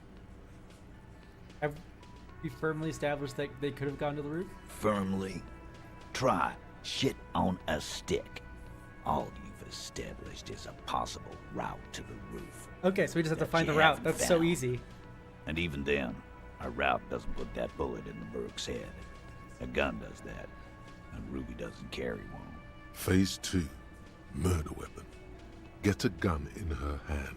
If not that, then at least a shadow of a doubt. In the shape of a gun. Just don't contradict yourself. If it doesn't sound like Ruby did it, maybe keep it to yourself. Ruby could be running drugs. There's weapons like this lying all around in Martinez. Show him the antique rifle. That looks antique. A Bell McGray. It's inoperable. Where'd you get it? Thunder Bookshop is in there with others like it. 20, maybe 30 rifles, Titus. Also broken, but still, there were too many. And there must be other caches too. God damn it. We need to close that dump down for good. Okay, I see your point. There are guns lying around. Damn it. I thought we found all the old spots. Why was that still there? We just missed one. Ruby doesn't know this place, boss. Just these cops digging up shit. The local pawn shop sold my lost gun to a woman. Maybe it was her. Pow! You lost your gun? What an idiot! Tell me, did you lose it before the murder? Yeah. No, you didn't. And Ruby didn't use your lost gun Huh? to kill him. Stop thinking about your lost gun, damn it. You'll get it. This was merely a thought exercise. He did not lose his gun. Let's move on. I've already established that she could have smuggled guns too. God damn. That's just about your favorite topic, isn't it? Every fucking 5 seconds. You were warned not to bring it up. Your best shot here is to just back out of it. Fine, I'm not gonna if it touches on your precious business. Okay, cop. She's got connections. I could see how she could have access to a gun. That still doesn't mean she did. That's all you needed. Doubt. I don't know, cop. Why don't you find your lost gun first? Easy now, Al. This isn't comedy hour. Titus, we're not seriously considering it, are we? Ruby wouldn't do this. Why would she do something like this? Phase 3. Motive. We know it. The last component. The big one. Get this and they'll give her to you. Remember, don't piss him off. That never works. Classy told me some pretty interesting things about Ruby. Yeah. Like what? Sex. She wanted sex from her. The big man falls absolutely silent. Behind his squinting eyes, dominoes are falling fast. It's all beginning to make sense to him now. Yeah, but they're both girls. Oh, I love Fat Angus so much. Wait, this is my new favorite character. Girls like girls too, Angus, sometimes. This is one of those times. She liked Glacier.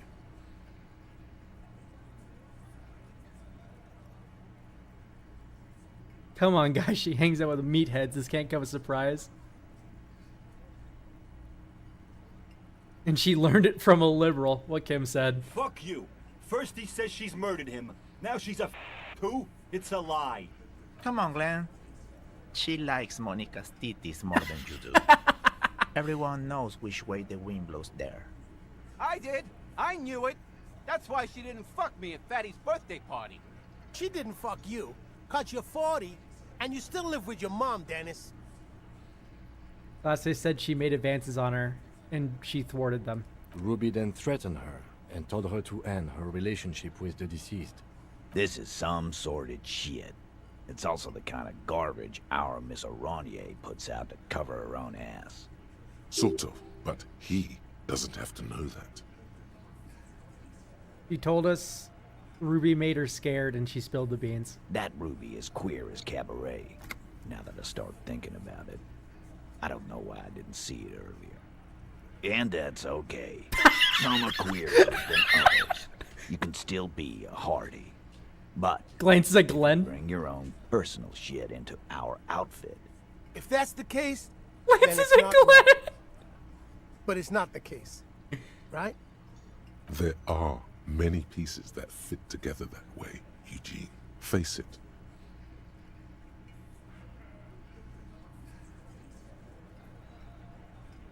As it came downstairs, Ruby appeared to know something was wrong. Nah, man. That's just Ruby. She's got shit under control. That's her whole thing. That's why she's so good. Plus, man, it's like female intuition. You know, women talk to women. Which is sort of why we need someone on the team who they talk to. Eugene wants a woman on the team so they can do their job.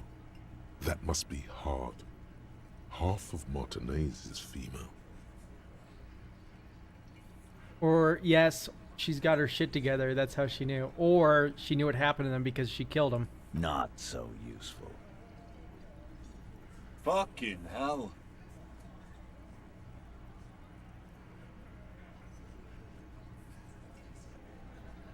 It's not why did she kill him, it's why did she organize the cover up.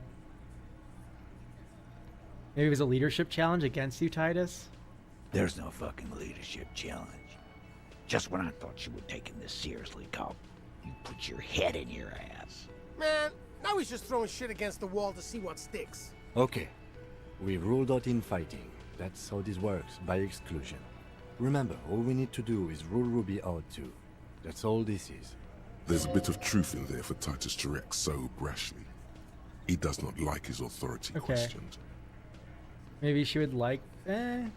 And I suppose you have a theory about that too, cop. Yeah, she could have been covering up herself. Think about it.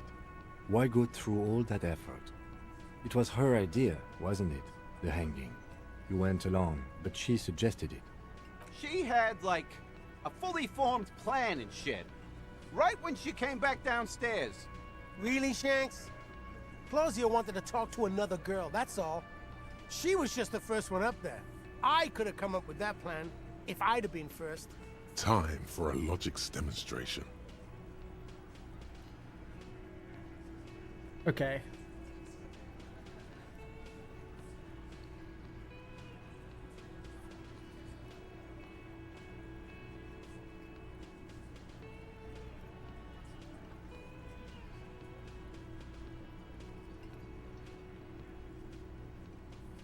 Eugene, let's assume you killed him. He scoffs. Think.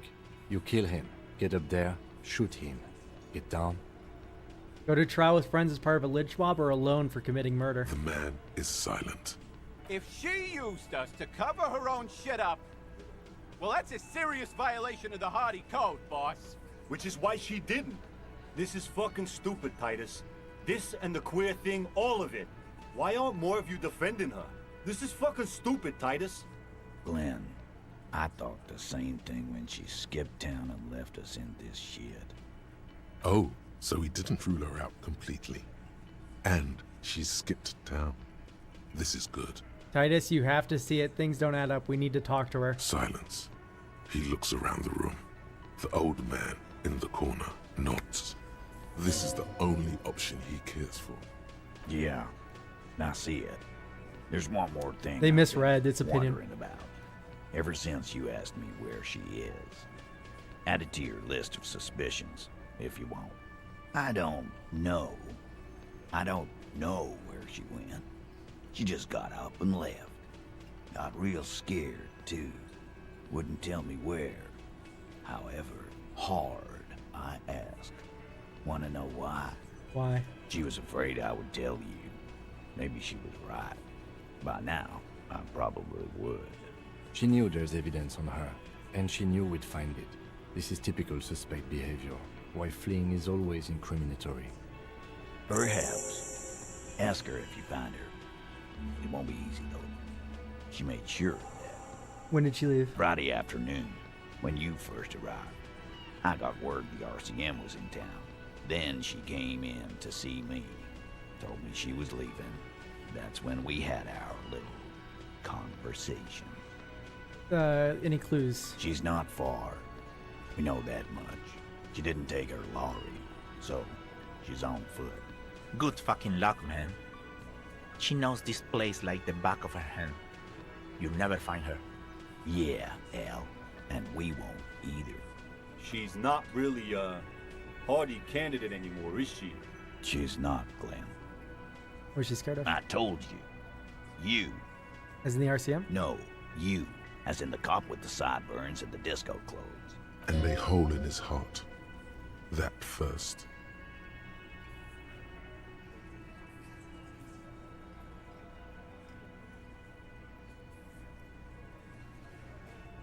I'm just a normal cop with regular thoughts in his head. Sure.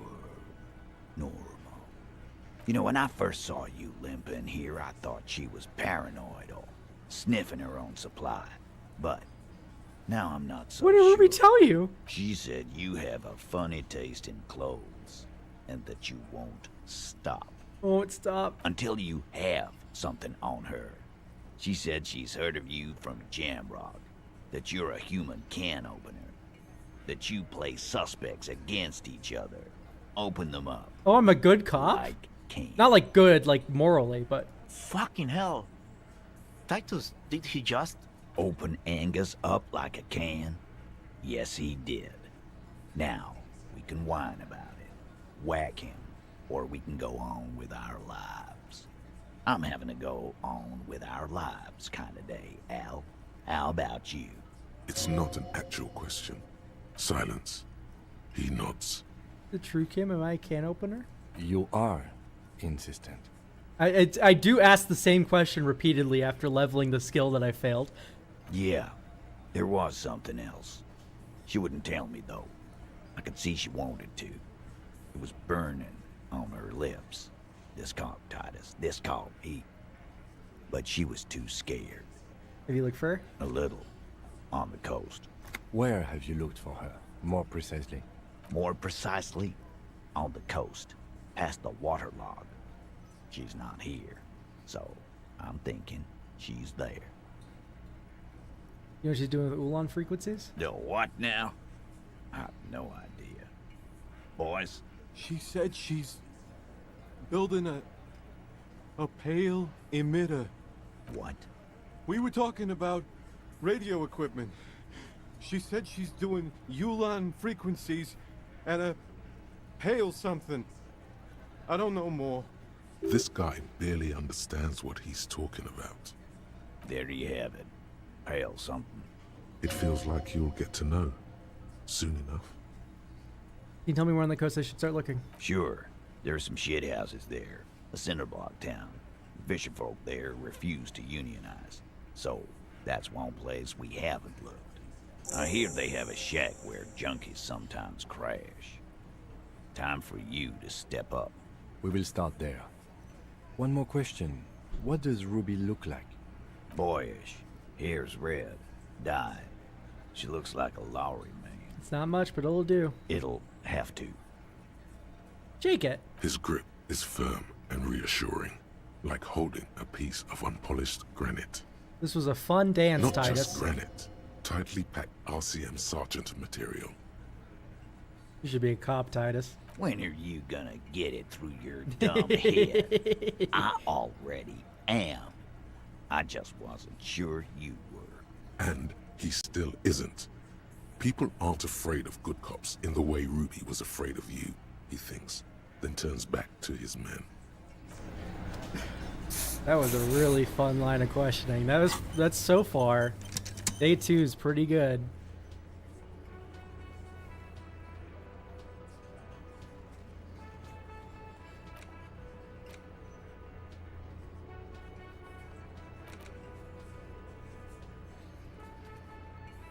You need to go across the water lock, which isn't fixed until tomorrow anyway. So this entire line is now done. I can't do anything else because the water lock isn't even open yet. Okay, there's something about investigating her room, which I think I'm going to do really quickly, but...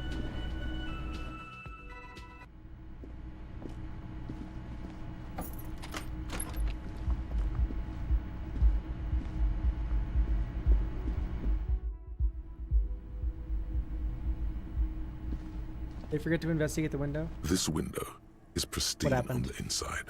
Unlike the golden light melts away into the blue, glassy darkness of your mind. In it are two neon-lit shapes, a man and a woman on the single bed. A two-hearted spider. Like the witness said, the man is kneeling, the woman is on her back. It's the night of March 4th and a shot has just been fired. The man looks directly at the woman. The shot's possible directions converge in his mouth, a ray cast from somewhere outside, entering his brain. From the roof outside, location A prime. The glass fractures around the bullet hole, shards face inwards like a corona behind the woman's back. The man does not know the bullet has entered his brain. He never will. Oh, that's metal. The realization. The ray cast from the man's mouth unravels into a fan of possible directions, all on the roof at first. The shot could have come from any of them. This is composite location A prime, most likely of the origin points. I'm 80% sure? 72%, with a weapon that's good for medium range, like a rifle or sports pistol. This is a good short distance, but not too short. The perpetrator aimed with their back against the railing, or possibly kneeling for precision. This would explain why it only took them one shot. The lights were on in here. Outside it was dark. It was like shooting fish in an aquarium, a well-lit aquarium. The victim opened his mouth to let the bullet in. Neither of them would have seen anything outside in the darkness, too busy with their own bodies. Are there any arguments against a prime the roof? None that you've found thus far, but that doesn't mean there aren't any. Did it come from inside a closer point? Point X would contradict the woman's testimony, rendering the entire proposition void. These figures would be wiped out, detective. That's a 28%, yes. In this model, the shot could have come from a greater distance. Nothing excludes the possibility. Should we extrapolate to include every possible point of origin in Martinez? You would need a map for that. A map of Martinez. The bookstore. They have maps. You're thinking, what if the shot didn't come from the roof, right? Yeah. Good. We should come back with a map and compare the landscape to the radius of the shot. Alright, bookstore, and we need to get our check cashed, and etc., etc.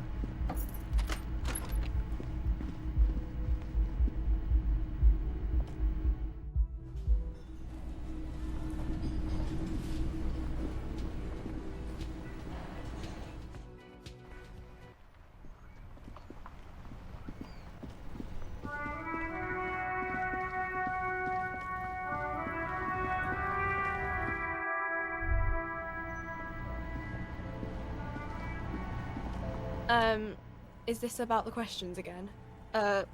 Wow. I didn't know you worked for the union, sir. Anything else I can do for you? No, you don't work for the union. The union works for you by supplying you with cash.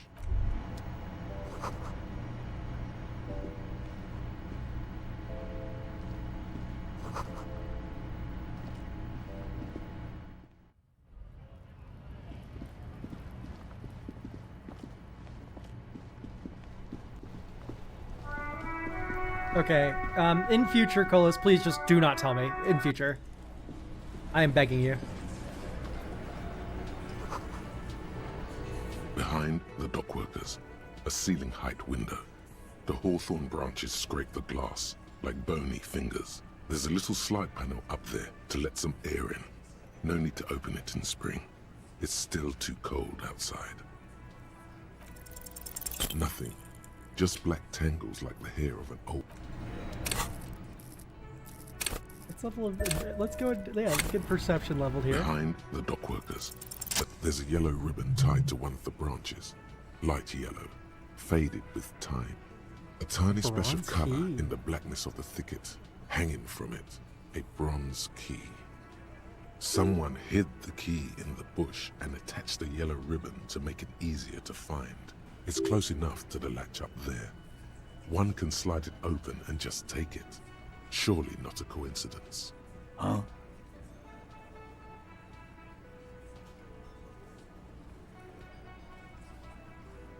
I just can't hand the key to me, please. I'm not your janitor, cop. I don't even know what you're talking about. There's nothing there. If he says it's there, it's there. Can we slide by so I can grab the thing? I don't know about that. I'm comfortable here. Don't think any sliding would really help right now. Sorry, fucko.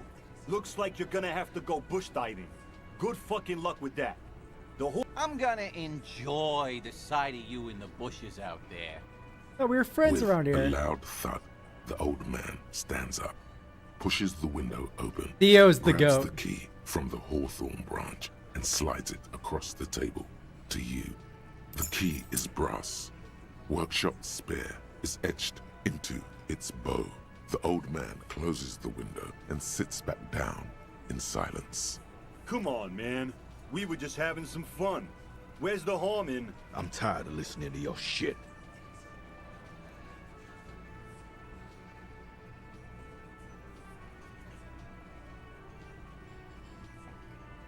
Thank you.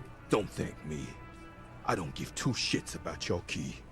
There is a silence around this man's words. Unlike Titus, they're afraid of him. That's the type of respect. It tried to sorry cop me, but I told him to fuck off, and he's like, okay, maybe you're not sorry cop.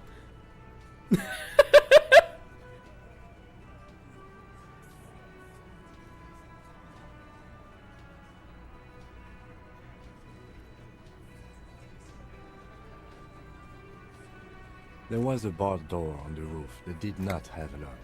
Perhaps there is one downstairs that does. We should search the kitchen. What the fuck does the kitchen have to do with this? While you're in there, make Fatty a snack. Can't you hear how his stomach is growling? You can, and it's pretty terrifying. That's not even funny, Dennis.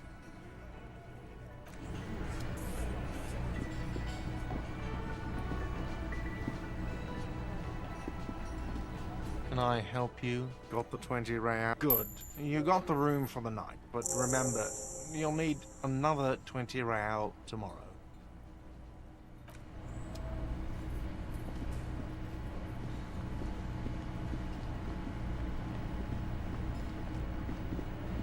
This is my first playthrough, yes. A heavy steel door with a prominent dimple lock. It's painted blue. You immediately feel drawn to the color. Blue is for... The door does not budge. The key fits the dimple lock. It takes a bit of effort to turn it after all these years, but then the lock clicks. Dust rises before you like mist. A tomb? Haunted by regal spirits from distant ages. No. Smells like engine grease and cut wood. A workshop.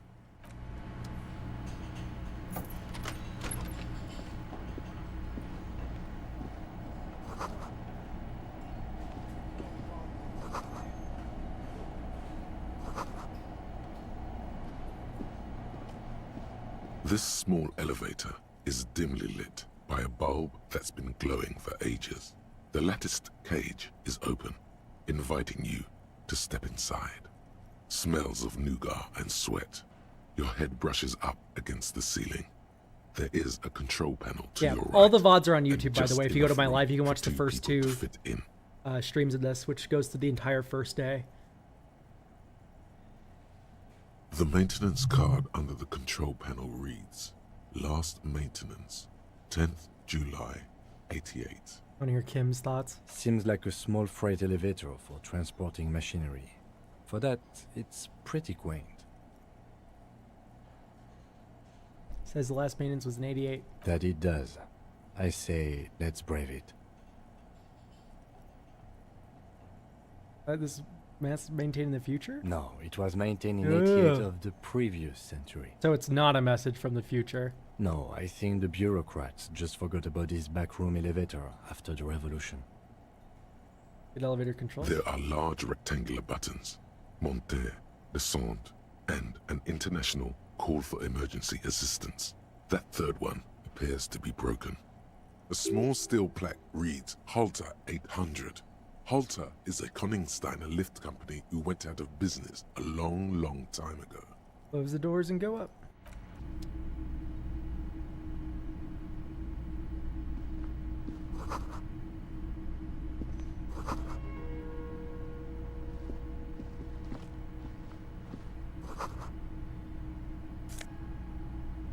Empathy, hand-eye coordination.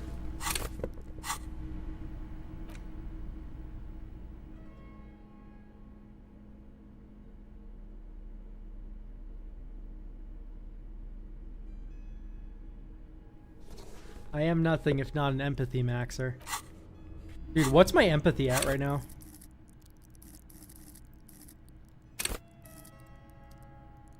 Six.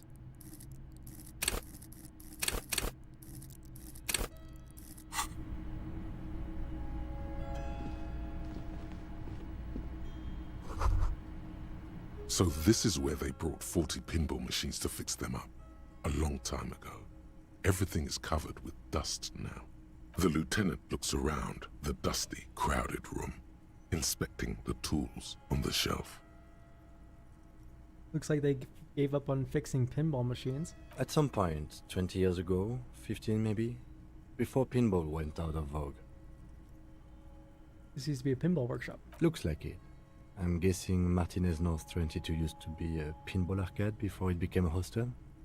There are machines left over. A creak. Some dust falls off a shelf. Downstairs in the hall, next to the main door. One of them even works. I've seen one of the hardest bang away at it. But then, it went bankrupt. Your skin crawls from making the connection. This could be part of the Doom commercial area. If that's true, then our cafeteria manager is not going to like it. We should tell him what we found up here, omitting that suspicion.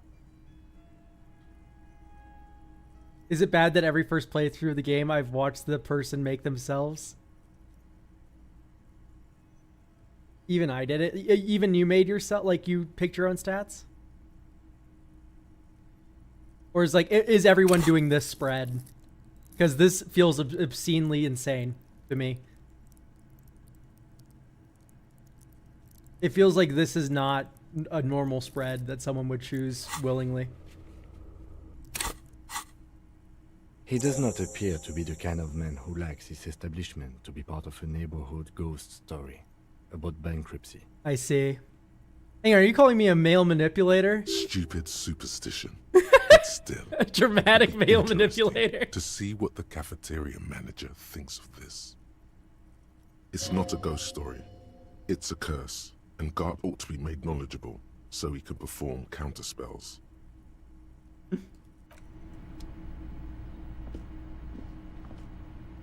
You clearly see footprints in the downy carpet of dust covering the workshop floor.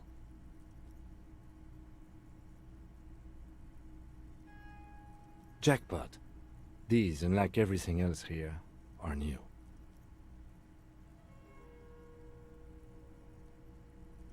Large prints, most likely made by Boots. The size is hard to determine. Sole could be bigger than Vamp. The soles have left a pattern, uniform, horizontal lines. Doesn't belong to Odd Soul. The size looks about the same, actually. They're not the same shoe, but they could be the same person. No, these little horizontal lines are different. They look custom-made to me, or some kind of foreign print. Hard to say. Still a boot, though. Everything around you is quiet. The prints crisscross the workshop floor. 3 weeks maximum, from the dust coverage. It could easily have been 1 week too. You know, officer. This is good. He likes it. That's a little smile there, in the dark of the workshop. This isn't bad at all. It was a good idea to see where that door leads. Commendable work bringing us to this place. Hey, what does this mean? It means someone snuck through what seemed like a secret route, leading to the roof, from where you can shoot our victim. This is significant. This prince, officer, could be the prince of our killer. Okay, first shadow of a doubt that it might not be Ruby. Tiny hole in the wall, you can see a bedroom on the other side. You can almost see the shape of a man and a woman writhing inside, bathed in drug sweat and dirty linens. Bottles lie around everywhere. I think I can see an Elkysium bedroom here. You can barely see through. Better not to jump to sensationalist conclusions here. The footprints on the floor, however, definitely suspicious. What were those people doing in there? You lean closer to the peephole instinctively. I bet they're doing something quite unnatural there. Sensationally unnatural. This is day 2, Lord Straub. I have been told that I am very before pace. This is the inside of the barred door you've seen before. Unless we've veered off into a folded M dimension, I'm expecting. Holy to shit, step you out know on the who roof. Ruby is? What? We could I'm ask just a plans, god gamer. but this I don't know what route to say. I'm just a god gamer. Folded M dimension, a reference to the popular science fiction series In System. Look who's in a good mood suddenly and reads science fiction. Yes, it is quite likely that we will re-emerge on the M plane. Brace for psychokinetic impact. Or the roof. Unbar the door. I just talked to everyone.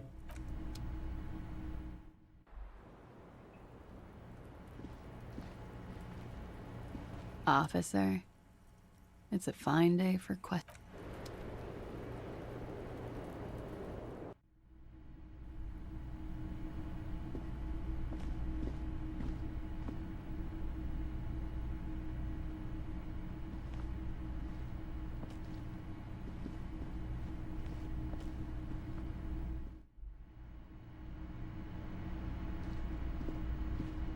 Okay, great.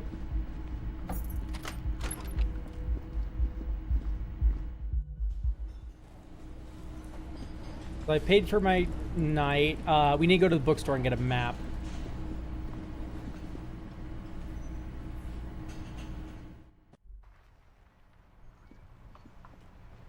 I hope this is the most crazy Disco Elysium run you guys have ever seen.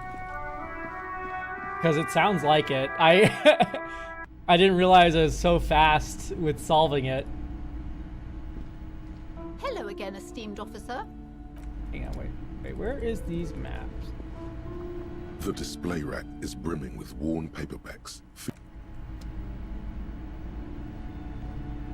A small mountain of colorful board game boxes.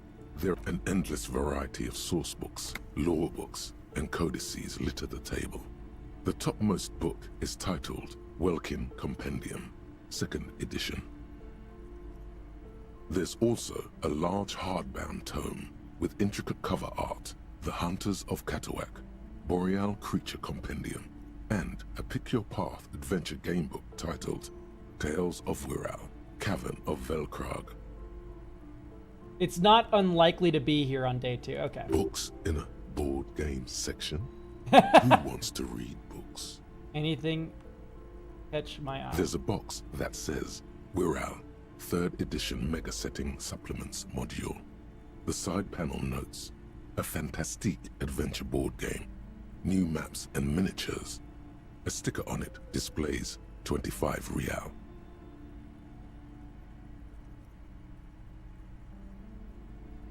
That price is steep, but then it's the 3rd edition mega setting supplement, so it makes sense. It sucks. I think the password for the radio station is in the Wirral book. These shelves are overburdened with books from the same series. A couple of spook novels hide amidst all the detective books. Thrilling tale. I thought there's gonna be a map here. Shelves full of biographies of famous people, whoever they are. There you go. This is maps. Several maps have been... The maps look old and faded. Your eye catches a map of Insulinda, a map of Revachol, and a map of Martinez. Map of Martinez. This could work, maybe. Okay, I'm not gonna... Angry storekeeper stare down? What did I do to her? I solved her curse. Always good to be informed of your surroundings. I cure your curse, and she's gawking at me like I'm some sort of lowly criminal. Oh, can I tell her that the curse has been lifted? Hello, sir. How is the investigation going? Found any curses yet? I found my way in. Oh, that's great. I hope exciting adventures lie ahead. And maybe you can help Mother become less afraid.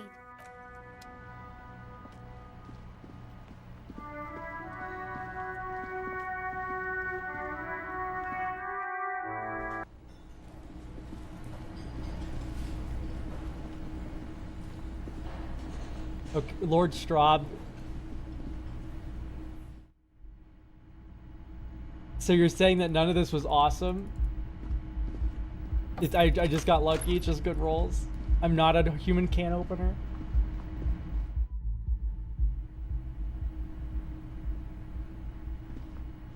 I know I'm not sequence breaking. Whoops. You're like the furthest of like over a dozen The same two neon-lit shapes, a man and a woman. I have a map. According to your map of the district, this shot could have come from a wide angle of locations, starting with the northern edge of the abandoned boardwalk, ending with an islet in the bay. Let's call them B prime. B prime for boardwalk, B double prime for Land's End, and B triple prime for the islet detective. There may be smaller points in between, but those are too fine to zoom in on. 700 meters away. The likeliest of these B positions, 20% chance. A skilled sniper could have made the shot, provided he had a safe sniper's nest. Even with the light on inside, we're talking military training. At that distance, the perpetrator would have had to take wind direction into account. This scene here is like day 4 or 5? 1.2 kilometers away, the least likely of these positions. Let's say 3%. A truly skilled sniper could have done it, possibly from a tent. No, too far-fetched. 1 kilometer away, an unlikely point of origin. Beyond the docks somewhere, on an islet in the Bay of Martinez perhaps.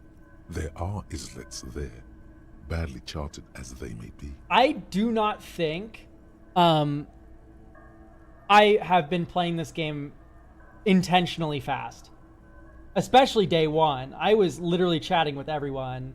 Today I went for, I went to talk to Renee first. I went to go put the corpse in the freezer, right? Like, I was doing other things.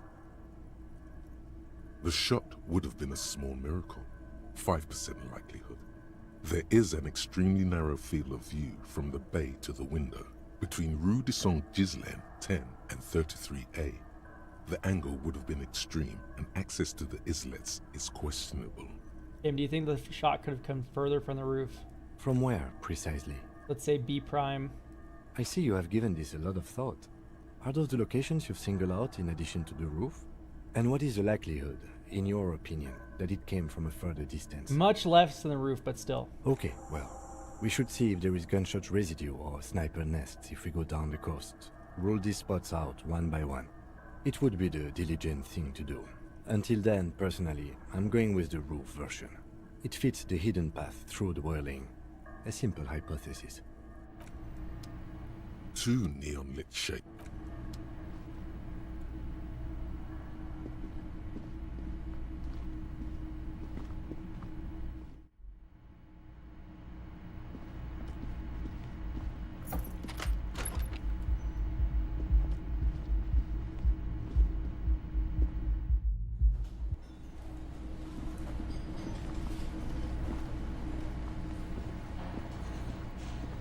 Alright, I'm gonna go check the corpse again, do another field autopsy.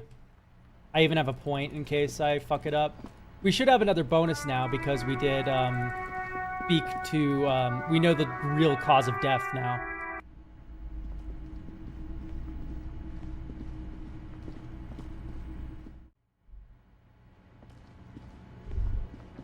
Ooh. Smells like leather and sweat. Thank you, Perception. It's dark. Oh. And the flashlight works a lot better if you hold it in your hand. I forgot we need flashlight.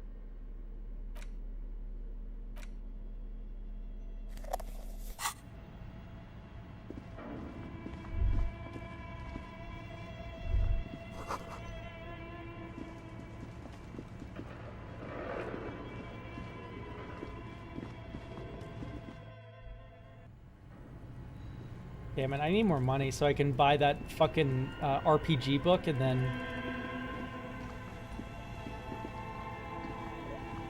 The bear's eyes are still glowing red. Very It's high. guarding over the freezing corpse hidden inside its belly. Your arms reach out and your eyes close, as if by their own volition. It's dark all around. You feel cold, slippery flesh, first with your fingertips, then under the palm of your hand. Here we go. His face, his cheeks, his nose, his fat, swollen lips. Like a spider, your hand crawls over his features. Everything is silent. Put your fingers in his mouth.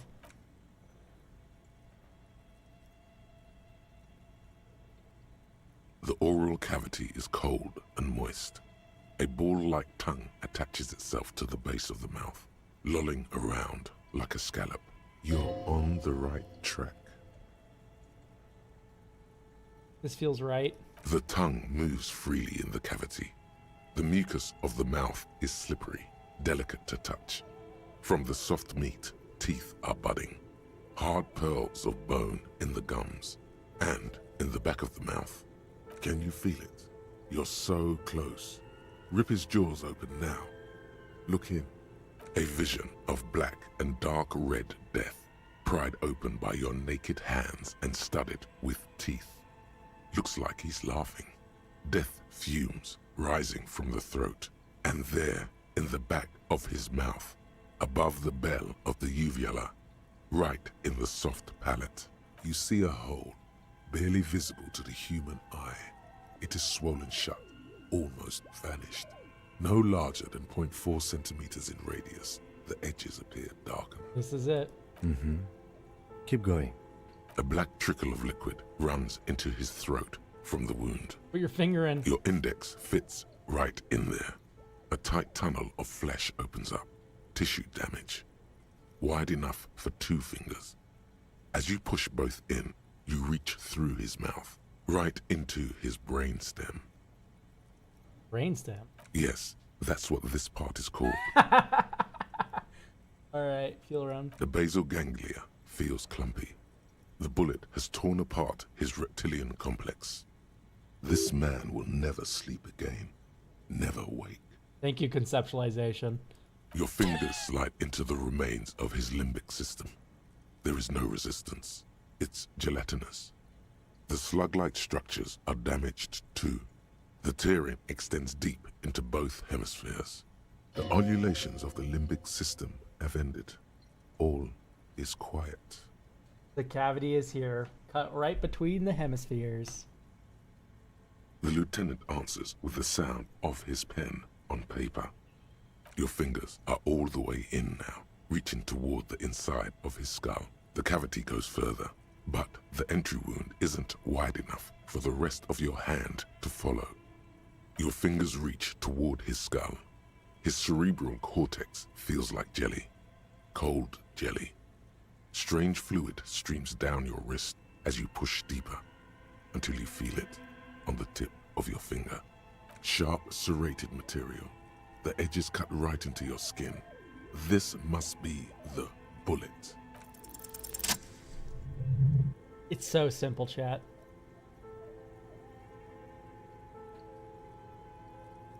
You You pick the sharp metal bullet between your index and middle finger.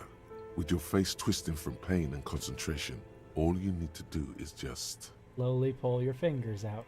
The inside of the head feels cold and smooth, like a glove. Sweat dripping down your brow. Careful not to lose the prize between your fingers.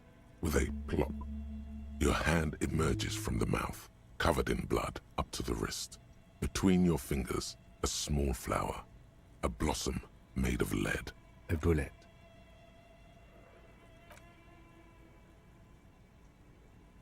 The bullet falls in the bag, leaving a smattering of blood on the plastic.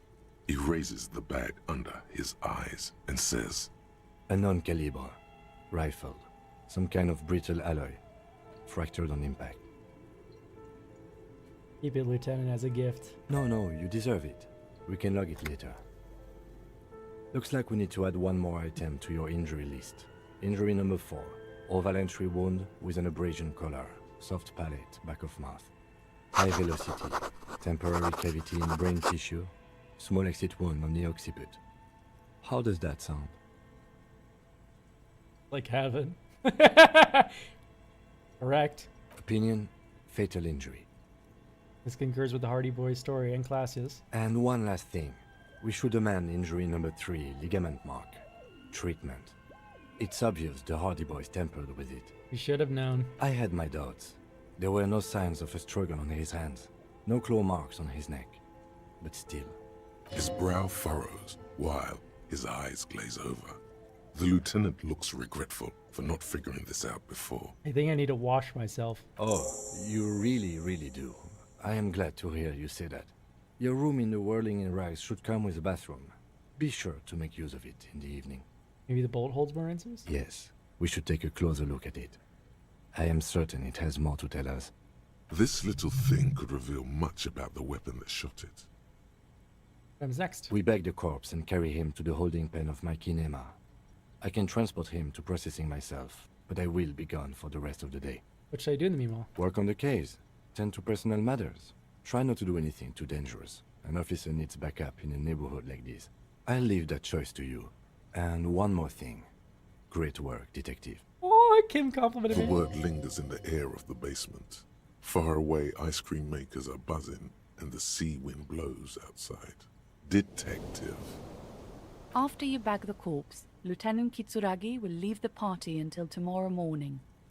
You can do side tasks, and even the main case, but it might be more difficult. Plan his exit accordingly. Yep. Alright. I will need a little help carrying him. You take the hands, I'll take the legs.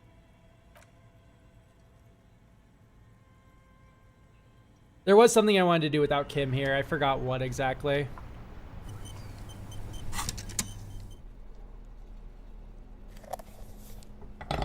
It was so long ago.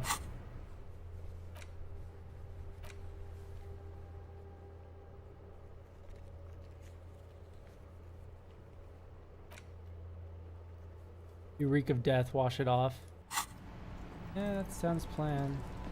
You wanted his boots, I think. Well, I'm not gonna steal his oh, I can't steal his glass. He took the fucking car. I smell like death. I need to go to my room before I do anything.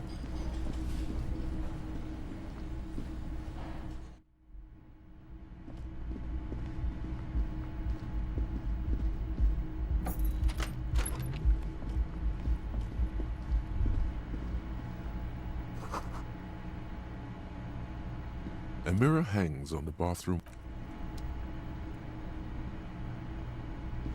This is not the cleanest bathtub in the world, but it's cleaner than you are right now. Ah, that soap scum smell. It smells like life, at least compared to you. The bathtub slowly fills with water. The water beckons. Oh yeah, what's your name? My name is Harry. The water is only lukewarm, but still comforting, like amniotic fluid. A few beer cans are bobbing up and down. Yeah, among Everett your said it on friends, day one. like sad duckies. You feel nice and lonely, and so tired. Leave the beer cans in. I'm not doing a junkie run. I'm doing my clean run. The cans continue to bob, as do your thoughts, aimlessly splashing up against the sides of the tub. Imagine something. You see the corpse. You can still smell the cadaver on you. It's going to being clean is not being a centrist. To get rid of that stench. Then, houses along a narrow street. A video rental. Darkness on the planet's curvature. Your fingers grow pale and are covered with tiny whirls as the water cools. The waterline recedes as you stand. You are cold now. Your clothes stick to your still moist skin.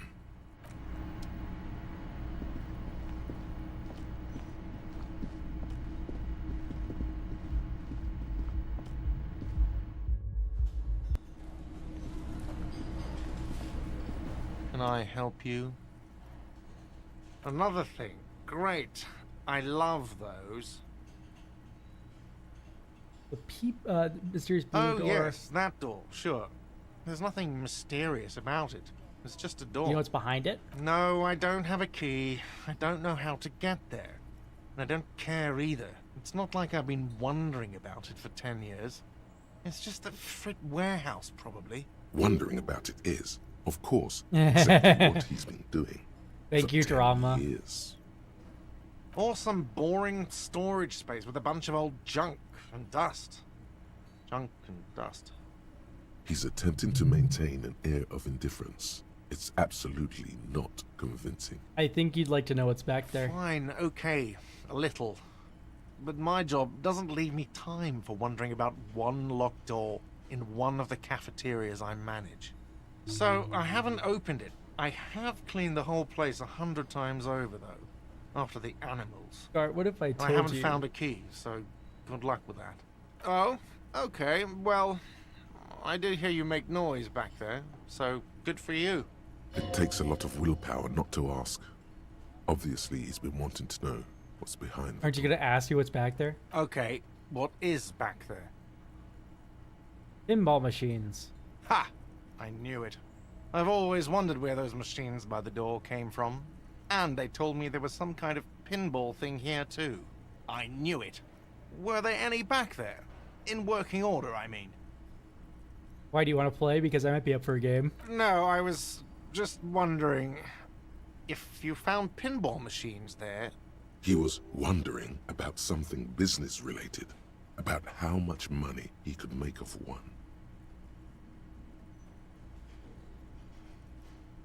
I can feel a capitalist plot coming up. If you're thinking about selling those pinball machines, I want a fat cut. Now I feel a capitalist plot coming up. Capitalist plot.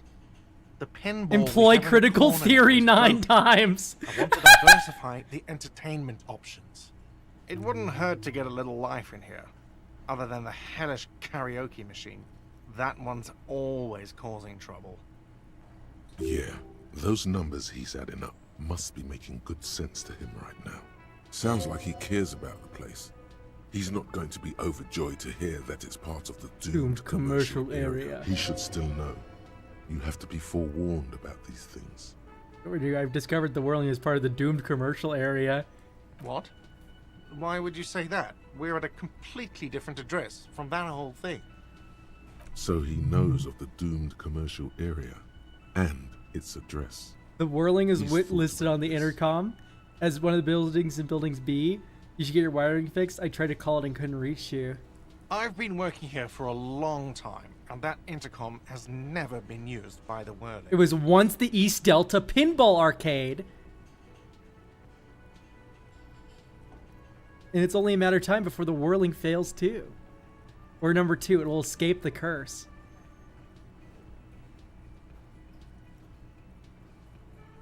Does this look like part of a doomed commercial area? This pre-revolutionary tilework, these high ceilings, the nice rooms, well, most of the rooms. For 14 years, man. That's how long I've worked here. I've kept this place up through hail and through sleet. Fuck me, some doom ghost. He's done a fine job too. Though he's spoken of the place dismissively before, the hostel is actually very important to You him. care about the whirling. Yeah, It's slowly growing on me again. It's beautiful in its own way, especially for this neighborhood.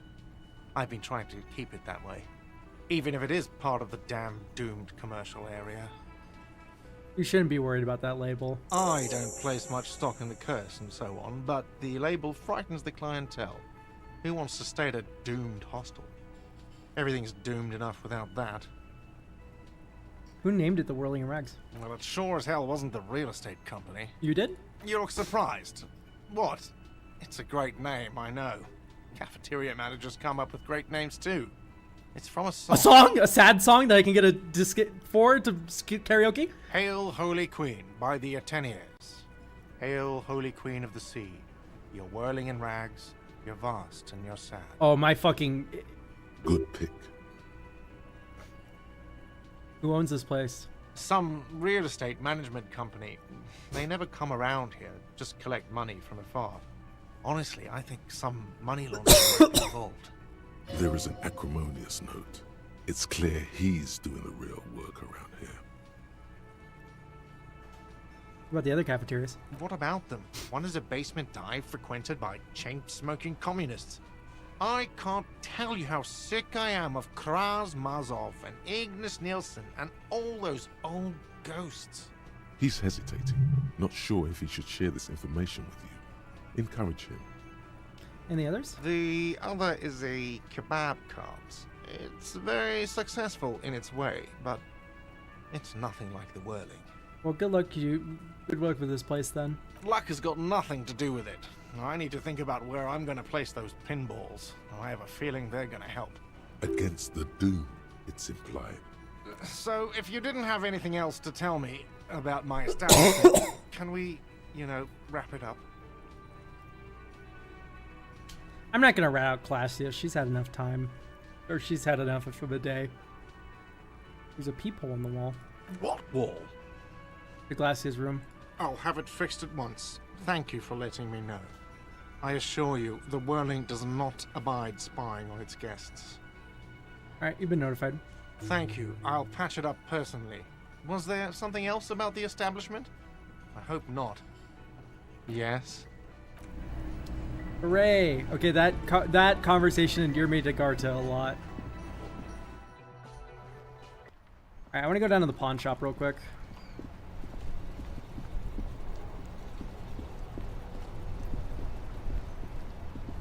I also low-key want to check in on Everett again because we did just do some scheming and shit. Hello again. How can I help you?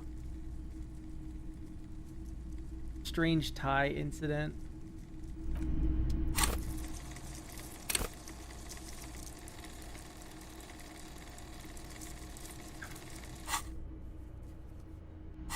I don't know if this is worth it. Hello again. How can I help you? I think this gets us drugs. All the old boomboxes are there, blinking.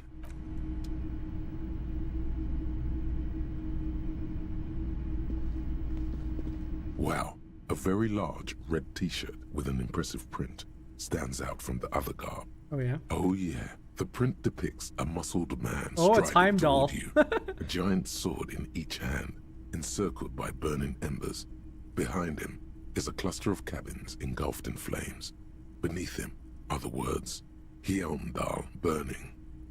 How much does the t-shirt go for? 2 real. That's very cheap for a printed t-shirt that's still in pretty good shape. Couldn't you just give it to me for free then? But why? Perhaps I can repay you in some other way. I deal in goods, not services.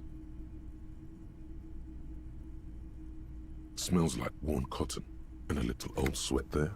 Worn cotton with a side of flea market or trash bin. Sniffing is okay, but please don't try anything on. Can't have you leaving your photon emissions in the fabric of things you're not going to buy. You're not imagining it. Photon emissions? What is he talking about? -2 authority, but more shivers and physical instrument.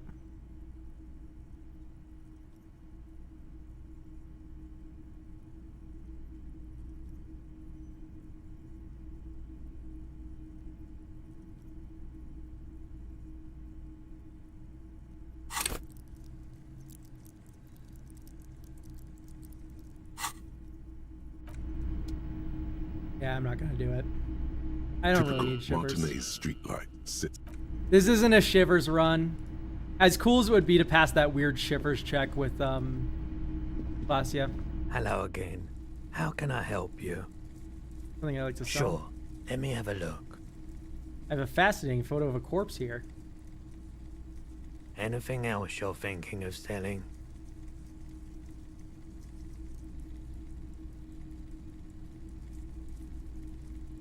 Why would he buy this? I'll sell Kim's handkerchief.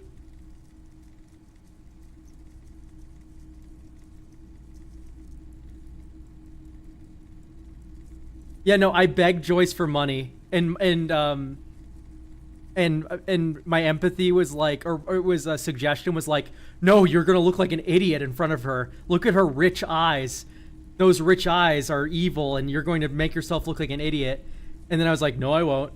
And then he was like, and then suggestion was like, yeah, you're right. Actually, beg for money. You need it.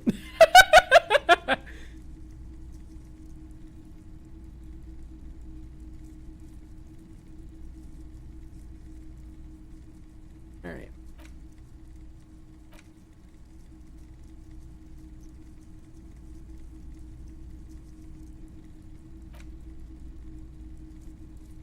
I don't have to pawn anything yet. I'm just not going to.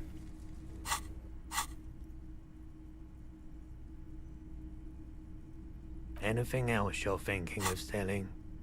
Another time.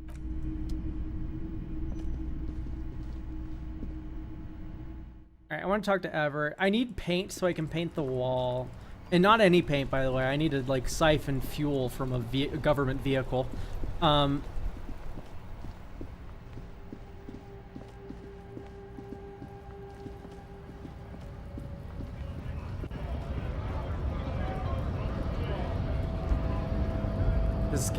Does Gabby here have anything to say?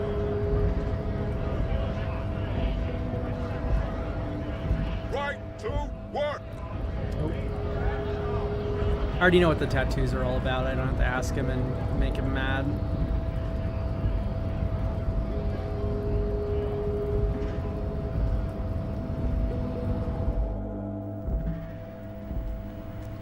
What's this now? Giant aspirin on the pillow.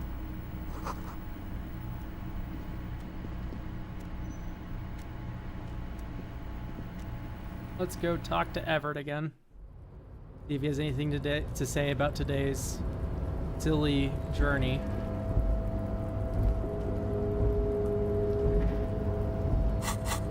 Which tattoos? The tattoos on the corpse.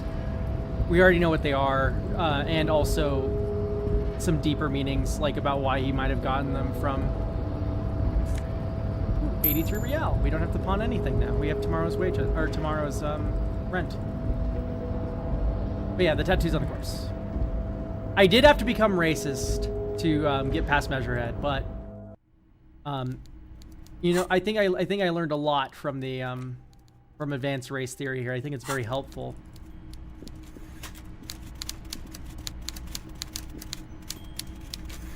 Mr. Dubois, a pleasure as always. You don't have to sit down this time. Of course. Let us dispatch with the formalities. You call me Everett, I call you Harry. That's really my name. My God, so it's true. I didn't want to believe it, but you are a fantastic science fiction amnesiac cop, aren't you? What are the odds of that? It might be a good idea to hide your confusion. I mean, see what his game is first. I'm just testing you. So good to hear that, Harry. Apparently my sources were wrong. However, if you did have a spot of memory trouble, I could help you out. With my big fat folder.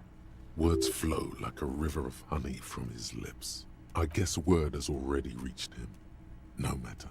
No harm done. It's just a brown folder. You can't make out what's written on it. You must have questions, Harry. Come on now. Don't be shy. Let's hear them. Asking too many questions will make you look weak. You should maybe focus on the folder. Don't just jump to the folder. That's not smart. Shows you're on the edge. Do some probing first. Drama, I love you. I love you so much, Drama. Yeah, I know. It's because of this fucking chair. Yeah. It almost got me. Folder, Everard covers it with his hand and pets it. He's hiding it from you because it's not a real RCM folder. It's just another one of those brown folders you saw in the file cabinet. I would have died if it wasn't for volumetric shit compressor and leveling up endurance. Okay, Harry, you got me. This is from the Census Bureau, not the RCM. Those Census Bureau people are absolutely corrupt. You should do something about them. He got the name from the Census Bureau and everything else from your behavior here in Martinez. But I really got you good there for a moment, didn't I, Harry? Now, what can I do for you? Composure check, though. I know, but your health is based on... Oh, shit. Oh, you're joking with Lord Straub in chat. I get you now. That means he doesn't really know anything about you. A pity. The mystery of you will have to remain a mystery for the time being. So the Census Bureau says my name is Harry Dubois. Yes, Dubois. That's what I said. Try to keep up, okay? Let's move on. They asked me how I got in. Honestly, I didn't want to bring it up, Harry. I heard you have become Measurehead's great pupil.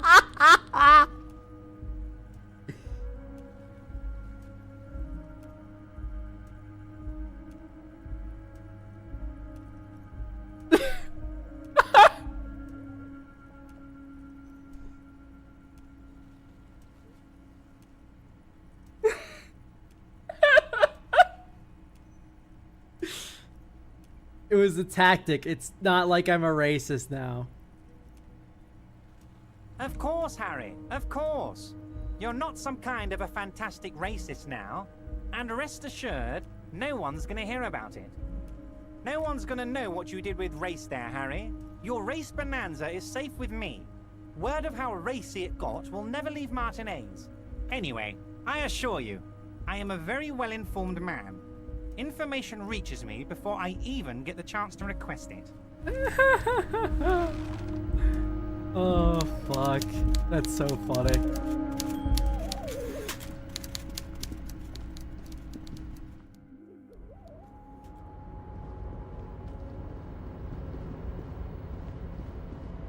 I've watched more than one person talk to Measurehead and completely missed the satire and they unironically agreed with them.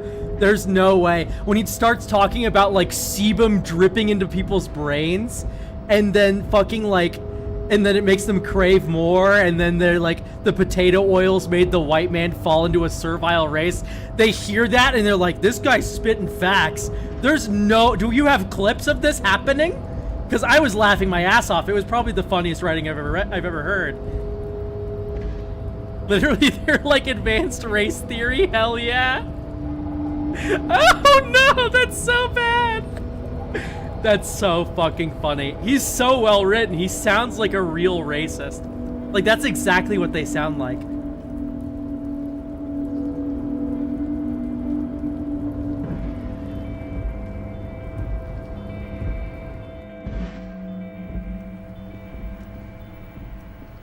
The already familiar cold touch of plastic welcomes you as you pick up the handset.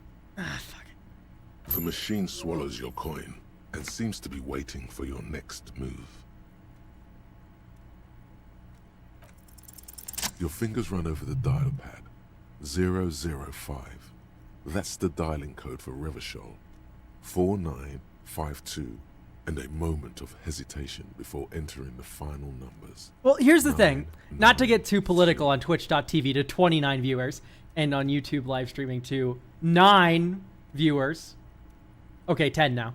Not to get too political or nothing.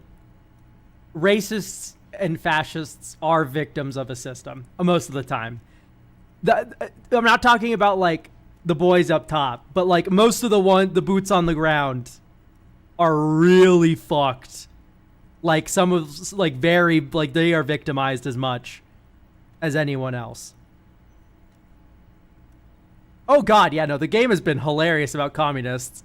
Like, for sure, it feels like a lot of love went into thinking in this game. I love thinking. That's one of my favorite things to do, 100%. But, you know, you gotta have sympathy for everyone, because everyone thinks they're the good guy. That's the main thing, is everyone thinks they are the good guy in their own life story. It's just, you know, some people think they're the good guy because they're making the race more pure. And, you know... Oh, for sure. Moralism is such a strange concept where it's just like everyone's moral compass is very different. Calling. Still calling. Then. Video Revachol, 24-hour video rental. We rent 8 and 10mm film for home use. This is Lamy. How may I help you? The voice of a youngster on the other end sounds as enthusiastic as that of a man walking towards the gallows. I'm happy the centrists get the fucking hardest lash. They need to stop. Video Revachol is a 24-hour video rental. We rent 8 and 10mm film for home use. This is Lamy. Do you know me? No. Why'd I call you? Maybe you called to extend your rental period? Do you need to extend your rental period? My name is Harry Dubois. Do you have anything on my name? Let me fire up the machine. Dubois.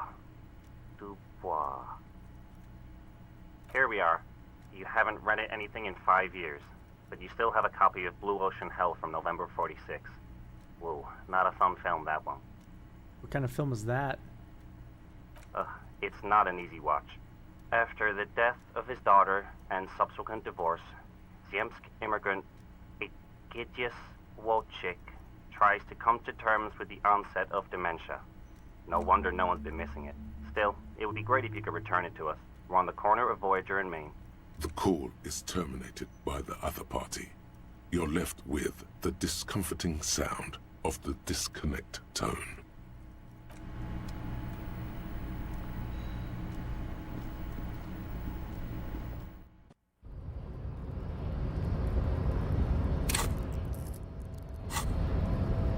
I need to go talk to my race master and receive more wisdom really quick, guys.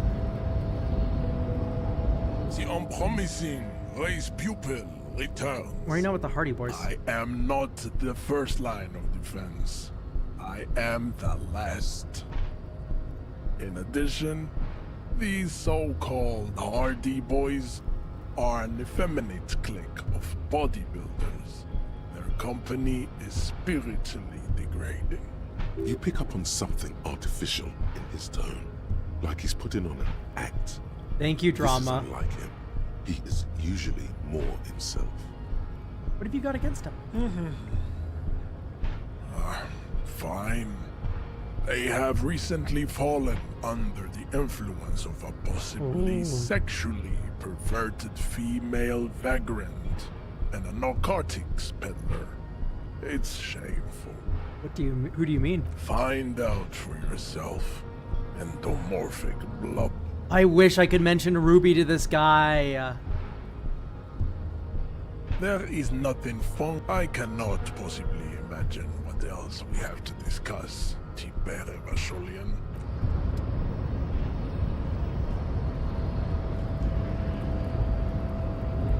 Do you mean Ruby?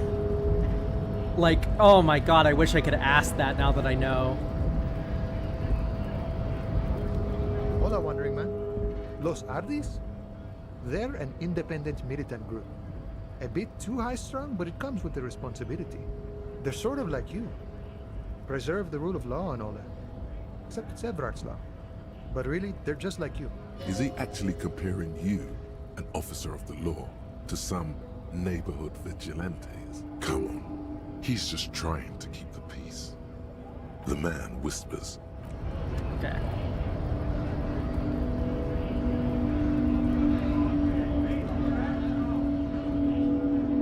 Gonna have some more dialogue with the funny woman over here. Mr. Scoos Magoos, thank you for following. The woman is still hunched over the radio. Huh? What is it? What do you want? I don't understand this whole boyadero thing. Of course not. To truly understand the boyadero, you need to listen to on the Western Plain.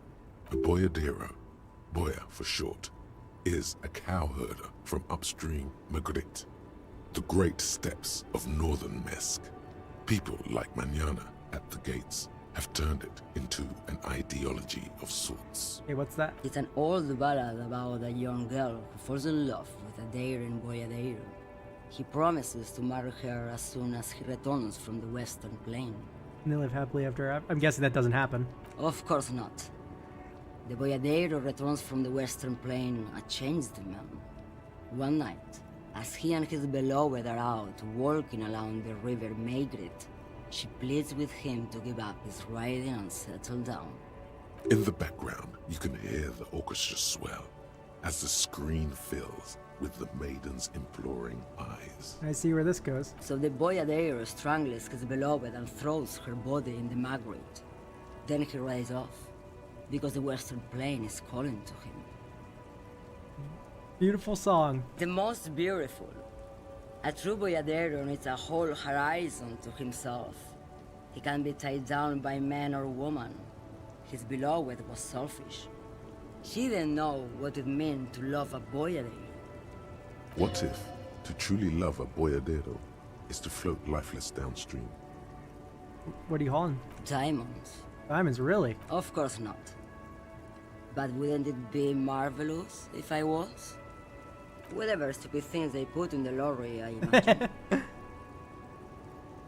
You don't know what you're hauling in your own lorry? I quit concerning myself with that a long time ago. Besides, I don't drive the lorry for the cargo, if you know what I mean. Does that make sense, minding your own business? Of course it does. What did you expect? Thank you, Pale Driver. Always nice to talk to you.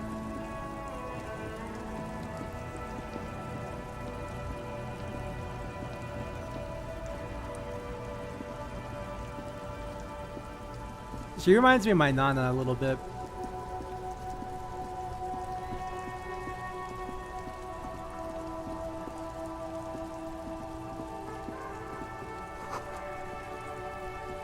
The worms do disco. That's funny.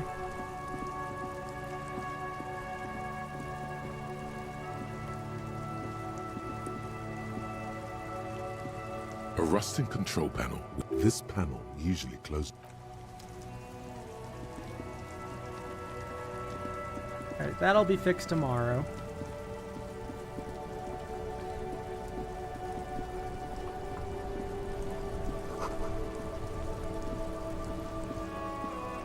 Already talked to Renee. I like playing in the dark. Sharpens your nocturnal instincts. Feels like being on recon again. All you observe is a veteran refusing to let go of the past and his old uniform. This is not uncommon. This is the uniform of the Royal Carabineers in service of Fissel I, Guillaume le Lion, and the valiant King Philip V before him. Don't you mean Fristel the Fan? You do not speak his name, Craven, although he was a clown. But he was our clown, ours to ridicule and to mourn. There's something you missed. You will get to it. Don't worry.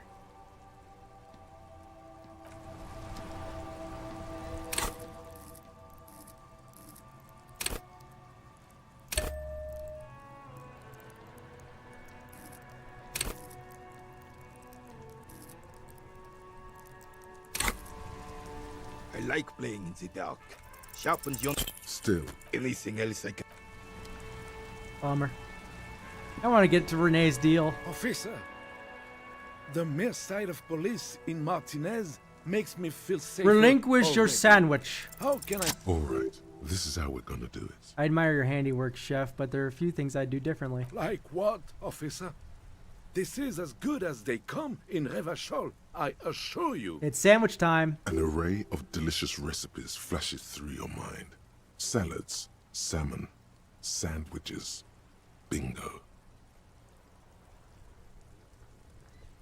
Slice of Olduvian cheese crosswise from the ham. It would minimize the component loss via crumbling. Mon Dieu, that is an excellent idea.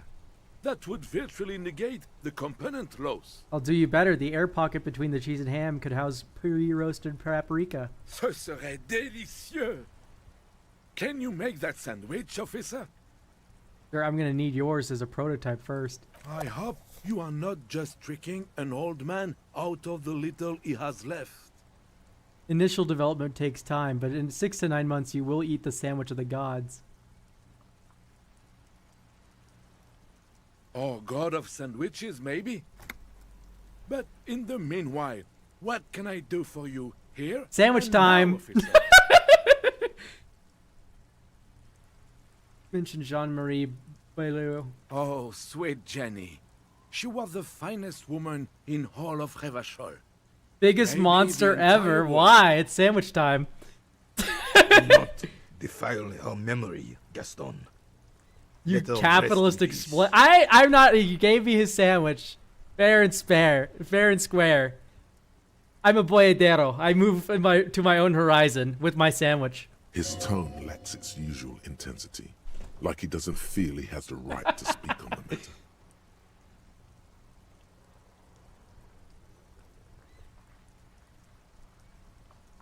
So you both know her. We knew her, all right. Lived on the same street He our gave you a entire sandwich like lives, people just vote 2 to lose houses their above. healthcare. The 3 of us have been best friends since we were 4. She was René's first girl back when the prick was 16. Aww. They were courting till he decided he'd rather die for some great ideal than just be happy. And then you stole her from me. Ooh, do not intervene. Well, technically, you stole her from me because we'd been pretty close. I ever deserve since this you sandwich. two As an had that officer of the falling law, out I commandeered over the it. ink you spilled over her pretty yellow dress. We were just boys then. This was different. No point starting this all over again. For the 1000th and the first time. Especially when we have company. What happened to her? She died of pneumonia 2 winters ago. Aww. It was a quiet passage, peaceful. René and I were both by her bedside when she died. No use sugarcoating it. Won't bring her back. Will it now? departed. Or you think Until she was the very indecisive? end she couldn't decide between us. She could never make up her mind about anything. What to have for breakfast, favorite color, or which one of us to marry. She was always leaving one of us for the other, but never long enough to actually get married. Women, right? Nothing wrong with weighing your options first. Heck, technically, we're both still engaged to her. You always confused her. Couldn't let us be happy. Seduced her with your fancy words and pastries. He suddenly remembers you are still there. Falls silent and turns away. For sure. Of course, officer. Memories are all we have left. Dialogue with Renee. I like playing in the dark. Sharpens your nocturnal instincts. Feels like being on recon again. Yersenyan Mentalotti. There's nothing for you to understand here. It is not her death you are investigating. Where was the photo of you two taken? Revachol Fair of 91 in the Faubourg district. A parade was held to honor Guillaume Le Lion's name day, and the Carabineers marched in the place of honor. You looked happy in the picture, smiling. This was the happiest day of my life.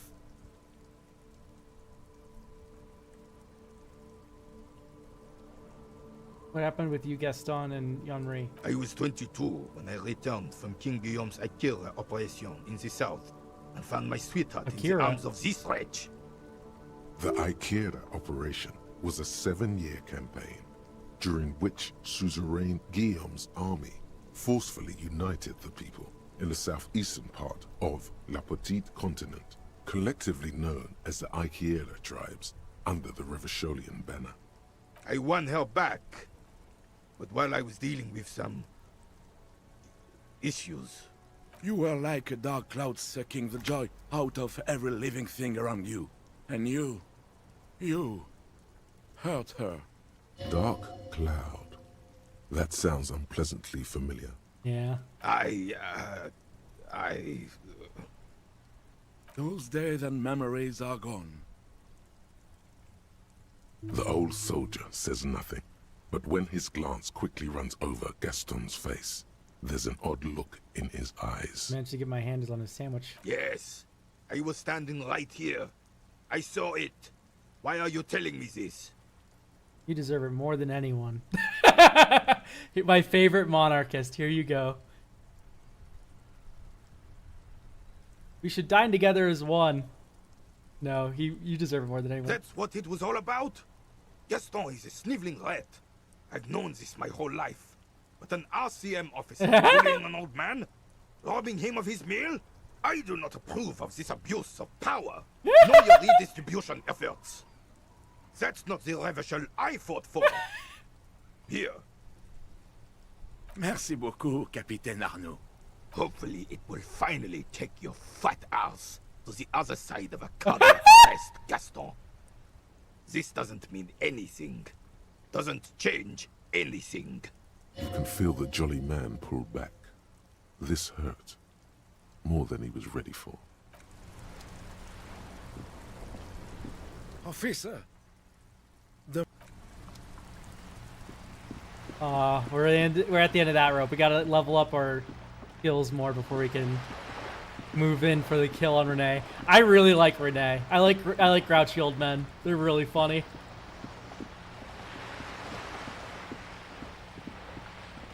I wonder if she has red dyed stuff.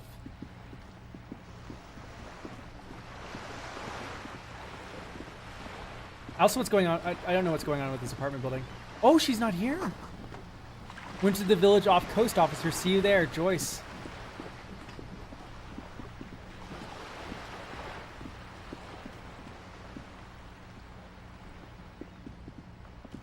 Is there a character in this game that you wouldn't describe as really cool? Because I think all of them are. I could have shared the sandwich with Kim. Motherfucker, I'm mad now.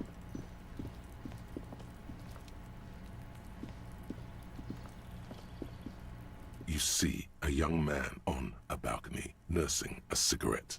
His eyes have been following you for a while. Not looking for any trouble, officer. It's the voice of someone who has something to hide, my liege.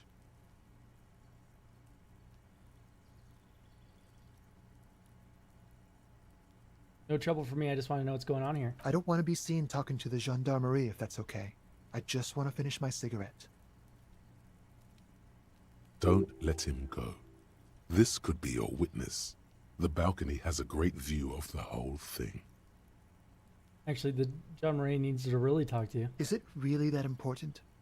Like a nervous cat, he keeps stealing looks at the neighboring windows. Hi, Half-Light. Nice to see you. All right, but make it quick.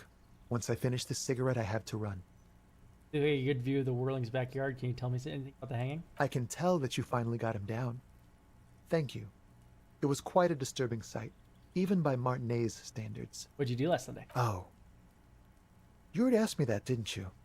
Wait, is someone else investigating the lynching? I'm pretty sure I didn't. No, not you. Some more muscular type. When was that? Last week? I don't know. Look. It'll take more than rain to bring this place back to life. He's deflecting.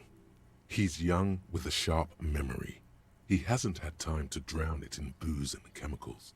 Still haven't answered my question. What were you doing last Sunday? I had a friend over.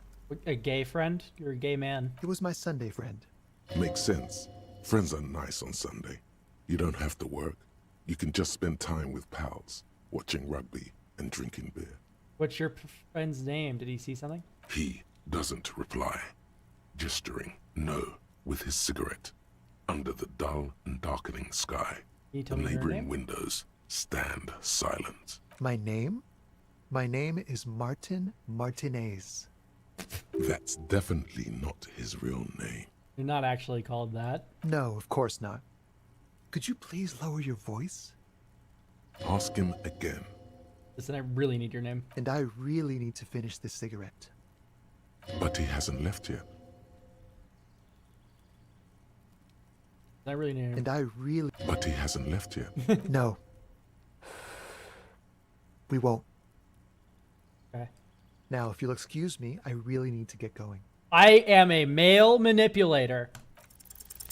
This isn't the place or time for questions. Who knows who might be watching from the distance, hidden behind the curtains. I'm just trying to make things okay again. Can we meet somewhere else? For a moment, the man on the balcony seems almost vulnerable. Something moves in the depths of his feline eyes. Compassion and a hint of understanding. I am sorry, but I really don't have the information you're looking for. But, hold on. What's that? For a split second, his hand lingers, as though gesturing towards a stone placed right next to the front door. It's a sign. Good luck with the investigation.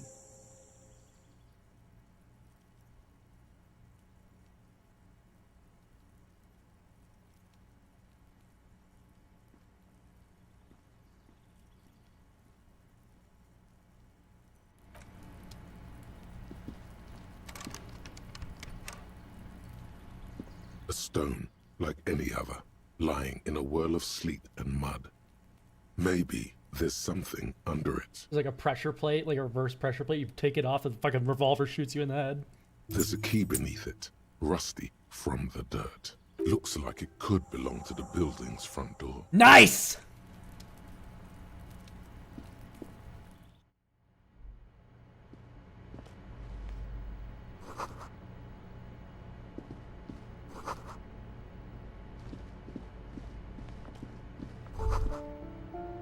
That isn't just a five-pointed star. It's an inverted white pentagram cradled in a wreath of antlers, the iconography of communism.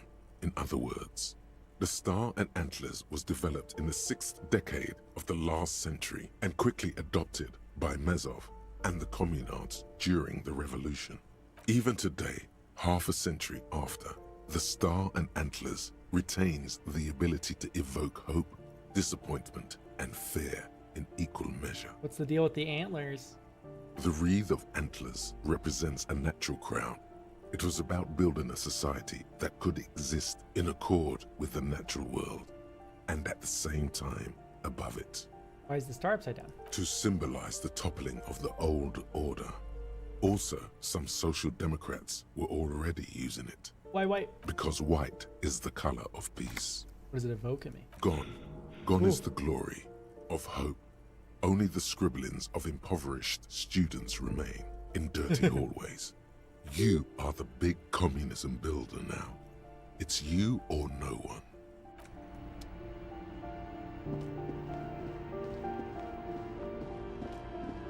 I am a communism builder.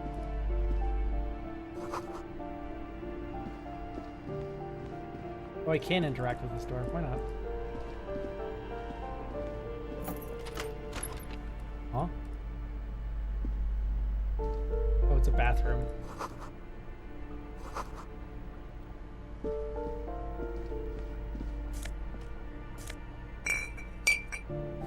Amador Red.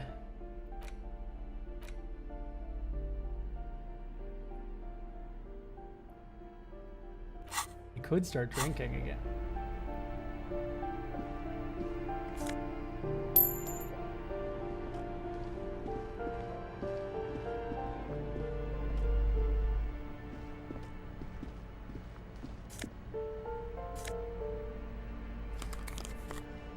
Flip up glasses, the auditor. Ooh, shoes.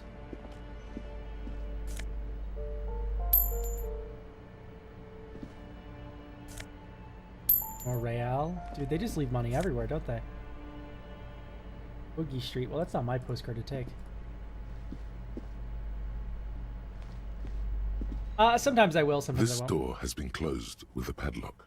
A chalk-drawn number on the board says, number 11. It's a solid lump of metal, but the shackle is deeply corroded. A solid pair of chain cutters would make short work of it. Yes, get those cutters in there and snip away. This weak chain is no match for your might. Knock. No reply. The shackle snaps like a twig, and the lock falls to the floor with a little thud. It should be possible to enter now.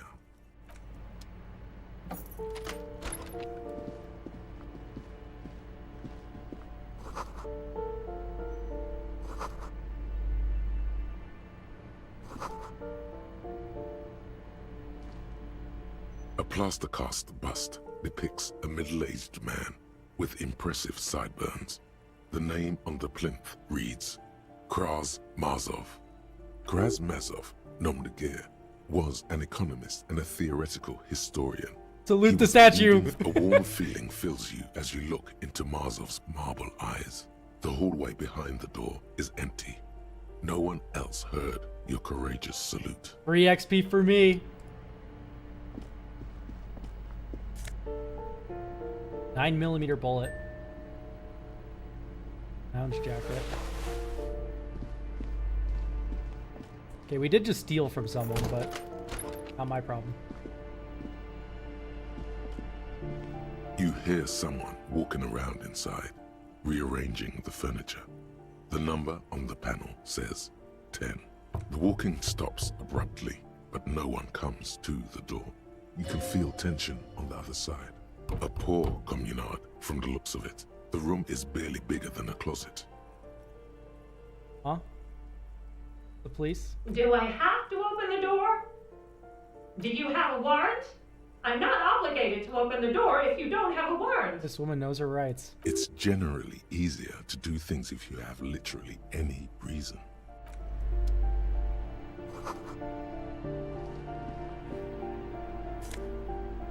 Damn it, I hate when women know their rights.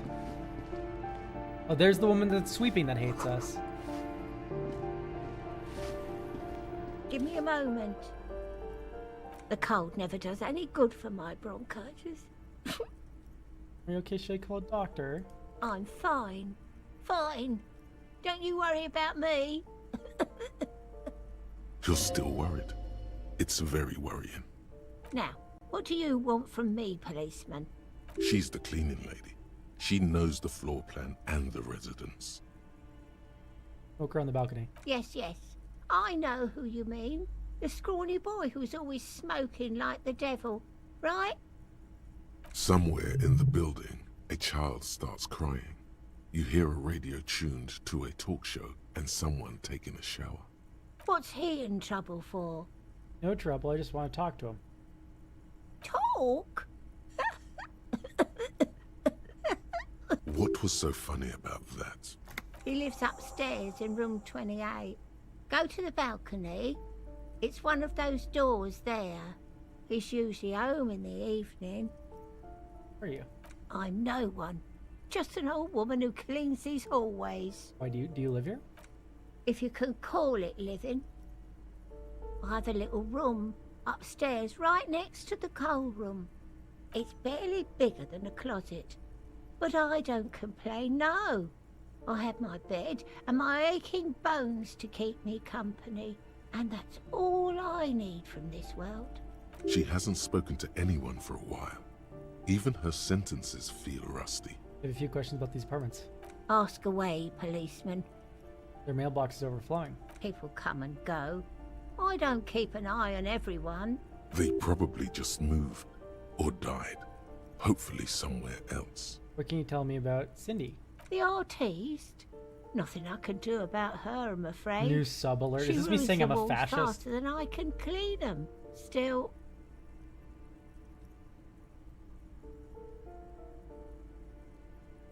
That's a really good one. Damn it, I hate when women know their rights. She leaves an old lady to her business. More than I can say for others. Who lives behind the padlock door? Oh, that one is a scientist. A future scholar. I think he studies astrology at the community college. Education's good. I always tell them to study. I love Base Cosmo. Something to do with all those stars around his door. Aww. He asked me to leave his drawings up on the wall. Are you sure you don't mean astronomy? That's what I said. Astrology. Lives in apartment number 10. No one lives there. It's been empty for months. But I talked to someone through the door. Impossible. I would know if someone had moved in there. Maybe it's those countercultural people again. I'll take it on. Breaking into a house like it's a public space. You're a policeman. Be good and take a look, will you? I wonder if we have a missing woman. Great. Young. She mumbles. You hear someone walking around This apartment's inside, supposed to be empty. rearranging the furniture. Excuse me? Of course not. There's no sweet talking your way in there. Be official. You have plenty of reason to enter. I don't need to warn if I suspect there's a break-in. Oh, come on. Well, that was easy.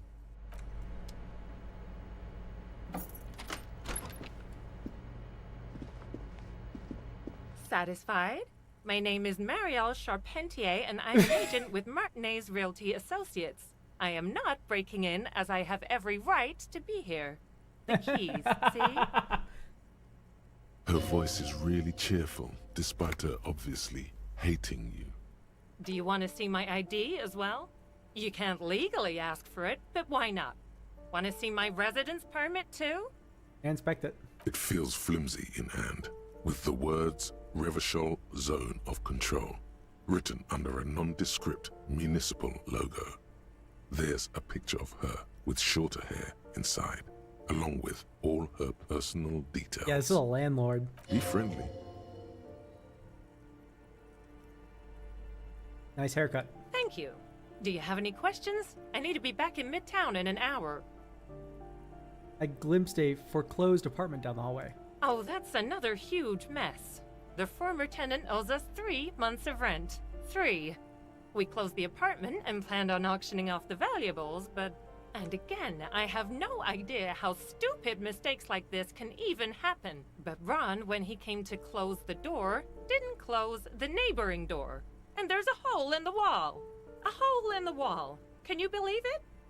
And then the tenant ran off with his stuff. He's gone. The money's gone. Just like that. The sum must have been puny. Oh, it irks her. The incompetence. My money has also disappeared, I think. It couldn't have been that much money. These apartments look pretty shabby. Wait, what happened to the wall? Don't ask me what happened with the wall. I have no idea how we're going to find the time or resources to fix it. Both apartments are now unrentable. Both. What are you doing here? I need to get it ready for the next lease, but as you can see, the previous tenant completely trashed the place. Reprehensible. Who lived here? It was some kind of a moribund old man who used to be You have a to talk to business real owner. estate language. You'd think they'd make rent. A sudden serious look crosses her face. This story didn't have a happy ending. But that was months ago. Anyway, was there anything you wanted, or is that it? I'm in a hurry. That's all, thank you. Of course. He's been waiting for you to leave. Blister of medicine packs? Am I just allowed to steal?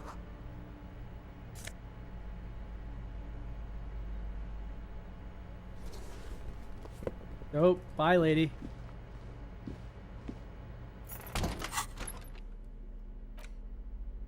+1 to indirect modes of taxation?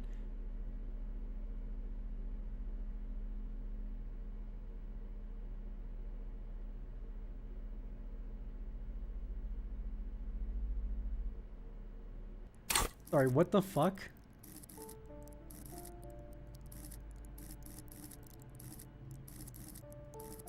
I'm not seeing any modes of taxation here. They are the shoes of a capitalist. I want to go meet Cindy while I'm also on the balcony. Oh, it's a thought. Ah, front door. Okay. Well, I'm happy we finally got in here. We're closed. Not a whole lot going on in here. And the wall in the wall.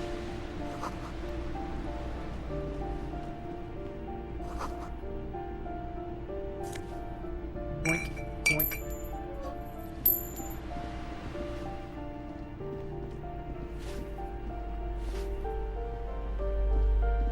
Nice. Ooh.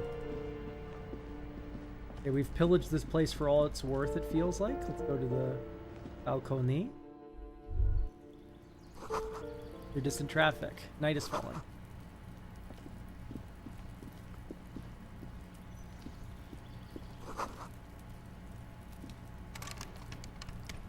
Ooh.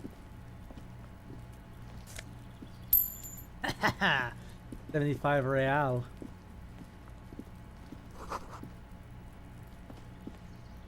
This door is made of metal and appears Okay, to here's be the smoker's apartment. reinforced. Someone here really values their security. Number 28. This is where the cleaning lady said the smoker on the balcony lives. No one answers. Looks like he isn't home. You should come back tomorrow evening. Oh, soon. After 2100.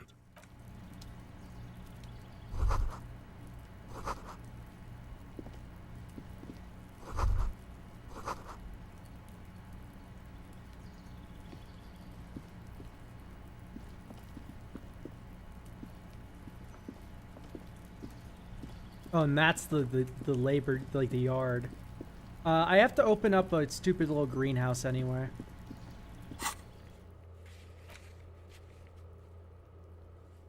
Smoker on the balcony, visit.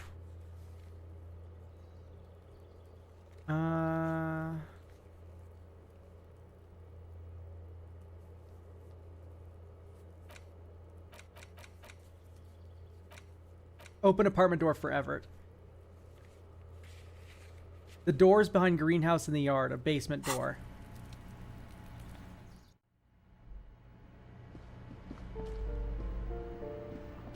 I know a lot about the tattoos. The whole story, I'm not entirely sure what that even means. I'm not sure what you're implying, sadly, so... This must be it. The basement door is weather-worn. The copper nails holding the upholstery in place have turned green from sea air, and there's a knocker shaped like a lion's head. Carefully knock. You knock silently. The upholstery muffles the sound. No response comes from the apartment. Ear to the door. The leather upholstery is worn and rough against your jaw. You don't hear any movement. In fact, it's oddly silent in the yard around you. No birds chirp. You try to be as silent as you can. It takes a bit of rattling of the handle to loosen the bolt. Finally, the door unlocks with a small clack. Thoughts race through your head. Well, buddy, you opened it. No need to go inside. It would be rude. Only curiosity could account for stepping over that threshold. Maybe there's treasure in there. A white alligator. A fountain of quicksilver. There might be important information in the apartment. I mean, there might. I'm going in.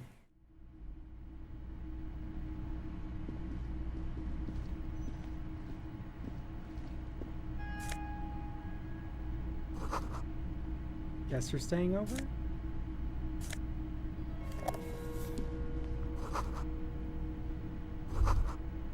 This is the flag of Revachol, the suzerainty. Sun. This isn't just one sun, but there are little suns dancing around the big sun.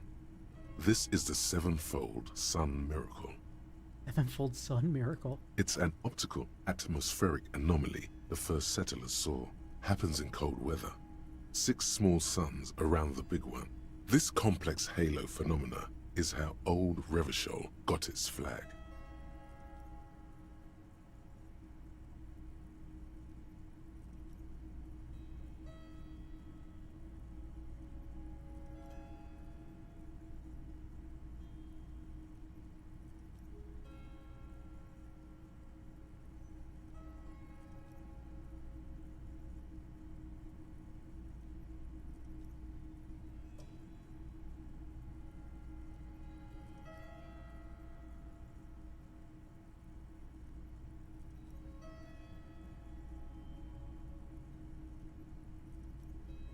Sorry, I'm getting DMs by some of my artists.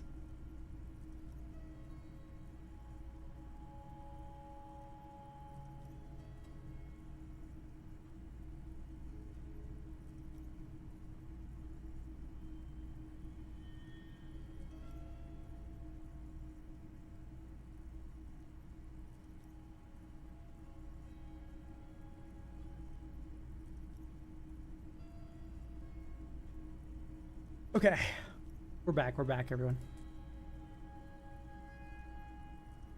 It is but one of the many strange optic atmospheric phenomenon of this wondrous archipelago. You're sure you once saw sundogs in your youth. Don't bow to the and flag. new flares. The flag doesn't seem to mind. It's just a colorful fabric with a sun sewn onto it. Like all feudal flags, it looks like a children's drawing.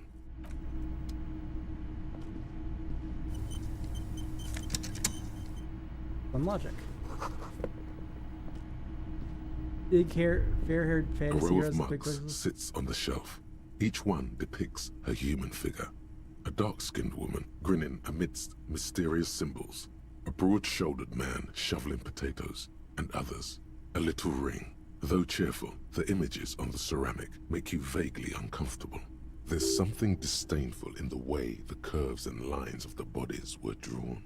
The images betray a lack of interest in human beings. They are Ooh, they are unflattering racist caricatures. The owner of these mugs doesn't like people of other ethnicities very much. Whoa, thanks. Good to know. I have no opinion on this. Typical asshole. This person is unhappy.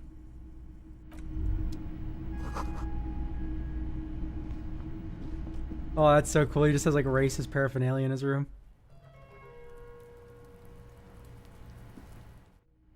Oh, can I not lock it again?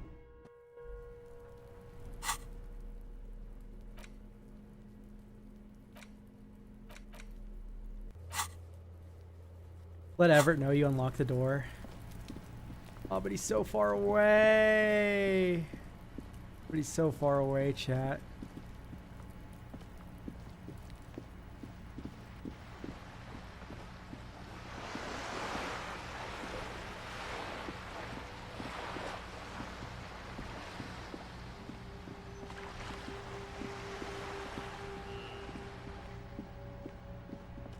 Run! Run, white boy!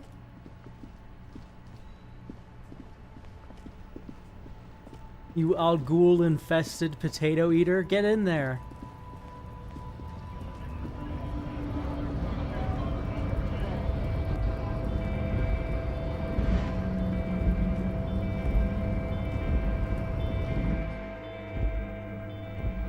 We have to run all the way back and then talk to him in the night, and then we can sleep, and then we get Kim back. I'll probably be ending it after the day is done, sadly. I think this game is best enjoyed in 1 day increments. We're averaging about an hour, maybe 6 hours a day.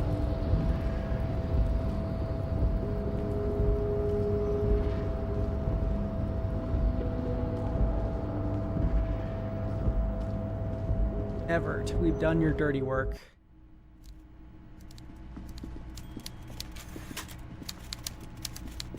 Mr. Dubois, a pleasure as always. You don't have to sit down this time, since you've already sat on that chair. I'm very glad to hear that, Harry. One question. You didn't actually happen to stumble in and see what's inside the apartment, did you? He's trying to figure out if you're lying. There is no way to sway this man in any direction. He is unsuggestible and unswayable. Just tell the truth.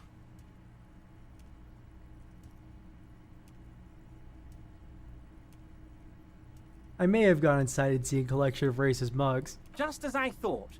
Culturally antiquated mug collection. What a weasel. Pissing on Everart's Rainbow Coalition. He was testing you, and you succeeded. Now let's get down to brass tacks. It's time for men like me and you to figure out who's killed who and why. Real police work is gonna start happening now. I promise you, Harry, this is gonna be good.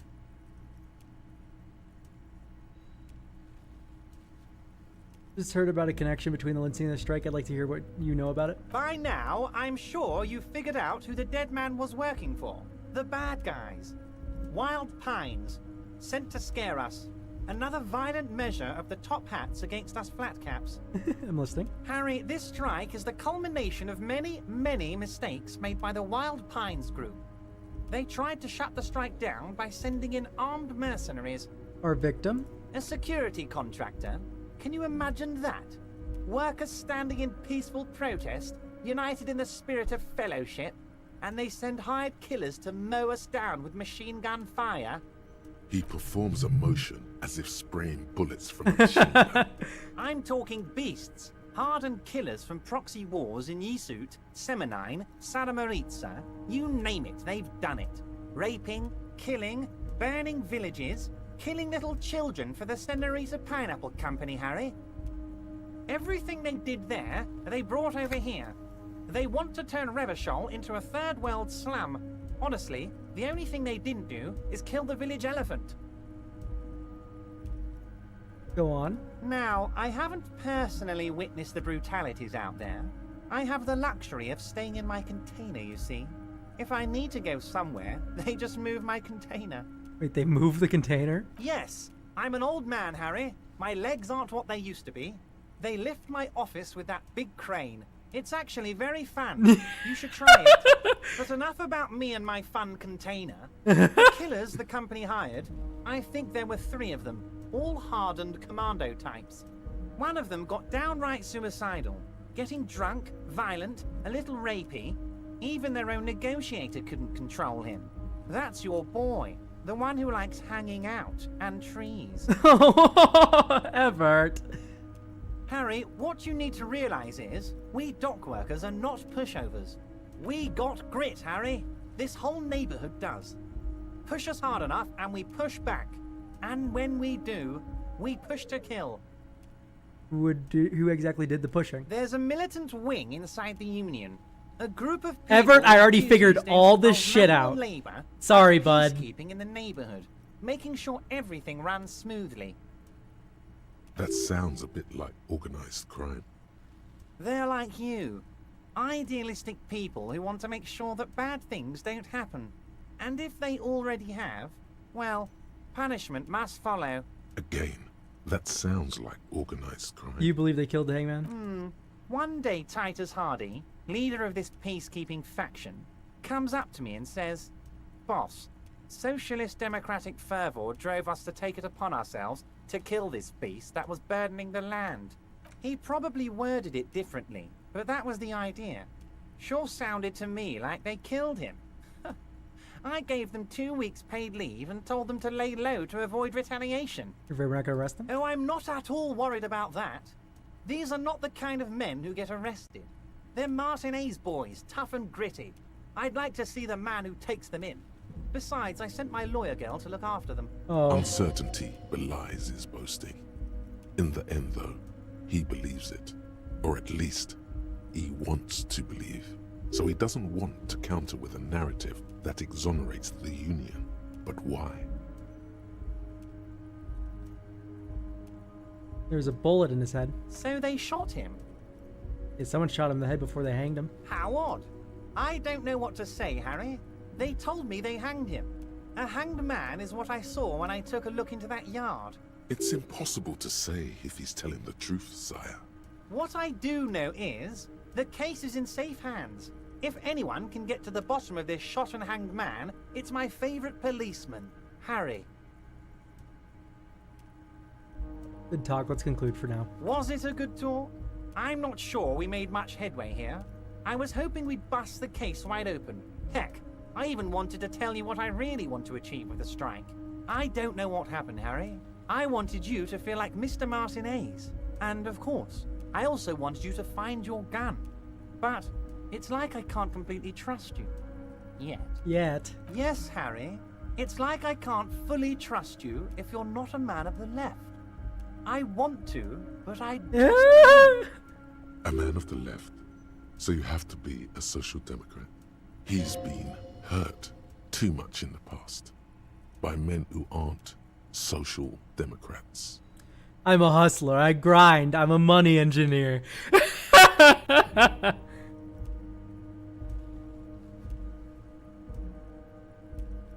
Centrist. You're supposed to be more left than you are. You're saying it, but I don't believe you.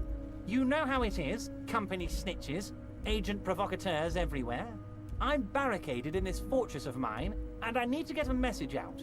Will you help me? What would this entail? Once again, I require nothing unethical or illegal of you. You just need to get 2 little signatures on this piece of paper, and then mail it to my accountant in La Delta. What are the signatures for? I'm glad you asked, Harry. The Union is going to build a modern youth center in Martinez. It will be righteous. We're gonna get those teenagers off drugs and on roller skates. There's a nameless little street on the coast with some old houses around it. Most people have already signed. I just need 2 more signatures to get this mission off the ground, Harry. What will happen to the current occupants? They are just gonna have to deal with the construction noise for 6 months, and then they'll be living like kings.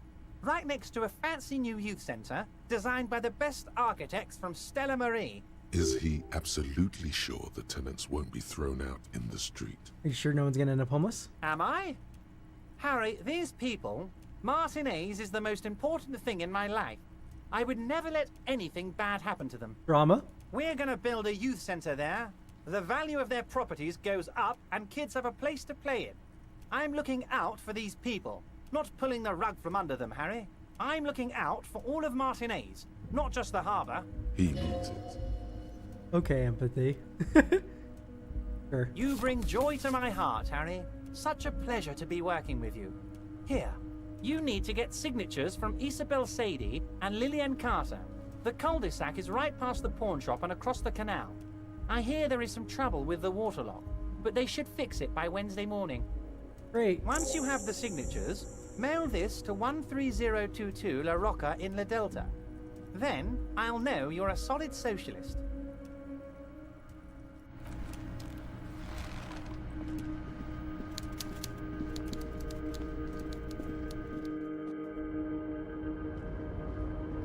Well, actually, you know the water lock's gonna open because there's actually a sign there that says the water lock will be fixed on Wednesday. It's literally like right next to the lock.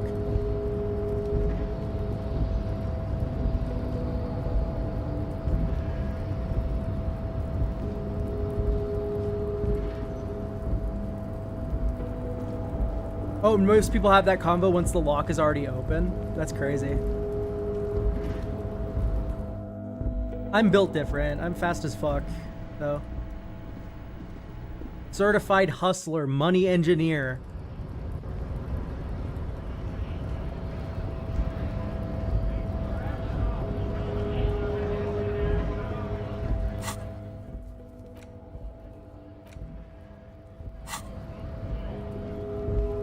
Okay, let's wait on the bench for like 10 minutes, I'd say.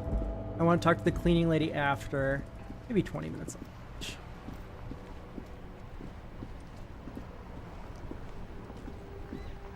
You sit on the wind-worn wooden planks of the bench. The twiddling barely keeps...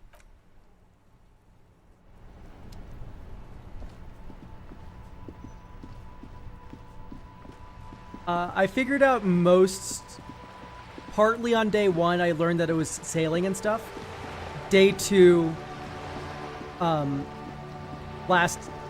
during this stream is when I figured out the rest of it. I was talking with, the lady on her roof, I forgot her name. She starts with a K. I'm in, Klasia. Give me a moment. He was just a real estate agent. I see. I hope some good people are finally going to move in.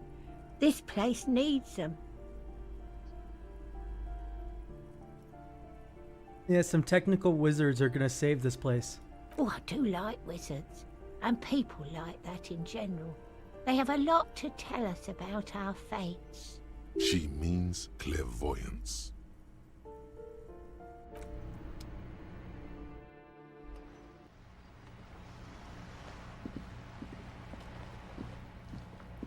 Hello again, officer. Okay, I just need to kill like 10 minutes. Trying to sneak up on me again? Trying to snuff me out? Get away, pig! Of course, naturally.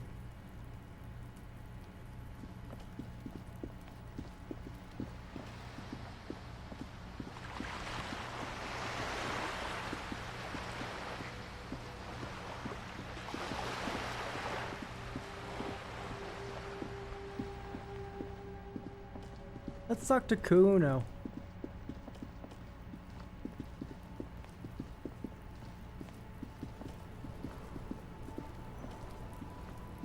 Fuck, does Kuno care?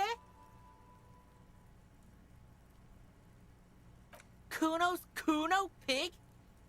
It's always Kuno, never I. Clearly the kid's using the third-person perspective as a shield. It's some sort of gang name? Yeah, Kuno's in a fucking gang. In a bang gang. Kuno bangs for Magie, bangs for Mazda, bangs for Revachol. He lays the names out there with pride and precision, like cards on a table. Right when he's getting distracted, there's a malevolent hiss behind the fence. Watch out, Kuno! He's trying to fiddle you! He's gonna put his hands on you! Help! Pig's got Kuno! Help! Rape! Help! He's got the Kuno, help! Just answer the questions. Help! He's digging his dick out! Escalate, Kuno! His dick is out! You're afraid! Pig's in here, Kuno! Somebody, please! How did we get here? How did this happen? This makes no sense. There may still be a way out. Just appeal to his reason. Don't punch him, that's a bad idea. You high right now? Help! Misters, help! He's having the time of his life. Total ecstasy. Fuck the pig. He's flashing Kuno! He's showing his genitals! If you don't help Kuno now, it'll be too late! Yeah, don't punch him. Look. For emphasis, a ghost is saying this. A shit-eating psychopathic ghost with an I'm ace too up weak, I his can't sleeve. punch the kid. I know you wanted to hit me. You got that I'm gonna fuck that Kuno up look that Kuno's dad gets. The murder look. The rage look. Relax. He can't read your mind. He doesn't know you were thinking that. There's a dead body, remember? That's what you were doing here. You're a cop on a case. Can you read my mind, Kuno? I can. Kuno can smell that violent shit. I know what you were thinking. I'm gonna fuck that Kuno up. I'm gonna shut his shit down. You know what? You should have hit the Kuno, because now you're nothing. You're a joke to Kuno. Kuno laughs at you. King Kuno! The whole charade was about establishing dominance over you. You backing up means he's succeeded. Kuno turned you into his prison, bitch! You're gonna be in this shit with Kuno! Bitch, you're gonna be in this shit with Kuno forever! A peepo is a type of hat, by the way. Nice people. You don't talk to me about my fucking people! You don't know where I come from! You just Kuno's bottom bitch! Whatever. Okay. Kuno is kind to his bitch. Ask your questions, but remember, this changes shit.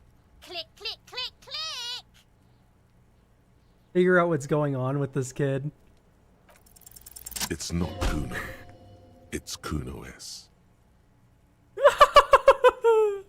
Oh, it's just so good being a streamer, you know? Act out and try and separate them. Interesting how. Kuno S is by far the worst of the two.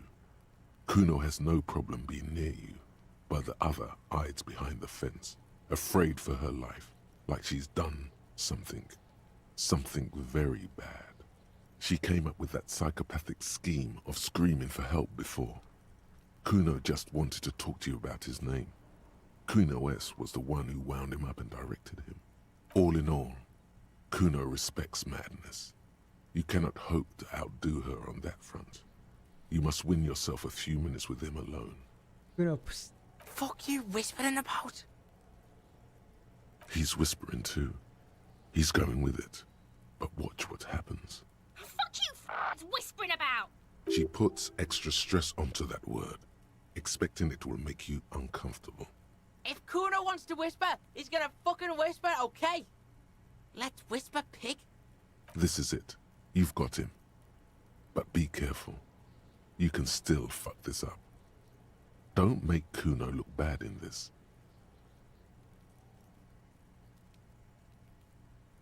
he's fucked up.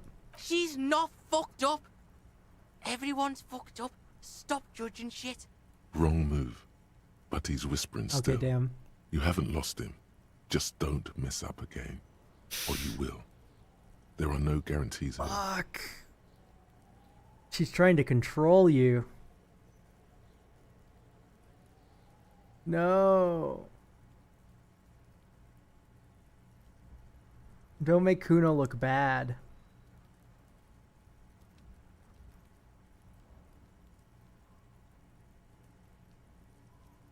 You can still put this up. Don't make Kuno look bad.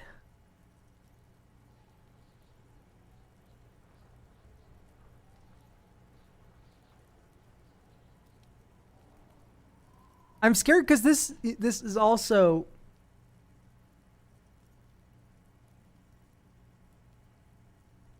Crazy? You don't know the half of it. She's not crazy. She's insane. Dangerous. She's smoked a man. She's done people in. Probably even pigs. Stop talking to him! Kuno, I'm fucking warning you!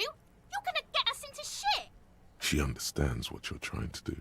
Yo, see? Did Kuno not tell ya? Kuno told ya. Kuno talks to whoever he wants.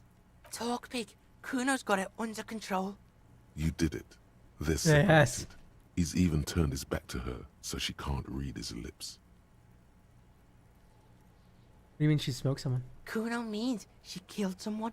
That's right. She's a killer. Like, actually a killer. His little green eyes are fixed on yours. He's meant everything he said before, but right now, he not only means it, he is sincere. Isn't he too small to overpower someone? Are you getting this? You think I'm fucking telling you a joke here? How hard do you think it is to kill a fat ass? Sweet talk him, then knife him. She's probably killed a pig too. I mean, I'm pretty sure she has. How many cops has she killed then? Forget Kuno said that.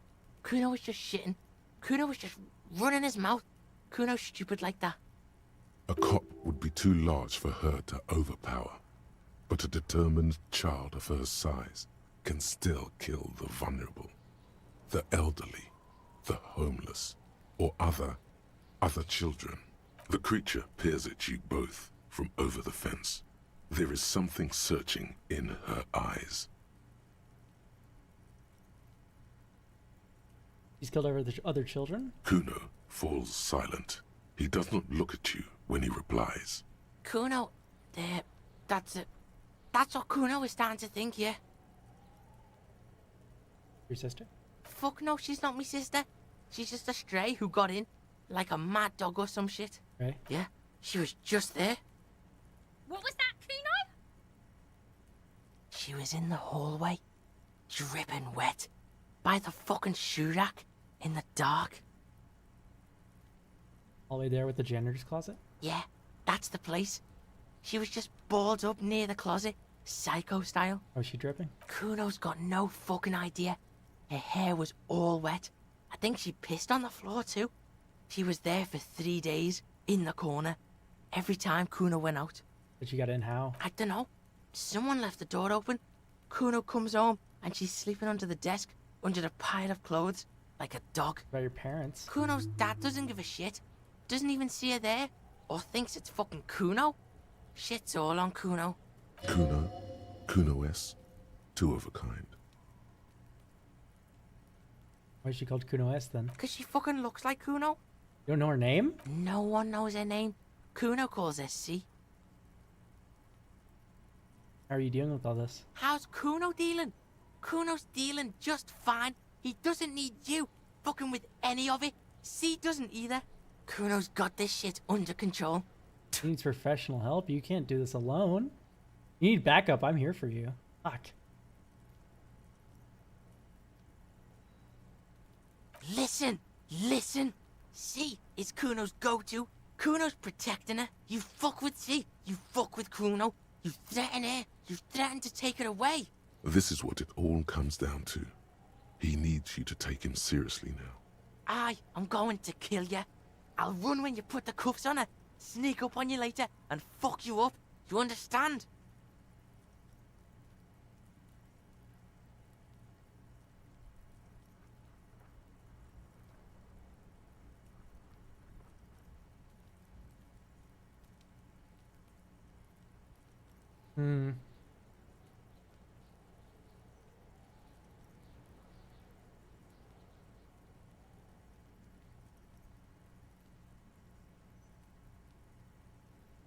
Alright, now we can do business. Yeah?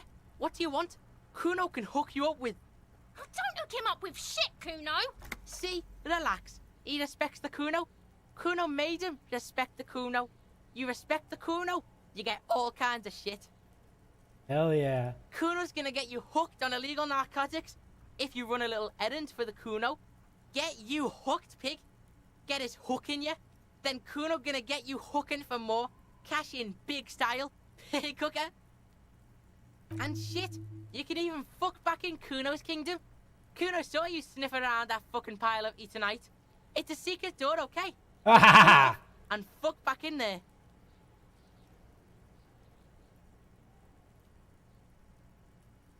Kuno doesn't fucking care. Nice. The pile of Eternite looks stranger now that Kuno Kuno told you about it because, unless Kuno lied, you should just be able to pull the panels aside. There it is. You see a shabby little door.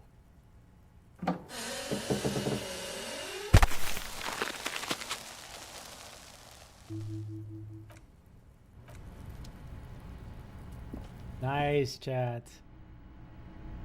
So, Elk, how was your taste of Disco Elysium's combat system? You mean talking? I'm very familiar with it. I trust. I already sat on the chair. I know all about the combat. My beating heart. It's amphetamine, sweet amphetamine. Don't lick it. Yes, there isn't enough anyway. You'd only be fooling yourself.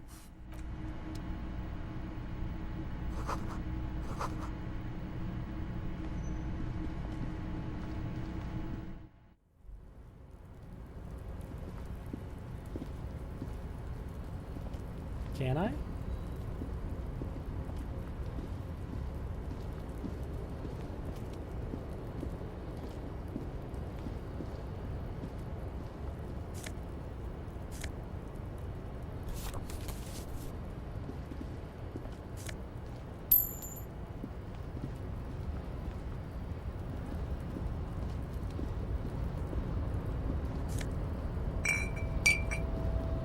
Dear God.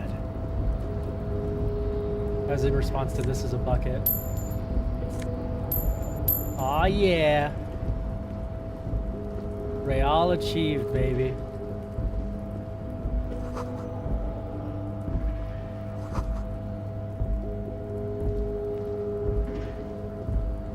No. Oh, man. I think that short was originally like supposed to be a pitch for an actual longer TF2 show. But like no network wanted it or something, or like Valve just didn't want to cough off the budget for it for Adult Swim or whoever they wanted to host it with.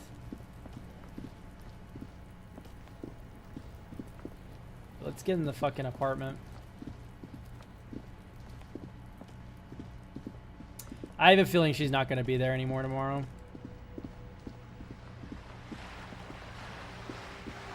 But I'm happy we didn't arrest her because we needed Kim to cart off the body anyway. Plus, we need to find Ruby.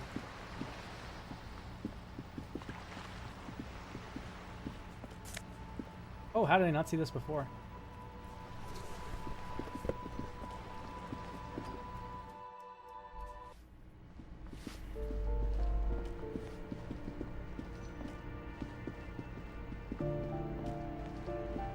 Balcony. Go up to the room here. Someone's watching from. This door is no one answers. Looks like he isn't home. You should come back tomorrow evening. I'm a fool. All right, I guess that's it for this day then. I don't think I have nothing to do.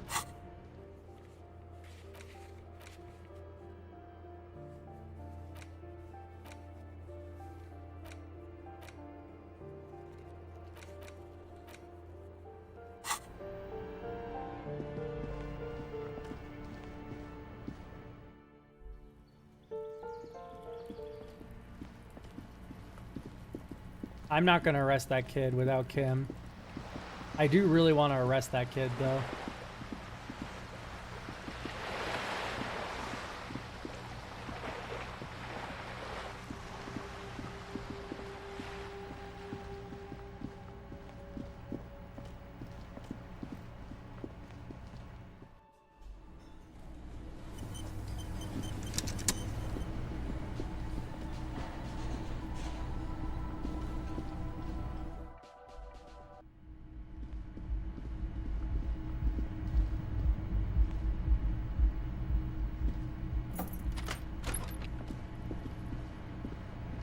The bed is still cold from the broken window, and not too inviting. Bedtime. The bed is still cold from the wind blowing in from the broken window. The mattress creaks as you close your eyes and try your hardest to fall asleep. Here we are again, my broken bird. The waves are coming, carrying you away. But you can't go. No, you have to stay. Always half aware of yourself. You're not cooperating, brother man. Why? It's your disgusting body. Even through your sleep, you feel a vague discomfort suffusing it. Your belly and your sides are unpleasantly tender. You wish you could curl up into a fetal ball of safety. But you cannot, because of the pain. That pain in your right side is your enlarged liver, by the way. As for your kidneys, you've really been compounding the damage lately. Every cell in your body is moaning in agony, asking, what did we ever do to you? No one does anything nice with it. And why might that be the case? What lava lights on such a bloated corpse to be? I'm an artist and liver damage is my art. Oh yeah, baby. Frame your suffering as a masterpiece. Only one problem. No one's watching. It's boring, buddy. Boring as death. You're just stuck here, in the half-world. Could try looking at other people. Really looking. But why would you want to start doing that? I look at people, I like them. Sure you do. They're all so friendly, aren't they? Some of them are. Some of them are nice. Others are scared. At least they're interesting. Each one has a process just like yours, running in the space between their ears, full of secrets. People are beautiful, statuesque, parodies and tragedies of themselves. A great democracy of creatures. What do you think you're doing right now? Coming to some greater awareness? Look at all these lights, blinking in and out of existence. Thoughts! You're just pretending that you're asleep, even to yourself, while the world goes on without you. Let it. Let it. But it never seems to let you go, does it? Time to rise and wipe that shining sweat off as best you can. Gather your bearings. Rock and roll.